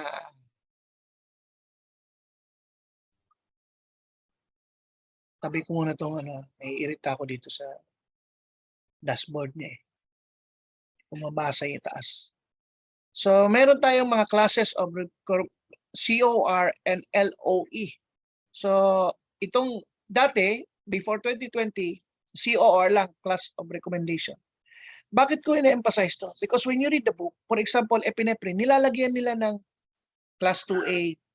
Yan, class 2A. Tapos, level BR. Yan. Or level A. Hindi ko alam kung anong level, nakalimutan ko siya. So, baka nahilo kayo. Ano to? Even CPR nakalagay dyan. Even pagbigay ng oxygen nakalagay dyan. Ganon ang mga libro. Kaya pag namasa ng libro, medyo nakaka-intimidate konti kasi babasahan ka nila. So, halimbawa, pag sinabing class 1 ang gamot, the benefit is 3 times greater than risk. Highly recommended yun. Katulad ng pagbigay ng oxygen, katulad ng pag-institute ng compression. Ayan. Pag sinabing class 2A, moderate siya, benefit is 2 times greater than risk. Dito na bilong defibrillation. Dito rin na bilong epinephrine. I think 2A siya. Correct me if I'm wrong. Kung makita niyo 2A or 2B, most likely 2A. Ang 2B, dati si lidocaine, naging indeterminate siya. Naglaro. Ngayon binalik ulit. There was one time ni-remove si lido. Na nilagay nila, hindi pala, tapos binalik lang ulit si lidocaine. So, naglalaro siya, I think 2B or 2A. It's still tolerable. Ang nawala talaga sa eksena, naging class 3 siya, si sodium bicarb. In no way, binibigay natin siya sa cardiac arrest. Merong ibang mga schools of thought na nilalagay sa 2B at even 2A. Naging 2A siya kapag tricyclic antidepressant overdose at arrest. 2A siya. Nagiging 2A or 2B yata kapag merong hyperkalemia nag-arrest. So, halimbawa, meron kang parang dati ARF, no? Acute renal failure, acute kidney injury. Dahil na-hazing ka, so, siyempre, it displays like there is rhabdomyolysis or nag-crash injury, nag-extravasate yung potassium which is an intravascular cation mo. So, kumalat siya doon sa circulation and you don't like it. It's in the circulation, it affects your heart. So, magte-tempted T-waves ka. And it's a candidate for an arrhythmia. Magtaki ka hanggang mag-pulseless tachy. Mag-arrest ka. Kaya you don't like hyperkalemia. Very sensitive ang heart sa potassium on both sides. Sobrang taas, sobrang baba. So, nilagay nila, I think 2A siya or 2B. Other than that, nowhere. Nakagulat pa ako, may mga doctors nagbibigay ng sodium bicarb, parang nakakashock, no? Sa cardiac arrest. Lalo na no-no siya sa long-standing cardiac arrest. Long-standing. Yeah. So, ganyan po ito. So, I will not discuss so much about this.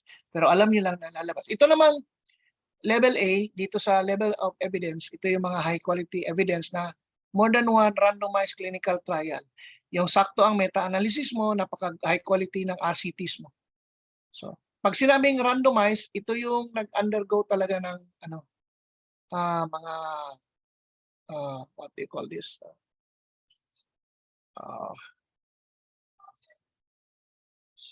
Tayo ko saglit lang, wala. Yun. Nakikita niyo yung slides ko? Still. Yes po, Doc.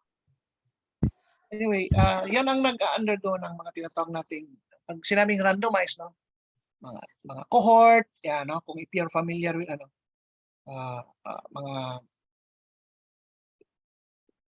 tawag nito, yung cross-sectional studies and other things, nakalimutan ko. Basta mga, they are more specified trials na So, ba't nawala ako? Nangyari.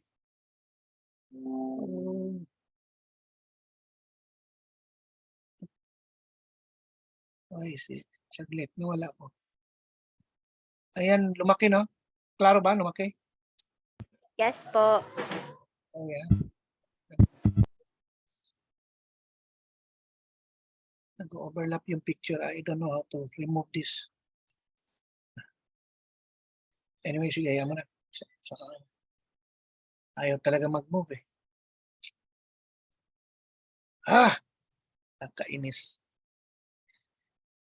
Grabe technology. Inano lang natin to. I want to put an emphasis here. Just to make sure na pag naka-enkwentro kayo, no? Kasi parang ang gusto ko kasing mangyari, pag nakakasagupa tayo ng mga ibang doctors, lalo na sa ibang bansa, pag nag-discuss tayo, microscopic talaga. Kasi minsan, nagugulatan yan eh. Alam mo, when you are in the international arena, merong mga element of surprise yan. Gugulatin ka yung mga pasigaan doon. What style do you use with this kind of case? Minsan, meron na silang sagot pero sinusubukan ka lang. Kaya ko kayo in-introduce. So I'm not gonna deep dive on this. But at least you know, meron ito and then you can read some more on this sa PDF na pwede nyo hingin kay Ma'am Joynie. I'm not gonna also discuss this one. No? Yun. Yan, no? Hindi ko na yan, mga... So, when do we say we are doing ACLS? So, ito yun.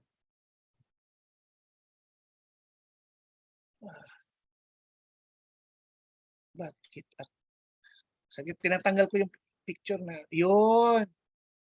Tanggal ka sa harap ko. So, ACLS comes in after performing the BLS, nag-CPR ka, ayan, no? And down the line, after 2 minutes sa isang snapping procedure, kompletong gamit, within 4 minutes, naka-2-fire ka na, pwede ka na mag-start ng IV. Pero kung within 2 minutes, nandyan ka agad ang team mo kasi hospital siya, mas maganda, may IV ka. Yan yung ideal talaga. Anong ibig sabihin? By the time nag-start ako, run down, check the patient, no pulse, no respiration, start CPR. Eh dahil hospital setting tayo, hindi tayo AED.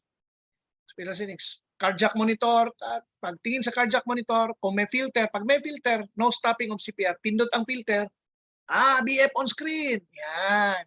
Pag walang filter, hinto ka talaga, manonood ka talaga. Kasi wendang yan, no? Habang nagsi-CPR ka, wendang siya. BF on screen, sige nga, check. Oh yeah, BF on screen, continue, okay? So, naka-cardiac monitor, pakilagay ng pads or prepare paddles. Sige. IV ka agad. Yan, IV. So, ang time frame natin, halos hindi masunod yung 2 minutes. Bakit? Kasi wala ka ng voice prompt. Pero okay lang yun. Maganda yun. Start IV. Insert IV. Pag sa ACLS tayo, bawat ginagawa natin, merong time. IV inserted, 1328. Ibig sabihin na insert ko at 1:28 in the afternoon. 1328. Ganun ha. Huwag ka magsabing 13:28 or 9:28 or ganun. Phonetics tayo. 1328. Yung isang nagmo-monitor doon, kung kompleto ang inyong ACLS stopping, sinusulat niya at 1328 IV inserted. Bala ka kung nasa left or right, no, sa dorsum of the hand, kung ano yan. So, tuloy. Okay? IV inserted ba? Sige. Drive 1 ml epinephrine. Dati kasi, in-emphasize namin, 1:10,000. Ngayon, ang silang pakialam doon. So, 1 mg per ml, push 20 cc NSS. Ang 20 cc NSS, pinupush kapag ang IV nandito sa kamay. Pero pag ang IV mo, or IO, ang IO ko nandito sa tibia, kunwari naka-IO ako, magpo-40 ka talaga para ang travel time niya, ma-wave mo kaagad yun. So 40 cc, yun lang yung mga difference mo. So sige, pag kunwari nabigay ko na yung epinephrine, epinephrine 1 mg, bago mo magbigay, sasabihin mo yung epinephrine. Epinephrine 2024 ready. Yung 2024 expiration yon. Kung mag-expire siya ngayong taon, lagyan mo ng month. Pag next year, no need sa month, year lang. So ganyan. Bakit ko sinasabi yan? Kasi sa ISO, merong ISO ACLS run, pinapabanggit yon. Wala pa sa Pilipinas yan. No? Pero sa mga British run schools, hospitals, pinaparan nila. Pag tinitingnan ng mga tiki ang total quality management sa ISO. Pati ganun, i-mention mo, sinecheck nila yon. Kung ang iyong code blue team, ganun ba magsalita? Kunwari, epinephrine 2024, ready. Sige, drive mo na epinephrine. Driving epinephrine, 20 cc NSS pulse, 1330. So nakalista lahat yun. Quality ba CPR ko? Pag hindi quality CPR ko, pwede bang palitan?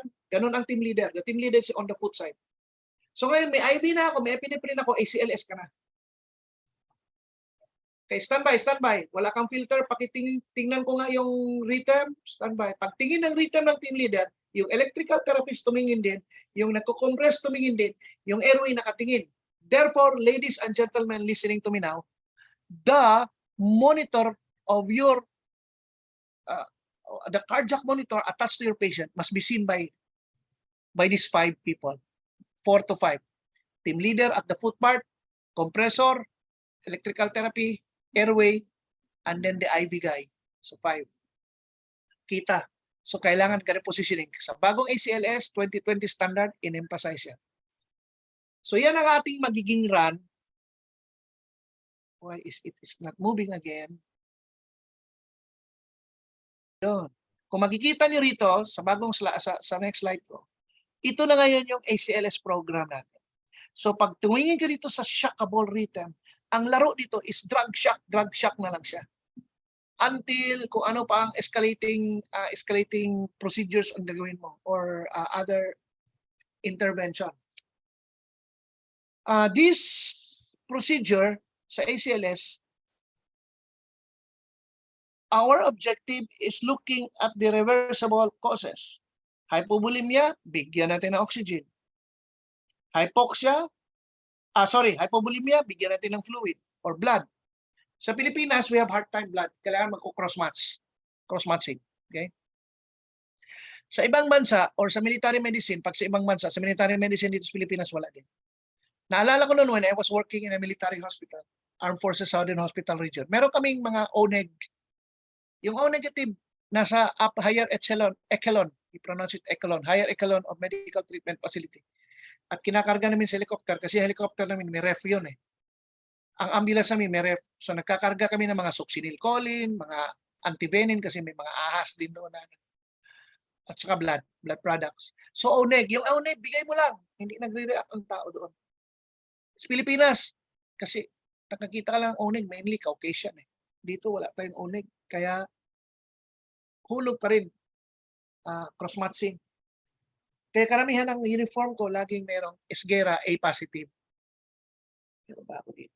To make sure na hindi na lang ako cross-match dahil lahat ng gamit ko, pati bag ko, nakalagay ang blood type ko. Yun, bag ko doon. Yun, A positive. Bags ko, may nakalagay talaga blood type ko. Mga bags, sombrero. Sombrero ko, nakalagay na Pati ano ko, pati yung lagayan ko ng notebook. Yan, may mga ano doon. Hanap ko yung sombrero.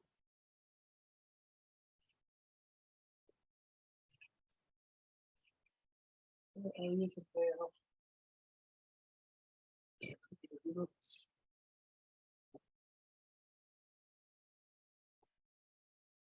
Notebook na lang. Sa notebook ko. Yan. A-pass it. Oops. Yan. So, A-pause. So, para hindi na sila kung if something happens to me, sa sombrero ko nakalagay din. So, ganun, no? And then, hypoxia, yung airway intervention natin from basic to advanced. Hydrogen ion, paano natin siya i-reverse? Dati, bugbog tayo sa ano. Pag sinabi hydrogen ion, I'm talking about acidosis dito, which is a result of a hypoxic environment sa loob ng cells mo. So, oxygenation pa rin ang solution dito. Dati, nagbubugbugan tayo sa alkalinizing agent like sodium bicarb, pero nakita nila hindi pala maganda na yun ang objective. So, tinanggal si sodium bicarb doon. So, sa hydrogen ion, correction of oxygen pa rin. Then, we have the hypokalemia. Of course, magbigay tayo ng potassium chloride. Tapos, hyperkalemia, ito marami-raming gamot dito. Diyos mio. Meron tayong glucose, insulin, tandem. Meron tayong kayexalate. Sodium bicarb, binibigay dito. Calcium gluconate. Yan. Ano pa? Hypothermia. Ayun. Meron tayong extracorporeal. Depende sa stages ng hypothermia. Dati kasi mild, moderate, severe. Ngayon, sa bagong patakaran ng wilderness medicine, under kay Dr. Paul Auerbach, the Bible of wilderness medicine, stages na 1, 2, 3, 4. Okay. Then we have the reversible T, yung tension yung thorax. So, ang maituturo ko lang is yung field treatment namin, yung needle decompression. I'll show you a needle decompression, yung ARS needle na ginagamit namin sa combat. Pwede naman gamitin kung meron kayong mga ano dyan, meron kayong gauge 14 pero cannulated.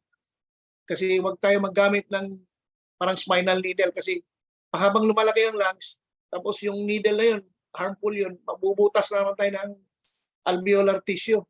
Walang katuturan. Tapos cardiac tamponade, turuan ko kayo how we do it. Inside the hospital, pabor sa inyo, pero I've done pericardiocytosis for 3 times. No? Yung isa talaga, namatay na siya, pero kinontinue ko lang yung cardiocytosis habang talagang mortally wounded, pero para lang na-perform lang din namin just in case mabuhay pero namatay. Yung dalawa, nadala pa namin sa hospital. On different occasions to. Tamponade. So baka magtaka kayo bakit tamponade cardiac. Para lang po ma-satisfy natin yung T. T, letter T. No? Para, alam mo, we are so much conscious with mnemonics kasi maraming memory para mas madaling maalala. Then toxins, tablets. So toxins and tablets, pang-counteract lang sa kanila, mga antidotes or pagkagat sa ahas, antivenin. Then thrombosis pulmonary and thrombosis coronary. So dito naman, dependent tayo sa mga against sa clot natin, kung low molecular weight na heparin or depende, no? Now, in ACLS, so ito pa rin. Patient comes in, unconscious, check written, the patient is has no pulse, no respiration. Then, you call for help, activate code blue, you start CPR. Habang tumatakbo ang metro, uubos ka ng 2 minutes ideally. Maximum 3 minutes. No? So 2 minutes. Pag isang ikot mo sa 2 minutes, we are expected mag-IV ka na. So nag-fire kang dipid, boom! IV ka kaagad. Epinephrine. Bigay ka. Sa next noon, tinitingnan mo baka hinahanap mo yung H&Ts. Hypoxic ba to? Or kung walang hindi mo masabing hypoxic, baka may trauma, may bleeding. So kinokontrol mo yung bleeding. Assuming trauma cases to na mayroong grabe labas ng dugo. So ina-address mo yon while you are proceeding with ACLS. Pwede ka magbigay ng amiodarone 150 times 2, so 300 300 mgs. Bigay ka, Cordaron. Fire ka ulit. Sa tingin mo, parang pumapangit yung hindi enough yung positive pressure ventilation ko. Advanced airway tayo. So, sa field ko sa field nyo, nagkabaliktaran tayo. Sa amin, hindi kami ganong gumagamit ng endotracheal. Pero meron kaming endotracheal set. Kasi as much as possible, the least equipment, doon kami kasi mas, kung sa combat, mas gusto mo padali ng bala kaysa magdala ka ng pang-rescue kasi ang bala ang pang-neutralize everything. Sa rule sa combat medicine is superiority of firepower. Hindi sa kapadarmihan ng rescue equipment. Hindi. Meron kang rescue equipment pero superiority of firepower pa rin. Kailangan binabakbakan mo yung kalaban. Kaya yung endotracheal set namin, nasa loob lang ng helicopter or ambulance, hindi namin binibitbit sa field. Ang binibitbit lang namin para sa advanced airway, King LT, papakitan ko ay was King LT. At lately, nagta-transform na sila, they change it into iGel. No? I'll explain why iGel na. Dati, King LT, maganda yung King LT. So I'm gonna describe more those advanced supraglottic airways natin pagdating sa airway. Now, these are the emphasis when you are into ACLS. So tinitingnan mo na ang iyong CPR quality nandoon. Lahat yan. When you doubt, compress. Sa compression mo, achieve mo yung 2 to 2.4 inches at 100 to 120. Minimize interruption sa compression. Avoid excessive ventilation. Kaya pag nagbigay ka ng bag valve, huwag ka siyadong gigil. Ngayon, may bagong gamit ang Zoll. Meron siyang not Wi-Fi. Bluetooth. So yung bag valve mask ko merong baterya. Si Zoll pick upin niya. So habang nagbibigay ako, si Zoll nagsasabi kung ilang breaths per minute. At the same time, kung ilang ml ang binubuga ko. So hindi ako makadaya. So nasusukat na. Galing no? Galing ng Tuwang-tuwa ako doon sa machine na yun when I use it. Grabe lang, 3 million ang isa. Nagpa-sponsor sana ako, hindi daw kaya kasi 3 million ang isa. Ang ganda. Ang maganda sa kanya, pati meron siyang maganda ang kanyang sensitivity sa transcutaneous. Habang tina-transcutaneous space ko, bigla ang heart nagkaroon ng intrinsic firing. Ang machine mismo namamatay. Hindi katulad nung wala siyang intrinsic sensitivity. Buga lang siya ng buga, fire lang ang machine, kahit ang heart ko nagbibit na. Dito, bago, meron siyang sensitivity. Tapos, meron siyang filter, kahit nag-CPR ako, nakukuha niya talaga yung beating ng heart without removing or without stopping CPR. Okay, so ito ang in-emphasize natin, CPR quality. And then, pag nag-perform ka ng advanced airway, obligado dapat may capnography, and that is very impossible in this country. But for the sake of academics, I will show you how capnography works. Okay. Napakagandang capnography kasi nakukuha niya kaagad ang respiratory status ng pasyente, yung presence na kung talagang good oxygenation ba, or is the body complying to the Krebs cycle. Alam niyo yung Krebs cycle, ang byproduct noon, adenosine triphosphate. Tapos siyempre carbon dioxide. Yung carbon dioxide, pag nilabas mo yan, minomonitor ng machine. But hindi siya accurate unless gagawin mong end-tidal carbon dioxide. Pag sinabing end-tidal carbon dioxide, ladies and gentlemen, ibig sabihin, bawat buga ng hangin ko, pag inhale ko ngayon, yung hangin ko pumupunta sa pinakadulo, yung alveolar ends, na kung saan nakabalot siya. Anyway, pagdating sa airway, emphasize ko yan para medyo review tayo sa ayoko lang siyang i-preempt. Drug therapy, initially natin is epinephrine, 1 mg per ml, 3 to 5 minutes interval. So, susundin ko ang 3 to 5 minutes interval. Sakto ako dito sa sakto ako sa mga around 3 minutes interval na firing ng defibrillator. Okay. Then, amiodarone, 300. No? Pag nag-second dose ako, 150 na lang. Then, lidocaine at 1 to 1.5 mg per kilogram. No? Yan yung dosing niya. Ang available na is 100. So pwede mo yung ibigay yung 100. Kasi sakto pa rin siya sa 1 to 1.5 mg per kilogram. Then we do advanced airway is either supraglottica or endotracheally using endotracheal tube. Okay. Shock, Ideal is 200 by basic, 200 joules. Hindi na halos ginagamit ang monophasic kasi hindi na siya pumapasa sa ISO kasi harmful sa heart when it comes to the voltage. Siyempre, kuryente pa rin yan.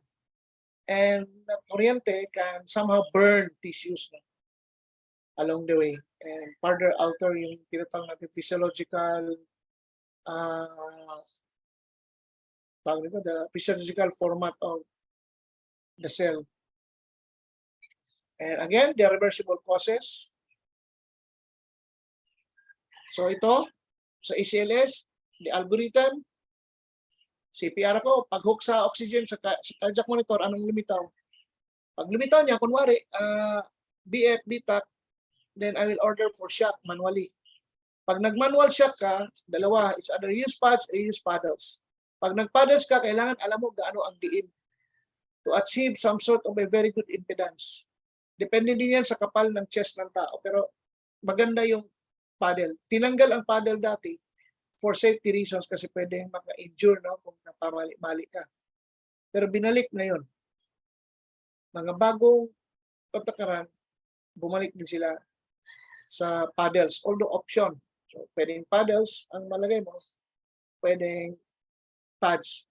Now, the good thing about the paddles and the pads, both have the capability to also detect what kind of rhythm. Ang kailangan lang alamin nyo anong pinipindot nyo sa inyong cardiac monitor. I'll show you, pare-pareho lang naman hanggang bago. Paano ginagawa yun? I-unearth ko lang. I-unbox ko lang yung defibrillator ko kasi dinala galing Turkey. Siguro kasi bukas we will be having practical. Tomorrow morning i-unbox ko. So dito sa shockable rhythm, makikita nyo cursor ko. Pagbigay ko, usually on the second shock, naka-IV na ako. So I'll drive epinephrine. Tapos, depende kung overt masyado na kailangan na advanced airway, then you can already order for advanced airway. Pagdating ng 2 minutes shock ka ulit, pwede ka magbigay ng epinephrine or pwede ka magbigay ng amiodarone. So on and so forth. Until ang pasyente nabuhay or talagang wala na pag-asa, time choice. Okay? Pag non-shockable naman, tuloy-tuloy lang din yung early lang yung intravenous access mo. Kasi wala kang defibrillation kaya habulin mo siya. Bago ka mag-declare ng asystole, ladies and gentlemen,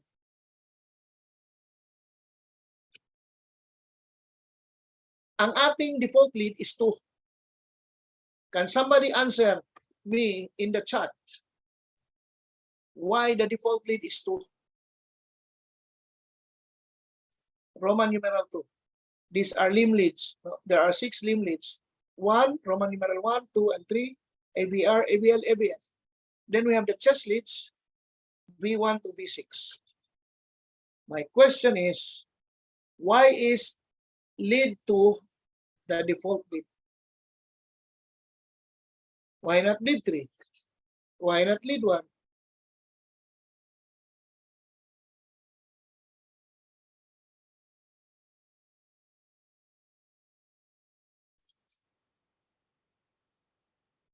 Very silent. No one is answering. Pag naghulog ako ng karayom dito sa gitna ko, maririnig ko siguro yung karayom. Okay, tandaan niyo guys, hindi ko alam kung paano niyo paningin dito. Itong kamay ko, itong cellphone ko, heart. Nakikita niyo kamay ko, nasa left ba sa paningin niyo? Is this on your left? Yes or no?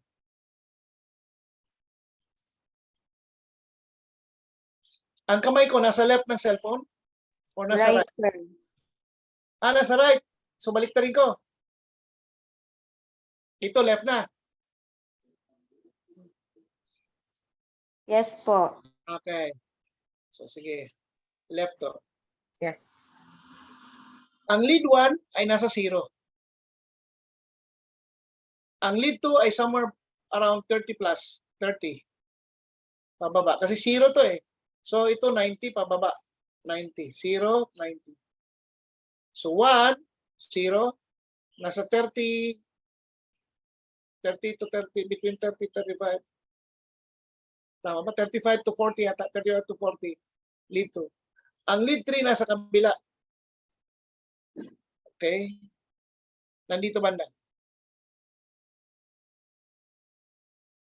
It's a reptilian concept or a dinosaur concept. Kung sino ang pinakamalakas, siya yung nag-aari. Sa heart natin, ang heart natin nakalagay sa dibdib. From the center going to the left. And the most influential muscle is your LV. LV, no? Left ventricular muscle. Most dominant because it supplies the whole part of the body. Therefore, siya yung parang siga. Si lead 2 sa kanya nakatutok. Kaya si lead 2 very prominent yung positive deflection niya. And lead 2 becomes, because of that position, lead 2 becomes the default lead sa single lead ng monitors mo. Kasi si lead 2 pa lang, marami ka na makikita kasi the main muscle is there. So yun yung parang default, default understanding for lead 2. Okay? So si lead 2, nakita nyo, dito tayo sa non-shockable rhythm, nakita nyo, asystole. Huwag kagad kayo lumukso sa excitement. Oh, flatline, asystole. Huwag. Nakita niyo sa cardiac monitor, lead 2. Pindutin niyo yung nakalagay ng leads, L-E-A-D. Pag pindot yung lead 3, ganito ang cyclical niya. Pag pindot mo, square, ibig sabihin paddle sign or pad sign. Pag pindot yung balik sa 1. Pindot, balik sa 2. Pindot, 3. Pindot isa pa, balik sa square. Pindot isa, balik sa 1. So si lead 2, nakitaan natin, asystole. Pindot ako sa lead 3, asystole pa rin. Pindot isa, short, pindot isa, lead 1, asystole. Balik sa lead 2, asystole. Saka ka mag-declare na flatline asystole. Huwag kang mag-declare ng asystole na ang pinanood mo lang lead 2. Malay mo, natanggal si lead. Pag natanggal kasi si lead, flatline yan. Okay? Pag tinanggal yan, flatline yan. So, ganoon na makalatanggal. So, mali ang basa niya. So, bago kayo mag-declare asystole, be sure na bisita nyo kung si lead 1 ang inyong guide, nabasa, nakita nyo kay lead 2 sa lead 3. So, ngayon, dito pa lang, kumpara natin dito, nandito na si epinephrine, dito pa lang epinephrine ka, tapos CPR lang, after 2 minutes, you may consider ALS, advanced life,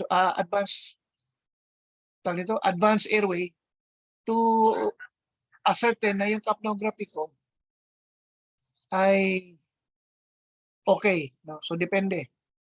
Drive pa rin ako kay epinephrine. Ang job ni epinephrine is to coarsen the rhythm. Ibig sabihin, baka umubra yung heart na mag-fibrillate kesa wala.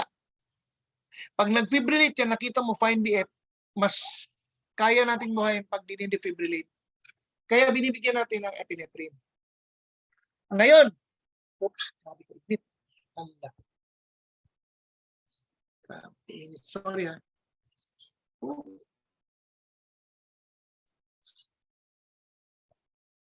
Ngayon, na-correct natin si hypovolemia. Na-correct natin si hypoxia. Si hypothermia, hydrogen ion. Na-correct natin, nakita natin lahat ng TIS, 6, 6 TIS, na solusyon na natin. Flatline pa rin. Sa capnometry ka ngayon titingin. Okay?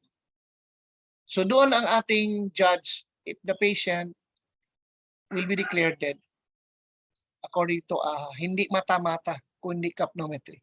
I will discuss about it once I am in the airway. Ayaw kong i-preempt. Here are several kinds of your defibrillator. Again, they are okay for layman. They are not okay for hospital personnel like us. Dapat tayo manual. Now, I'll go into tachyarrhythmia. So, it's an arrhythmia. Once if you do not resolve this one, it can result into arrest. Bakit? More than 150 na eh.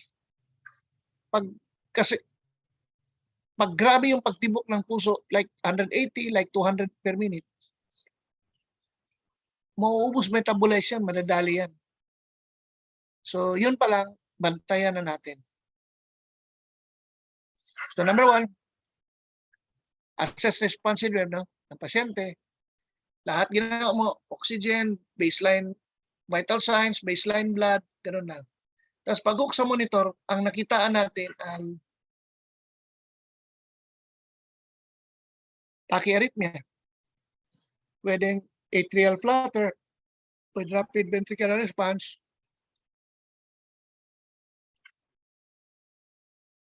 or atrial fibrillation with rapid ventricular response, or APSVT. So nakita natin. Now, pwede mo namang panoorin yan. Manood ka lang. Tapos maya pasyente. Kasi ang heart natin, it's a pumping organ. It's not a siphoning organ. So isipin mo, ang bilugan ng heart mo, 120 ang pressure. Sipa. Pug! Yan ang sinipa niya. Sipa siya ng 120. Assuming 120. Baseline ko lang 120. Pagdating sa arteries, kumalat yung blood. Arteries. Babagsak yan. 110. Boom! Kumalat arterioles. Boom! Kumalat capillary. Ang capillary, tig-isang blood na lang lusot-lusot kasi dyan na yung diffusion ng oxygen, oxygen and carbon dioxide ay palitan. So, bagsak na 100. Pasok si venules, bagsak 90. Pasok sa veins, pasa sa 80. So, yung 80 mo, papasok sa heart. Isipin mo, ang binuga 120, ang papasok 180. Okay lang yun. Sa sitting down, katulad natin ngayon, we are normal. Pero pasirit-siritin ko yan ng 180 to 200. Maya-maya, mauubos na yung blood sa heart mo. Wala na siyang return. Bagsak preload mo eh. So yun ang problem. Kaya nire-reverse natin tachyarrhythmia kasi maya-maya, magka-cardiac arrest na yan. Ayan ha. So, andyan siya.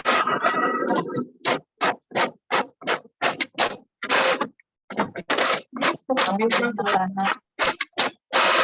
Hindi rin Mute lang. Hindi rin Salamat. So, anong gawin natin? So, again, ang pasyente pumasok sa iyo or sa ward nagkaroon ng tachyarrhythmia. Sabihin na, pumasok sa iyo, tapos pag-hook sa vital signs monitor, oxygen, vital signs monitor, prepare for lab works, X-ray, ECG, mga baselines. So, nakita natin sa monitor, oy, kunwari SBT, tatanungin natin ang sarili natin sa further evaluation. Number 1, meron bang hypotension? Pag sinabi hypotension, ang aking systolic of less than 95. Kunwari, wala. Good. Meron bang altered mental status? No? The patient is responsive only to painful stimuli. Parang ano na siya? Delirium or what. No? So sabihin natin, yes. Is there signs of shock? Yan din.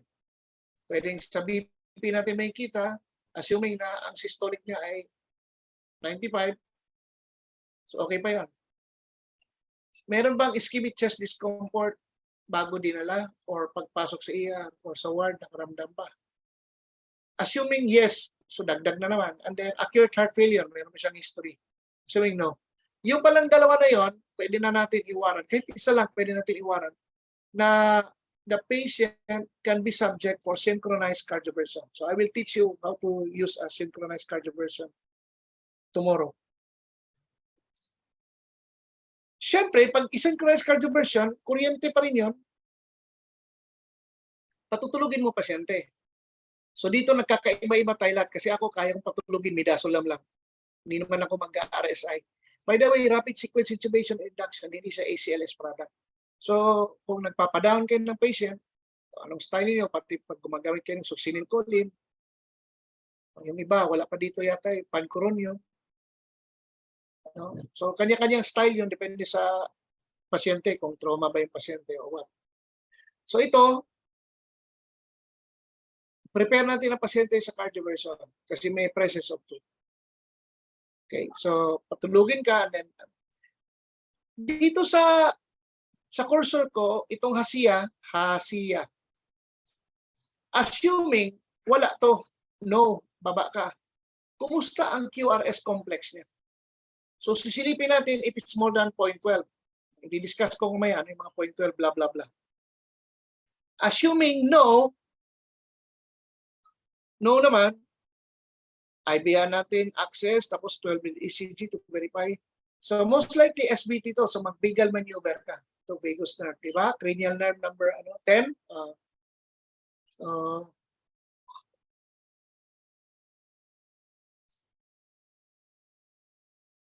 Ano ba siya? Sensory?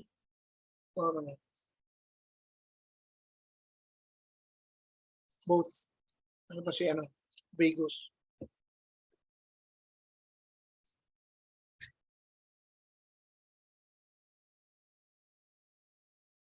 Ngayon, bago kayo vagal maneuver, huwag kayo magkamali, mag-check for carotid bruit. Kung meron kayo ultrasound, ay, lovely. Subukan kong mapadala yung ultrasound bukas. Makisuyo ako. Mamaya pag-break, usapin ko yung So, kung wala, traditional stethoscope. Ito kasi yung stethoscope, binigay sa akin double diaphragm. So, pwede ko naman tanggalin yung diaphragm para gawin ko siya bell. Sa bell, ng stethoscope ninyo, bell, lagay doon ang bell.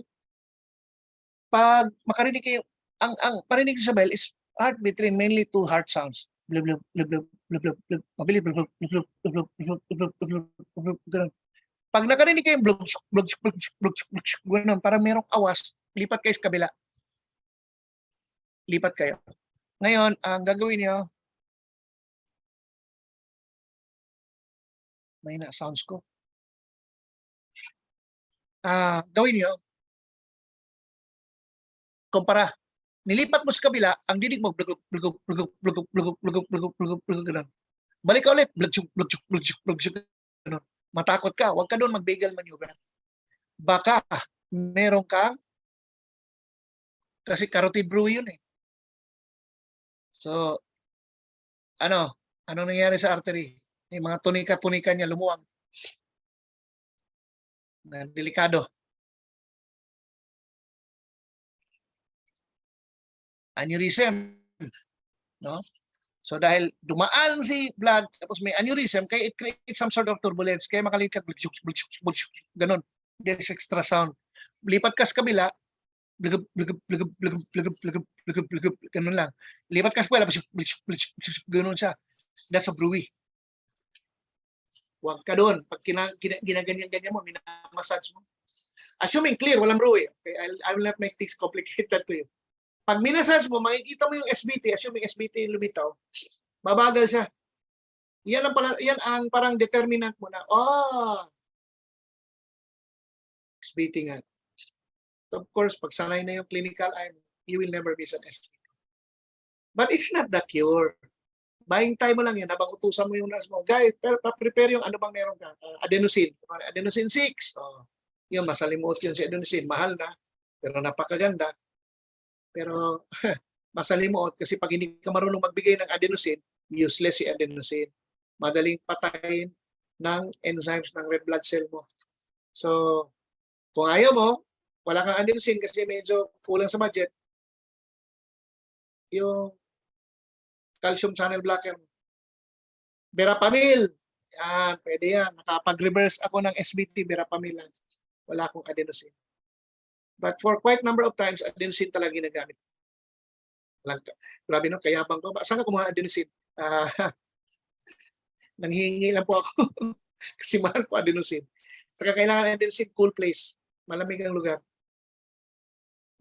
Mabilis mamatay si adenosine kapag medyo warm. So medyo ilagay mo siya sa cool na lugar. Pangalawa, pag binigay mo siya, pabagal-bagal ka, pa-cute-cute ka, patayin ka agad ng red blood cell yan. So walang silbi. Mahal na, pahirapan pa ang handling. Kaya medyo maraming ayaw sa adenosine. Pero sa American Heart Association, adenosine pa rin ang number 1. Because you can give adenosine to both wide QRS sa narrow QRS. So 6 milligrams initially, and then the succeeding dose. Uy, salamat. Aray! Ko. Grabe kainit. Oh, may saging. Binigyan ako saging. Buko juice. Salamat. Sobrang init. Thank you. Mamaya, bibigyan ko kayo ng break mamaya. So white QRS, no. O di adenosine, tapos very, kung tamang very stubborn, you can give beta blocker. So titingnan natin mamaya anong pwede. No? Or calcium channel blocker. Pag white QRS, same pa rin, kailangan may IV access ka, adenosine ka rin. Kapag regular or monomorphic. Pag sinabing monomorphic, yung SBT mo, isang forma. Pag polymorphic, may SBT ka pero papangit-pangit dahil pwedeng siguro meron ka problema like magnesium, no? Which is heart sensitive a little bit. Tapos regular. Yung mga irregular, medyo huwag ka muna magbigay adenosine. Pwede ka magbigay ng ibang drugs like cordarone. Okay? So yan ang ating tachyarrhythmia. Now let's go into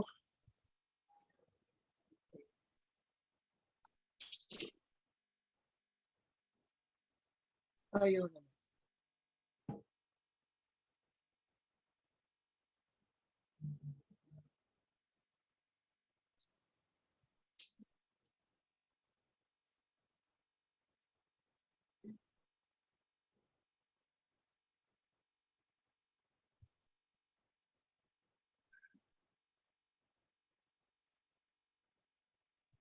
Grabe. Ayaw mo sagasa. Sorry.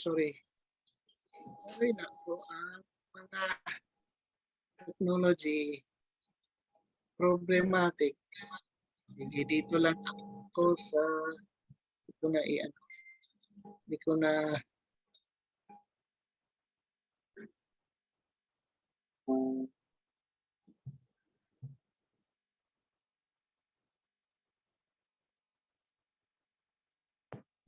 yeah. Sige, ganyan. Ganyan na lang. So again, dito sa expanded slide niya. Yan. So ayan. Titingnan natin kung kailangan ba, warrant ba magbigay, assuming magbigay ako ng cardioversion. Kailangan ba, anong klaseng dosing? Sa dosing tayo, ito ang hindi pa-mute lang po. May nakabukas na, pa-mute lang. So, dito nakalagay ang ating dosing for cardioversion. Pag narrow regular, you can give even 50 joules sa biphasic defibrillator niya. Cardioversion to cardioversion. So, 50 to 100 joules. Pag narrow irregular, well, 120 hanggang 200. No? Pag wide regular, 100 joules. And then wide irregular, no need for cardioversion. Defibrillation or asynchronized electrical therapy. Adenosine natin initially 6 mg IV pulse. Ituturo ko pagdating ko sa IIO paano magbigay ng adenosine kasi dito nagkakamali yung iba sa adenosine. Well, second dose is 12. We can also give other gamot, no? Maka-infuse tayo like procainamide, pero yung procainamide once lang ginamit ko pero sa ospital lang. I never used it anymore hanggang ngayon. There was only once ang nangyari sa abroad pa, na procainamide. Amiodarone, dahil hindi naman siya arresting heart, so ang binibigay lang natin is 150 mg. So binibigay natin siya from 8 to 10 minutes, no? And then repeat as needed kapag stubborn yung ating VT. We can also give beta blocker like azotalol sa 100 mg. So ang computation is 1.5 mg per kilogram. Binibigay at 5 minutes. Unless prolong ang aking QT, hindi ko siya binibigay kasi magko-complicate pa yan lalo. But again, calcium channel blocker and even si amiodarone at saka lalo na si adenosine, kahunan niya yan. Kayang-kaya na. Now let's go into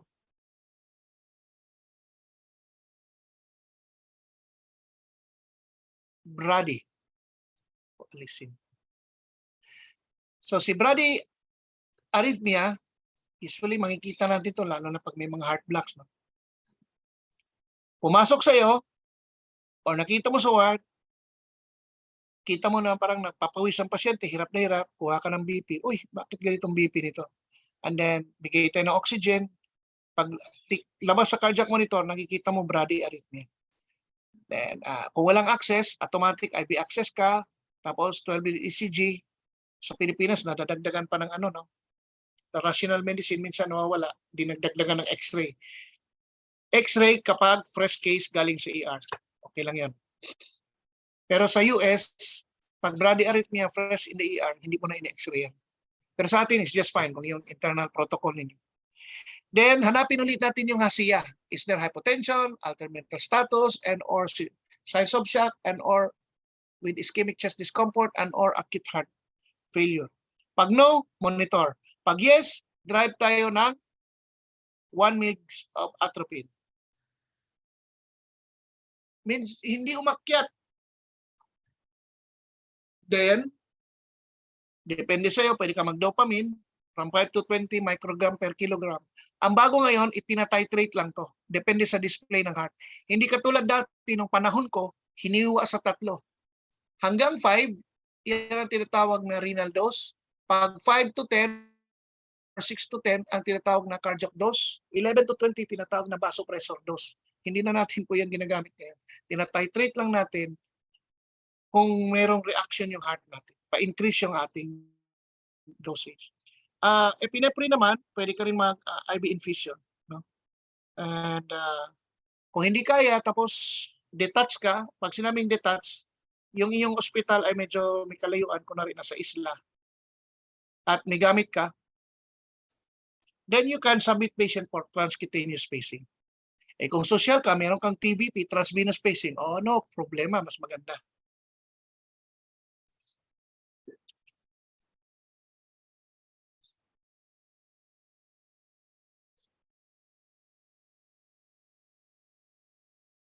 Now, ikataon na nabuhay mo yung tao.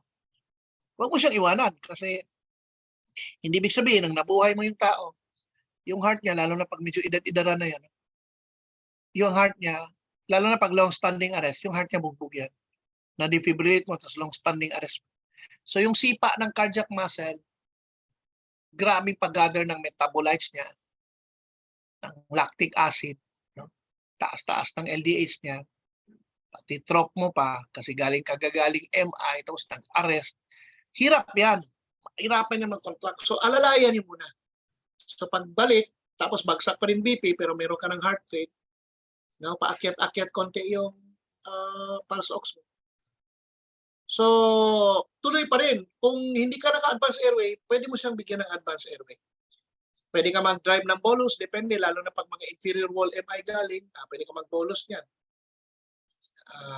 Lalo bagsak, pero ka magbigay ng vasopressor infusion, or ituloy mo ka, arrest lang, pwede ka magpatuloy ng mag-lidocaine drip ka after sa na-settle mo yung shock, no? Hanapin mo pa kung saan mo, kung usually cardiac CCO natin dadalhin, tingnan natin sa ECG kung merong STEMI or non-STEMI, or kung kailangan pa ng circulatory support. Tingnan natin yung usually in the absence of trauma, so hindi tayo nagre-revise trauma scale, diretso tayo Glasgow, or kahit sa isang paningin lang, nakakasunod ba ng komando? Pag yes, well, submit natin. Pag no, hanapin pa natin anong nangyari. Baka merong problema to. We'll do CT scan of the brain. Baka merong tama sa brain. So, ganun lang naman. It's a continuous process. Sa ACLS naman, halos sumihinto na tayo dito lang. Mga bolus, yung white boxes na yan. Pag ECG, usually, hindi ka naman magstay and play sa ER or sa ward. Pasa mo na kaagad yan because you don't want that sa statistics mo na matayan ka. So, endorse ka agad yan. So, ayan yung ating mga drugs, no? Yan, no? Sa bolus natin, 1 to 2 liters NSS, normal saline, or LR. Okay? Ngayon, Hindi ko alam kung na-try sa Pilipinas na yung induced hypothermia na patuluan mo ng NSS na 4 degrees centigrade fluid na parang in-install mo yung buhay ng tao, lalo na stroke. Nakakita lang po ako ng ganito, pero hindi ko nagawa. Pero hindi ko na nakita ngayon na pinopromote ng AHA. Parang somewhere between before 2020, yes, induced hypothermia. Okay. Epinephrine infusion, I never done this, to be honest with you. Ang nakitaan ko lang nito, ICU doctor plus ER, yung ginawa nila sa ER, nag-infuse sila doon bago dinala. Nag-stay and play sa ER, pero bumaba yung mga intensivist. No? Dopamine, ito yung suki ako. Dopamine, Dobu, Nor-E, depende sa, we will discuss this when we reach pharma. Sa pharma ko ito i-discuss. Para alam niyo lang, ito yung schematics ng ating pharmacotherapy sa ACLS. Now, let's go into stroke. Sa stroke, initially, kahit sa ER ka, tignan mo muna yung B-fast. Pag tanggi yung BE, fast lang, ang tawag doon ay Cincinnati Pre-Hospital Stroke Scale. Ito medyo revised na siya kasi may BE. So mag-start ako sa B. Ang B ay 3. Una, balance. Suddenly sudden loss of balance. 1, 2, brain fogging. Sudden, nag-brain fog parang, sino ka? Bilang wala ka. Kalimutan ko ano yung pangatlo. Basta 3 yung B dyan. Tapos E, eyes, sudden, and or, hindi ibig sabihin present to lahat. And or sudden blurring of vision, eyes. Tapos F, facial asymmetry. A, arm and leg weakness on one side. S, slurring of speech. And then T, time to call the ambulance immediately kasi pre-hospital siya. Kailangan mabilis ka. So anong ginagawa natin pag stroke? So sa stroke management natin under ACLS, malaki ang role ng ambulance. Tingnan nyo ang cursor, which is very impossible sa Pilipinas. Kita niyo na? Impossible. May advanced life support sa Pilipinas, ang ambulance, pero hindi government. Yun yung saklap. Merong advanced life support, pero walang drugs, hospital ng Sampaloc. Ang galing. Ang gamit nakita ko pero walang marunong gumamit na advanced life support. Kaawa nga tayo. No? Hindi ko maintindihan ang Pilipinas. Number 1 sa disaster. Number 1 sa aksidente. Ang pre-hospital care provider walang batas. It's sad. So sa ambulance pa lang, kabit sa O2, dito ang kinakabit nating O2, sa FiO2 ina-achieve natin, pwede ka mag-start sa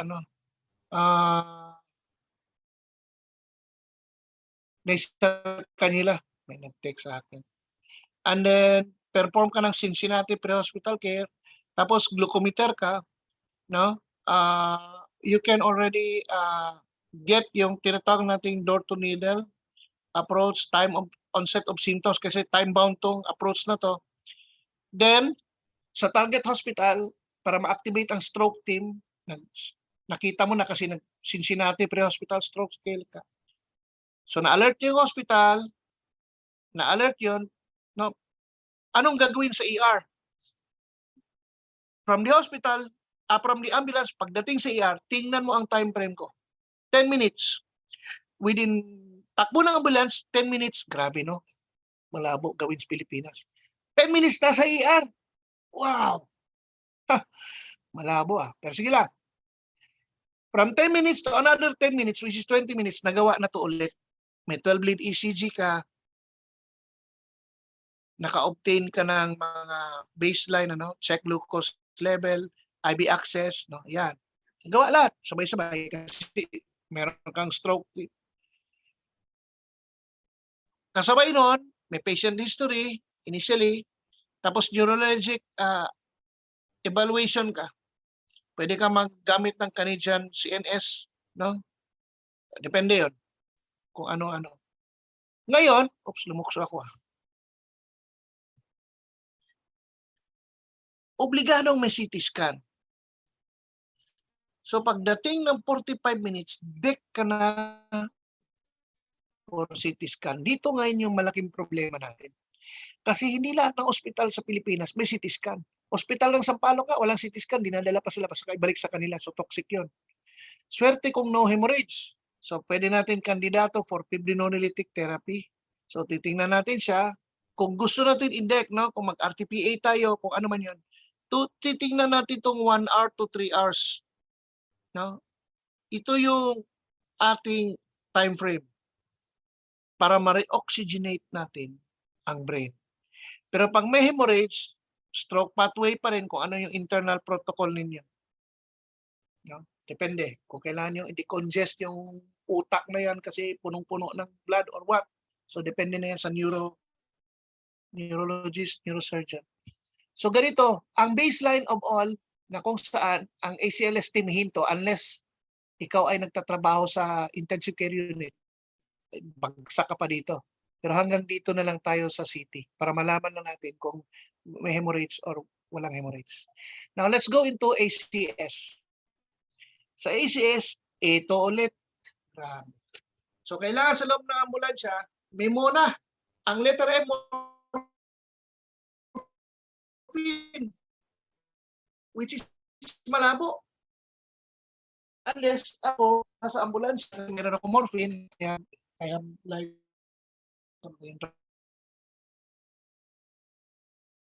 Desipam, Midazolam.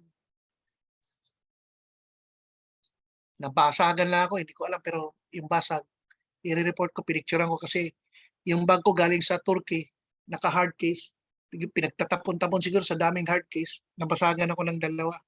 Isang fentanyl saka isang morphine. So I have to reflect that kasi hinihingi yan ng Dangerous Drugs Board.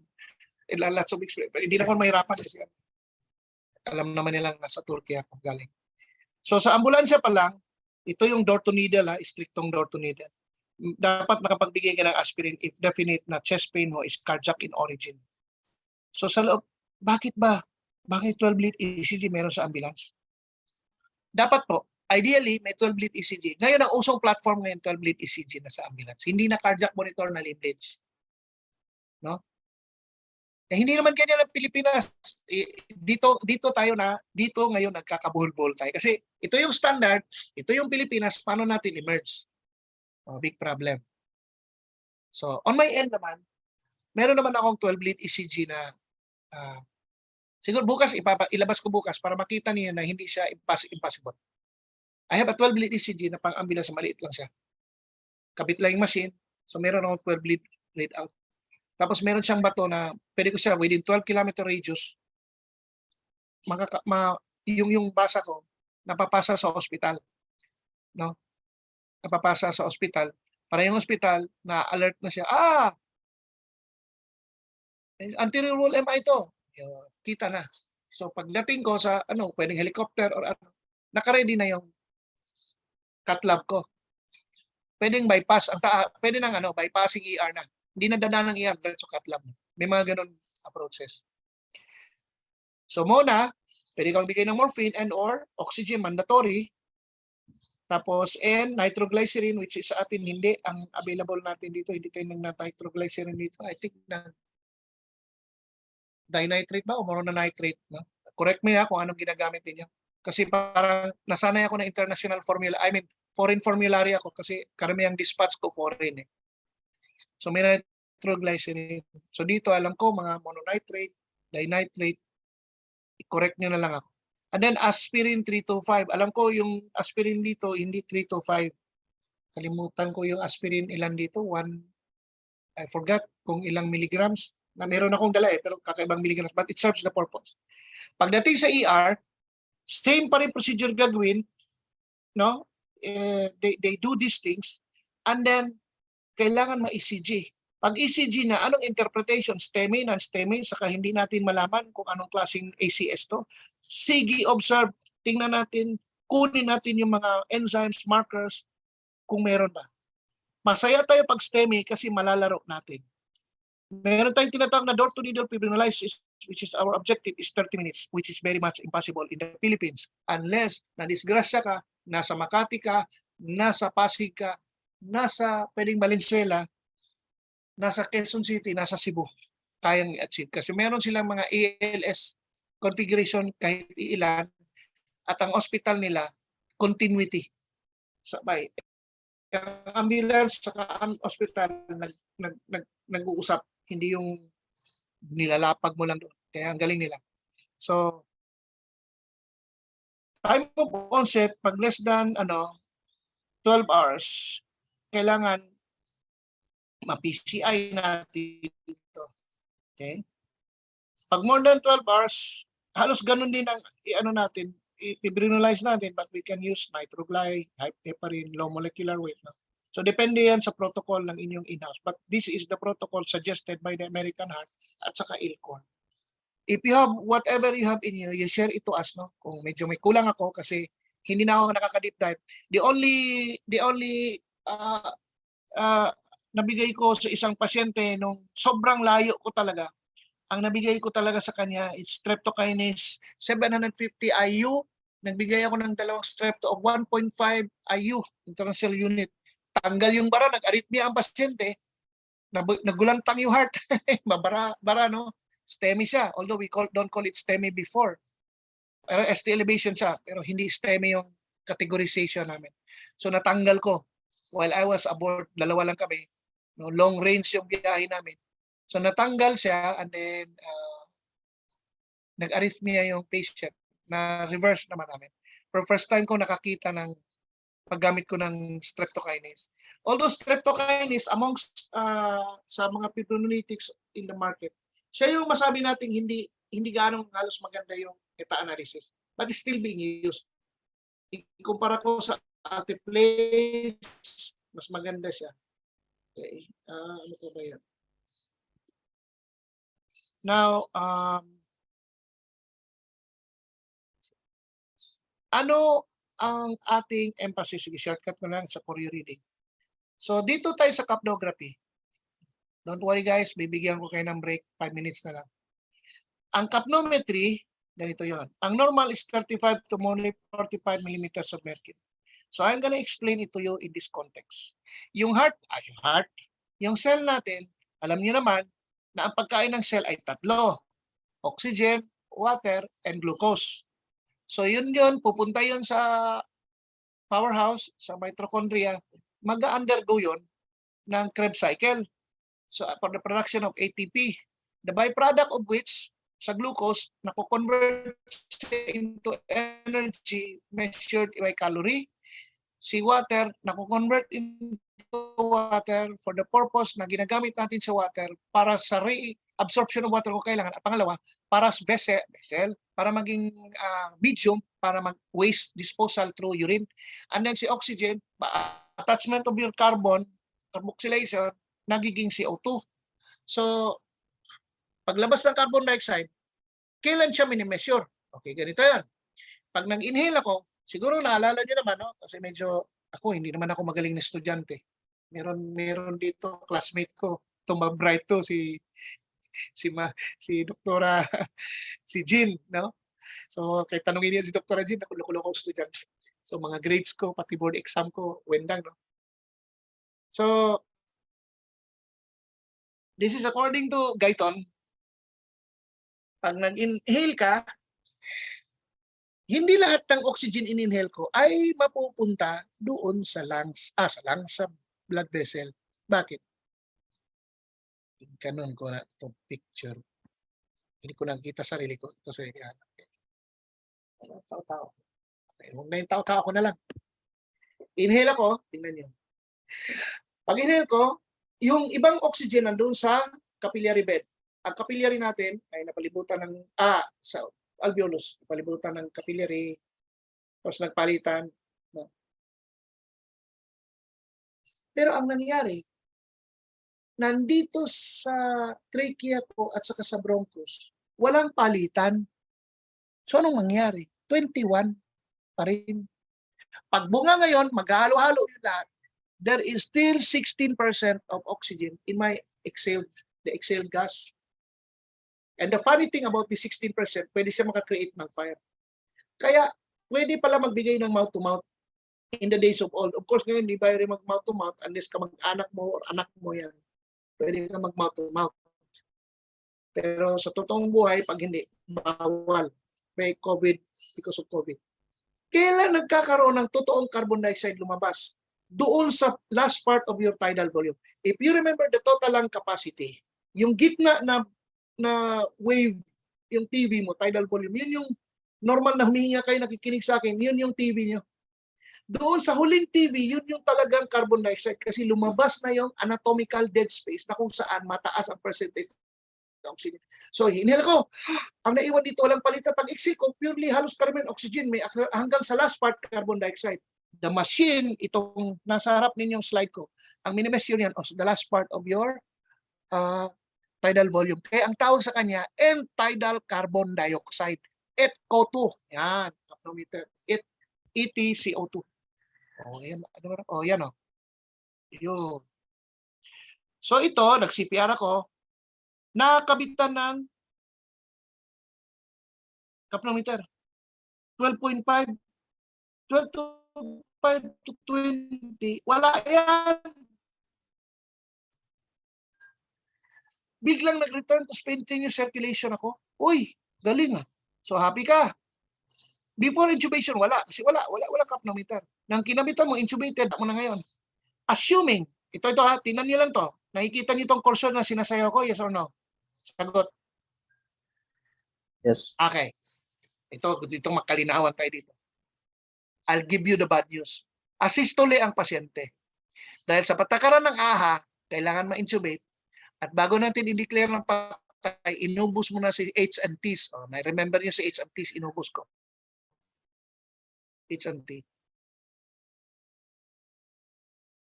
Sige, Cyprian. Naubos na si H&T, flatline pa rin ako. Tinignan ko sa capnometer, hindi umaakyat ng 12. Dito pa lang, ito na yung masasabi ninyo. Pag hanggat hindi lamampas yan ng mga 12.5, yung iba hanggang 20. The patient is dead. Bakit? Wala na pong metabolism nangyayari sa katawan. The cell itself is not functioning. Therefore, capnometer checks the cellular level, not the pulse oximeter. Kaya mas klaro si capnometer when you want to look at the cell because you cannot deny the production of carbon dioxide. Yan. Pulse oximeter, naglalay pa. There was one time I have carbon monoxide poisoning. Aba, medyo maganda yung pero mamamatay na yung tao, carbon monoxide. Oh, pina-hyperbaric ko na. So ito, pwede ka mag-declare patay ng tao pag long standing, ganyan na lang, 12.5, di na tumaas. Yun. So yan yung essence na capnometer. Other than, nag-intubate kayo, kinabitan nyo kagad, social kayo, may capnometer kayo, nakita nyo ganito, wala talaga, flatline, sige ka bomba, ibig sabihin, sa tiyan ka naka-intubate, walang lumabas carbon dioxide sa tiyan. Oh, kaya ang capnometer is also, pang-social na kung naka-intubate ka.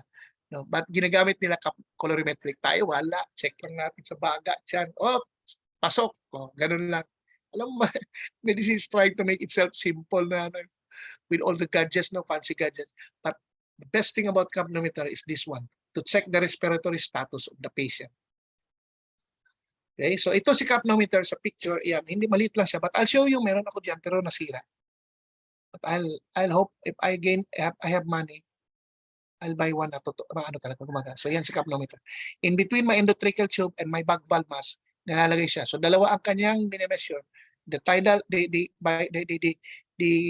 end-tidal carbon dioxide, the normal is 35 to 45 millimeters mercury, and the rate, for example, the guy is giving around 12 to 14 drives of, bagging per minute yan. Okay. Ito ay grabe, status epilepticus, nilipad ko from Dumaguete to Manila. Anyway,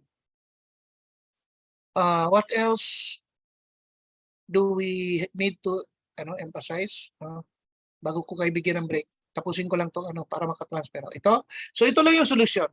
Kung mag-exam tayo, ito lang yung pagbabasihan ko. Hypovolemia, yan ang presentation na signs and symptoms. fluid resource. Hypoxia, airway management, basic to advanced. Hydrogen ion, decrease heart rate kasi acidotic. Initially, mag-increase ka, but increase respiratory rate, tapos magdi-decrease heart rate niya, increase, tapos magdi-decrease siya on long-standing. Airway management din, dati mag-sodium bicarb. Hypogly, bigay ka ng D50 or IV dextrose. Tapos hypokalemia, medyo marami, bigay ka ng IV magnesium o potassium chloride. Ito mga flat T waves, no? May U waves siya. Tapos hyperkalemia, medyo maraming gamot. Calcium gluconate or calcium chloride, sodium bicarb, insulin, glucose, tandem, hemodialysis on the last part of it. Kayaksilate, yes.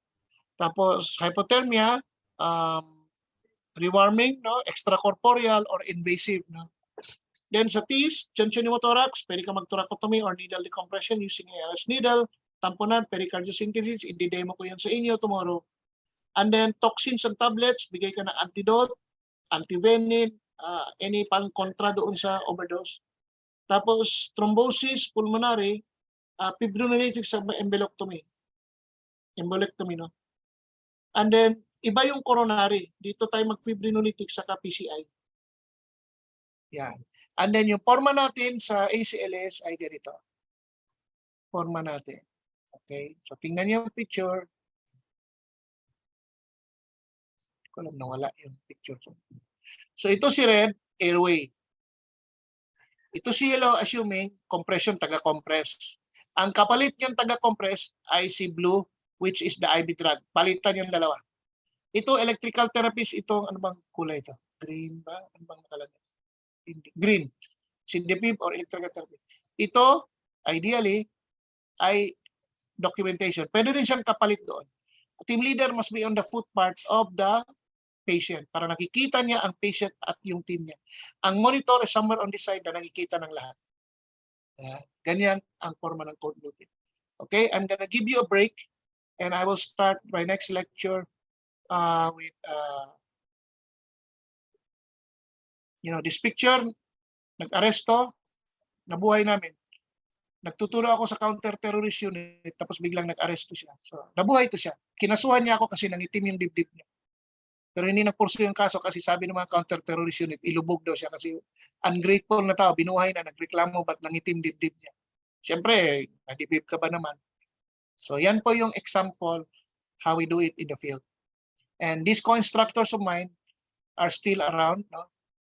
Yung isa lang yung nurse dyan, ito. Ito, karate instructor para sa counter. Ito, EMT, estudyante ko sa Wisar. Ito, EMT, kasama ko sa Buhis of Balangay.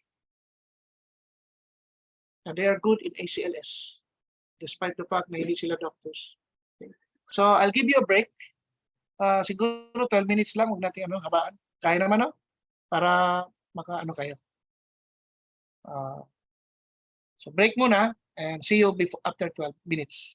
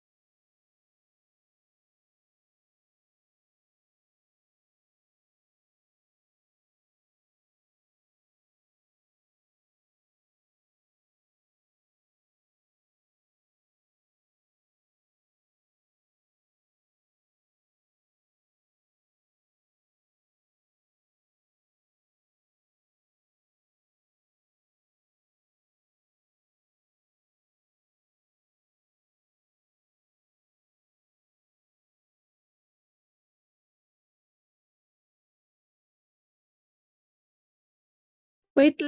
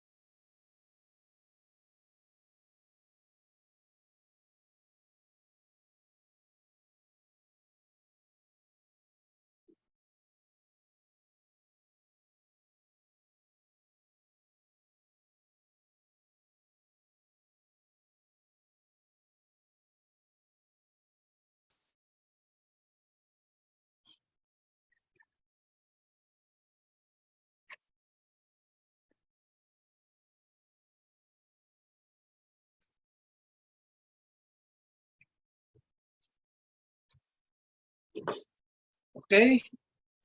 Okay na lahat? All in?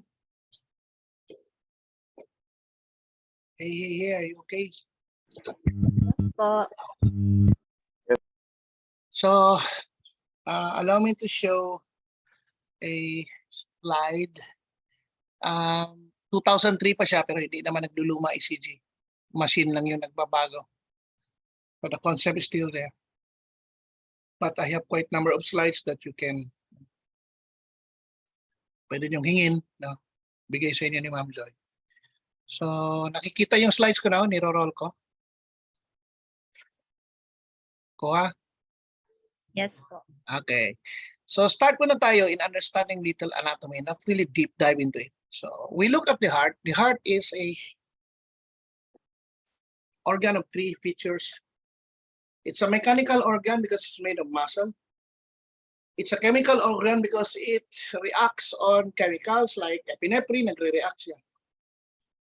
And it's an electrical organ because it's being run by electricity, primarily by your SA node, which is the mother of all stimulators of the heart. Like the rule of electricity in physics, it has a highway. So SA node, hindi lang nila na-drawingan. Sige, ako na lang mag-drawing sa cursor. Yan si SA node, meron niyang fiber papunta sa left.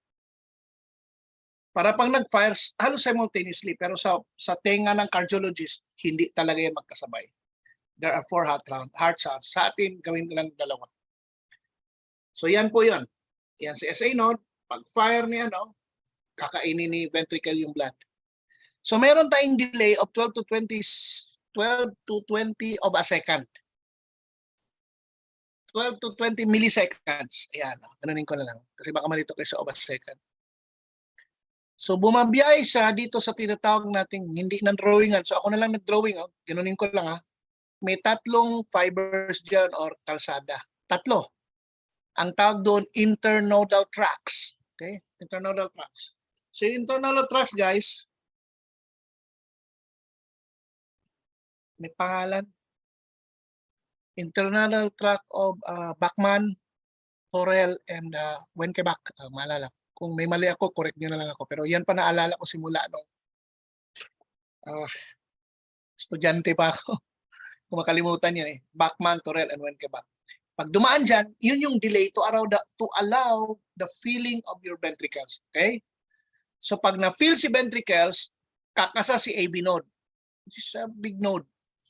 Simultaneously with the bundle of his, ipapasa sa Purkinje fibers. Itong Purkinje fibers, itong left side, dalawa yan. May posterior fascicle sa anterior fascicle. It is made so kasi malaki ang muscle ni left. So, yan lang. No? So, ganun ang beating niya. Blah, blah, blah, blah, blah, blah. Ganun. Okay? Simple. Ayan. Nababasahin natin siya sa ECG. Tanggalin ko si SA, no? Alam niyo, nakakatuwa si heart. Nagtuturo ako ng survival.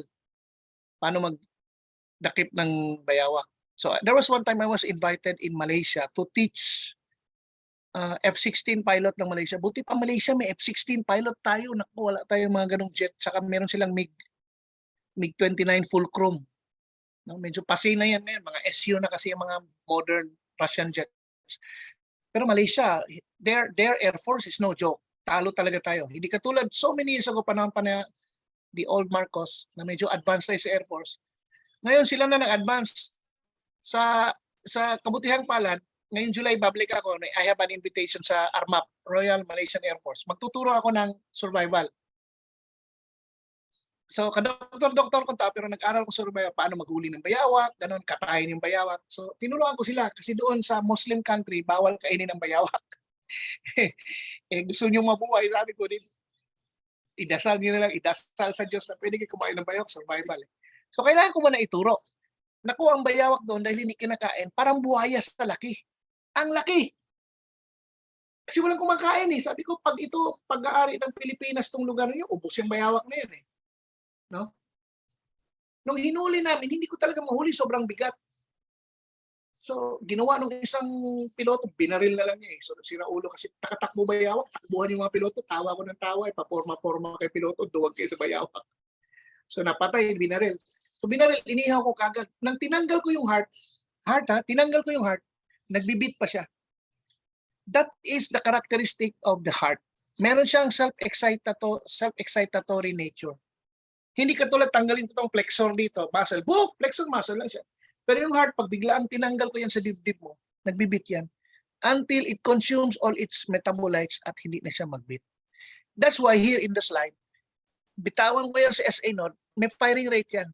Pipitik at pipitik yan, magpa-fire yan at 60 to 100. Si AV node, 40 to 60. Si bundle of his 40 to 60, saka si 4 kg fiber, 20 to 40. Hindi na pala ako mabuhay kasi 20 to 40. Remember that, kahit wala ka ng SA node, pag ventricle na lang ang mag-fire, mag-accelerate yan. So may accelerated beating ka sa ventricle. Kaya yung 20 to 40 mo, firing rate lang yan.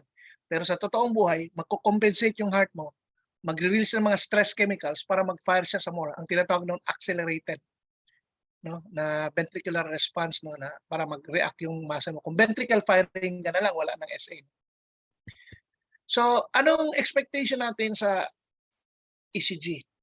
Una, ang nade-detect ng ECG, heart rate, regularity of the rhythm,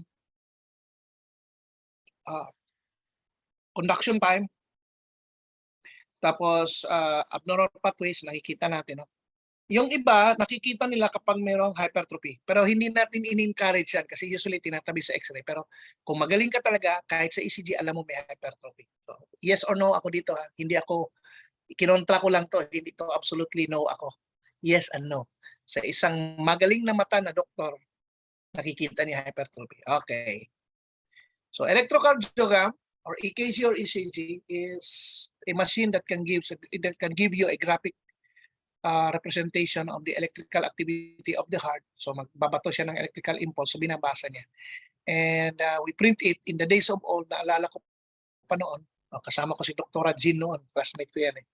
Yung ECG namin, ano pa yung old school pa, yung single strip, no? Tapos yung ECG, kakabit mo pa sa bakal sa hospital. Pag-ground, no? Hindi katulad kayo na, whoop, agad lalabas, no? May basa pa, meron pa interpretation, pero hindi ko pinapaniwalaan yung interpretation. Kailangan makita ko talaga. So, nakakatuwa no, how things evolve no, along the way no, sa medical science, lalo na yung mga gamit. Now, let's dissect. On your right, umara yung ano. On your right, allow me to use the word small box or small square, or big box or big square. But before you roll down,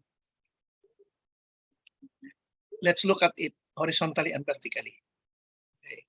So yung ECG dito sa right, may big square or big box na it contains 25 small boxes or small squares. Para makaintindihan tayo kasi other doctors call it square, other doctors call it box. So para lang magkaisa tayo, box or square, pareho lang ibig ko sabihin. When you look at this box and you look at it vertically, you are measuring the voltage. So ang isang box na yan, kung i-measure ko yan, 1 mm yan. No, 1 mm. Corresponding to 0.1 of the voltage. Kaya pag meron kang 1 voltage, yun yung dalawang big box, 1, 2, 3, 4, 5, plus another big box, 1, 2, 3, 4, yun yung 1 voltage. No? Kasi 0.1 hanggang abot times 10, di 1. Okay? Pag horizontally naman, you're measuring time, which is more important sa atin sa ACLS. We are more on the time factor, which is measured in seconds. So seconds na or milliseconds, no? So, yan ang measurement. So, ngayon, ang small boxes natin horizontally corresponds to 0.04 of a second. Now, you have 5 of them, corresponds to point, and then when you have 5 of those big boxes, then you have a 1 second. Okay, so 5 0.20, 21, 2, 3, 4, 1, 2, 3, 5. Okay, so 1 second. Ibig sabihin, ang ECG, pag ipatravel ko yan, ECG, ipatravel ko yan, meron siyang size. Kasi nung lumang taon, yung stylus namin, mainit yun. Thermal paper, something else. Q wave, and then R wave, and then S wave. These are waveforms. Waveforms. Those are movement of your stylus away from the baseline because there is an impulse. So the stylus moves. Ganon. Balik ulit sa baseline, tapos repolarization, although the heart is not like that, but there are movements of the cells, no? So potassium, and then nag-ano siya, and some sort, it's a resting thing, but the muscle relaxes on that movement, merong reflection sa ECG. So T is the repolarization of the heart. Okay, ganito. So P waveform. Between one waveform and another waveform, we call this segment. Waveform, another waveform, another waveform, we call that complex.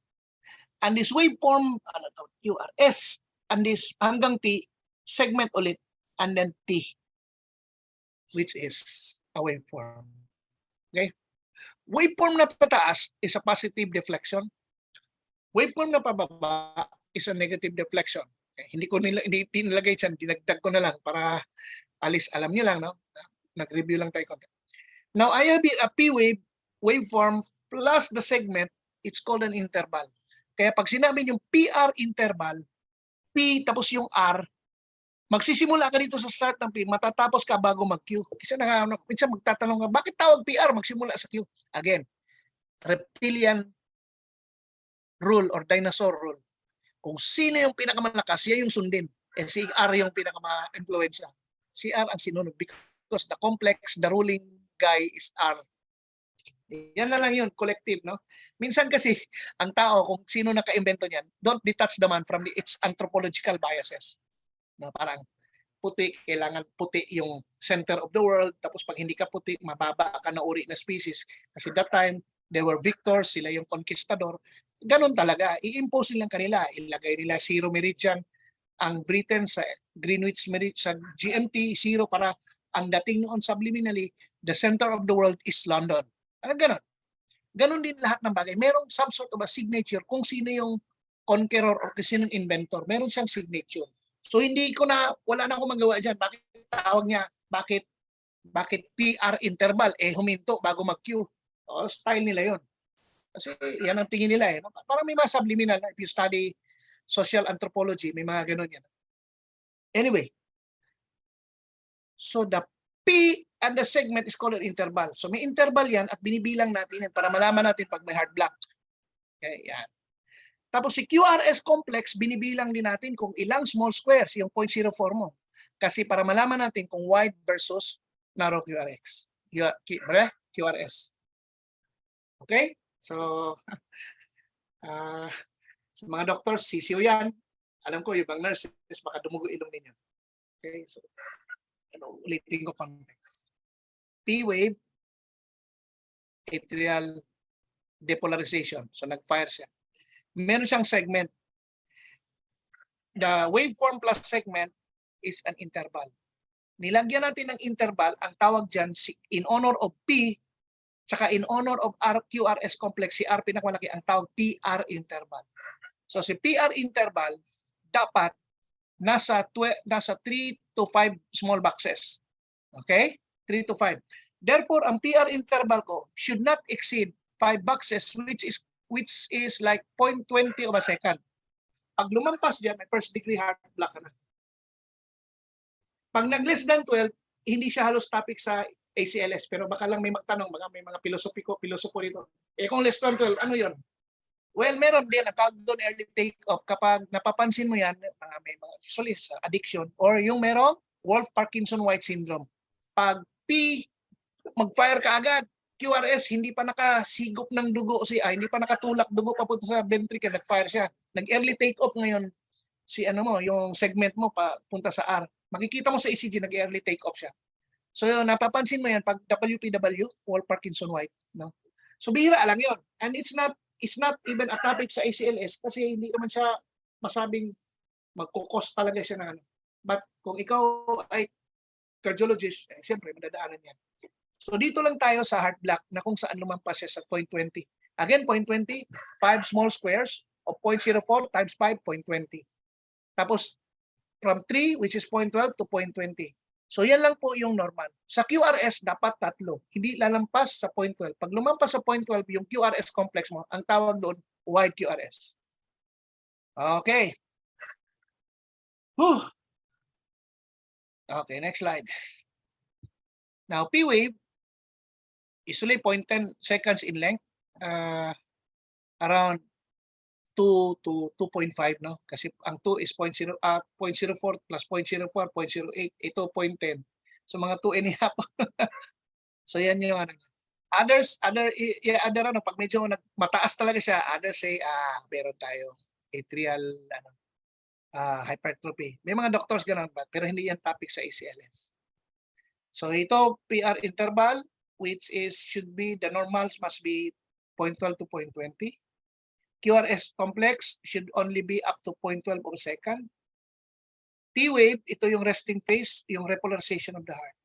Now let's go into interpretation. No? I'm not gonna discuss the whole forest of ECG, kaya itong pinili kong slide kasi I will leave ito yun to dissect or deep dive into ECG kung gusto niyo mag-deep dive. Sa akin lang is how ACLS looks at ECG and it can be used, no, in performing your code loop. So sa ECG, 5 lang ating tinitingnan. 1 is rate, 2 is rhythm, 3 is P wave, presence of P wave para masabi natin sinus. Ano? Next is interval, which is not really the mainstay, pero sige, isama lang natin. And then, ano ang QRS display niya or QRS complex? So let's go into heart rate, people.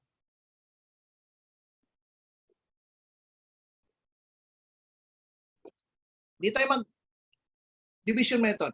We don't use division method because division method does not work kapag may irregularism. Automatic, sa pinakamadali lang, na pwedeng basahin ang lahat ng rhythm, which is the 6-second method.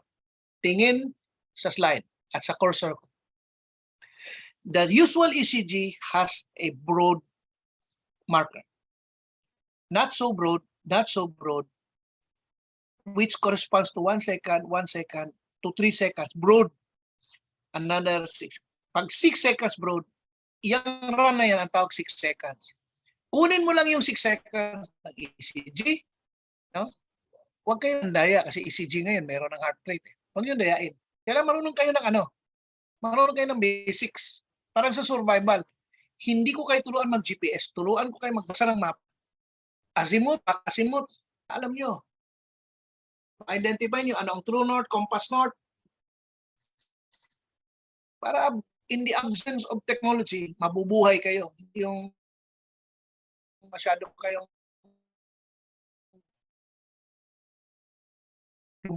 hindi ko nakikita yung karangal. Sanay kayo. Sabi ko kanina, war is the father of invention. There's another father of invention which is austerity. Pag magaling ka sa austerity, marami kang ma-innovate, marami kang ma-invent. Ayan. So sa 6-second lead ko,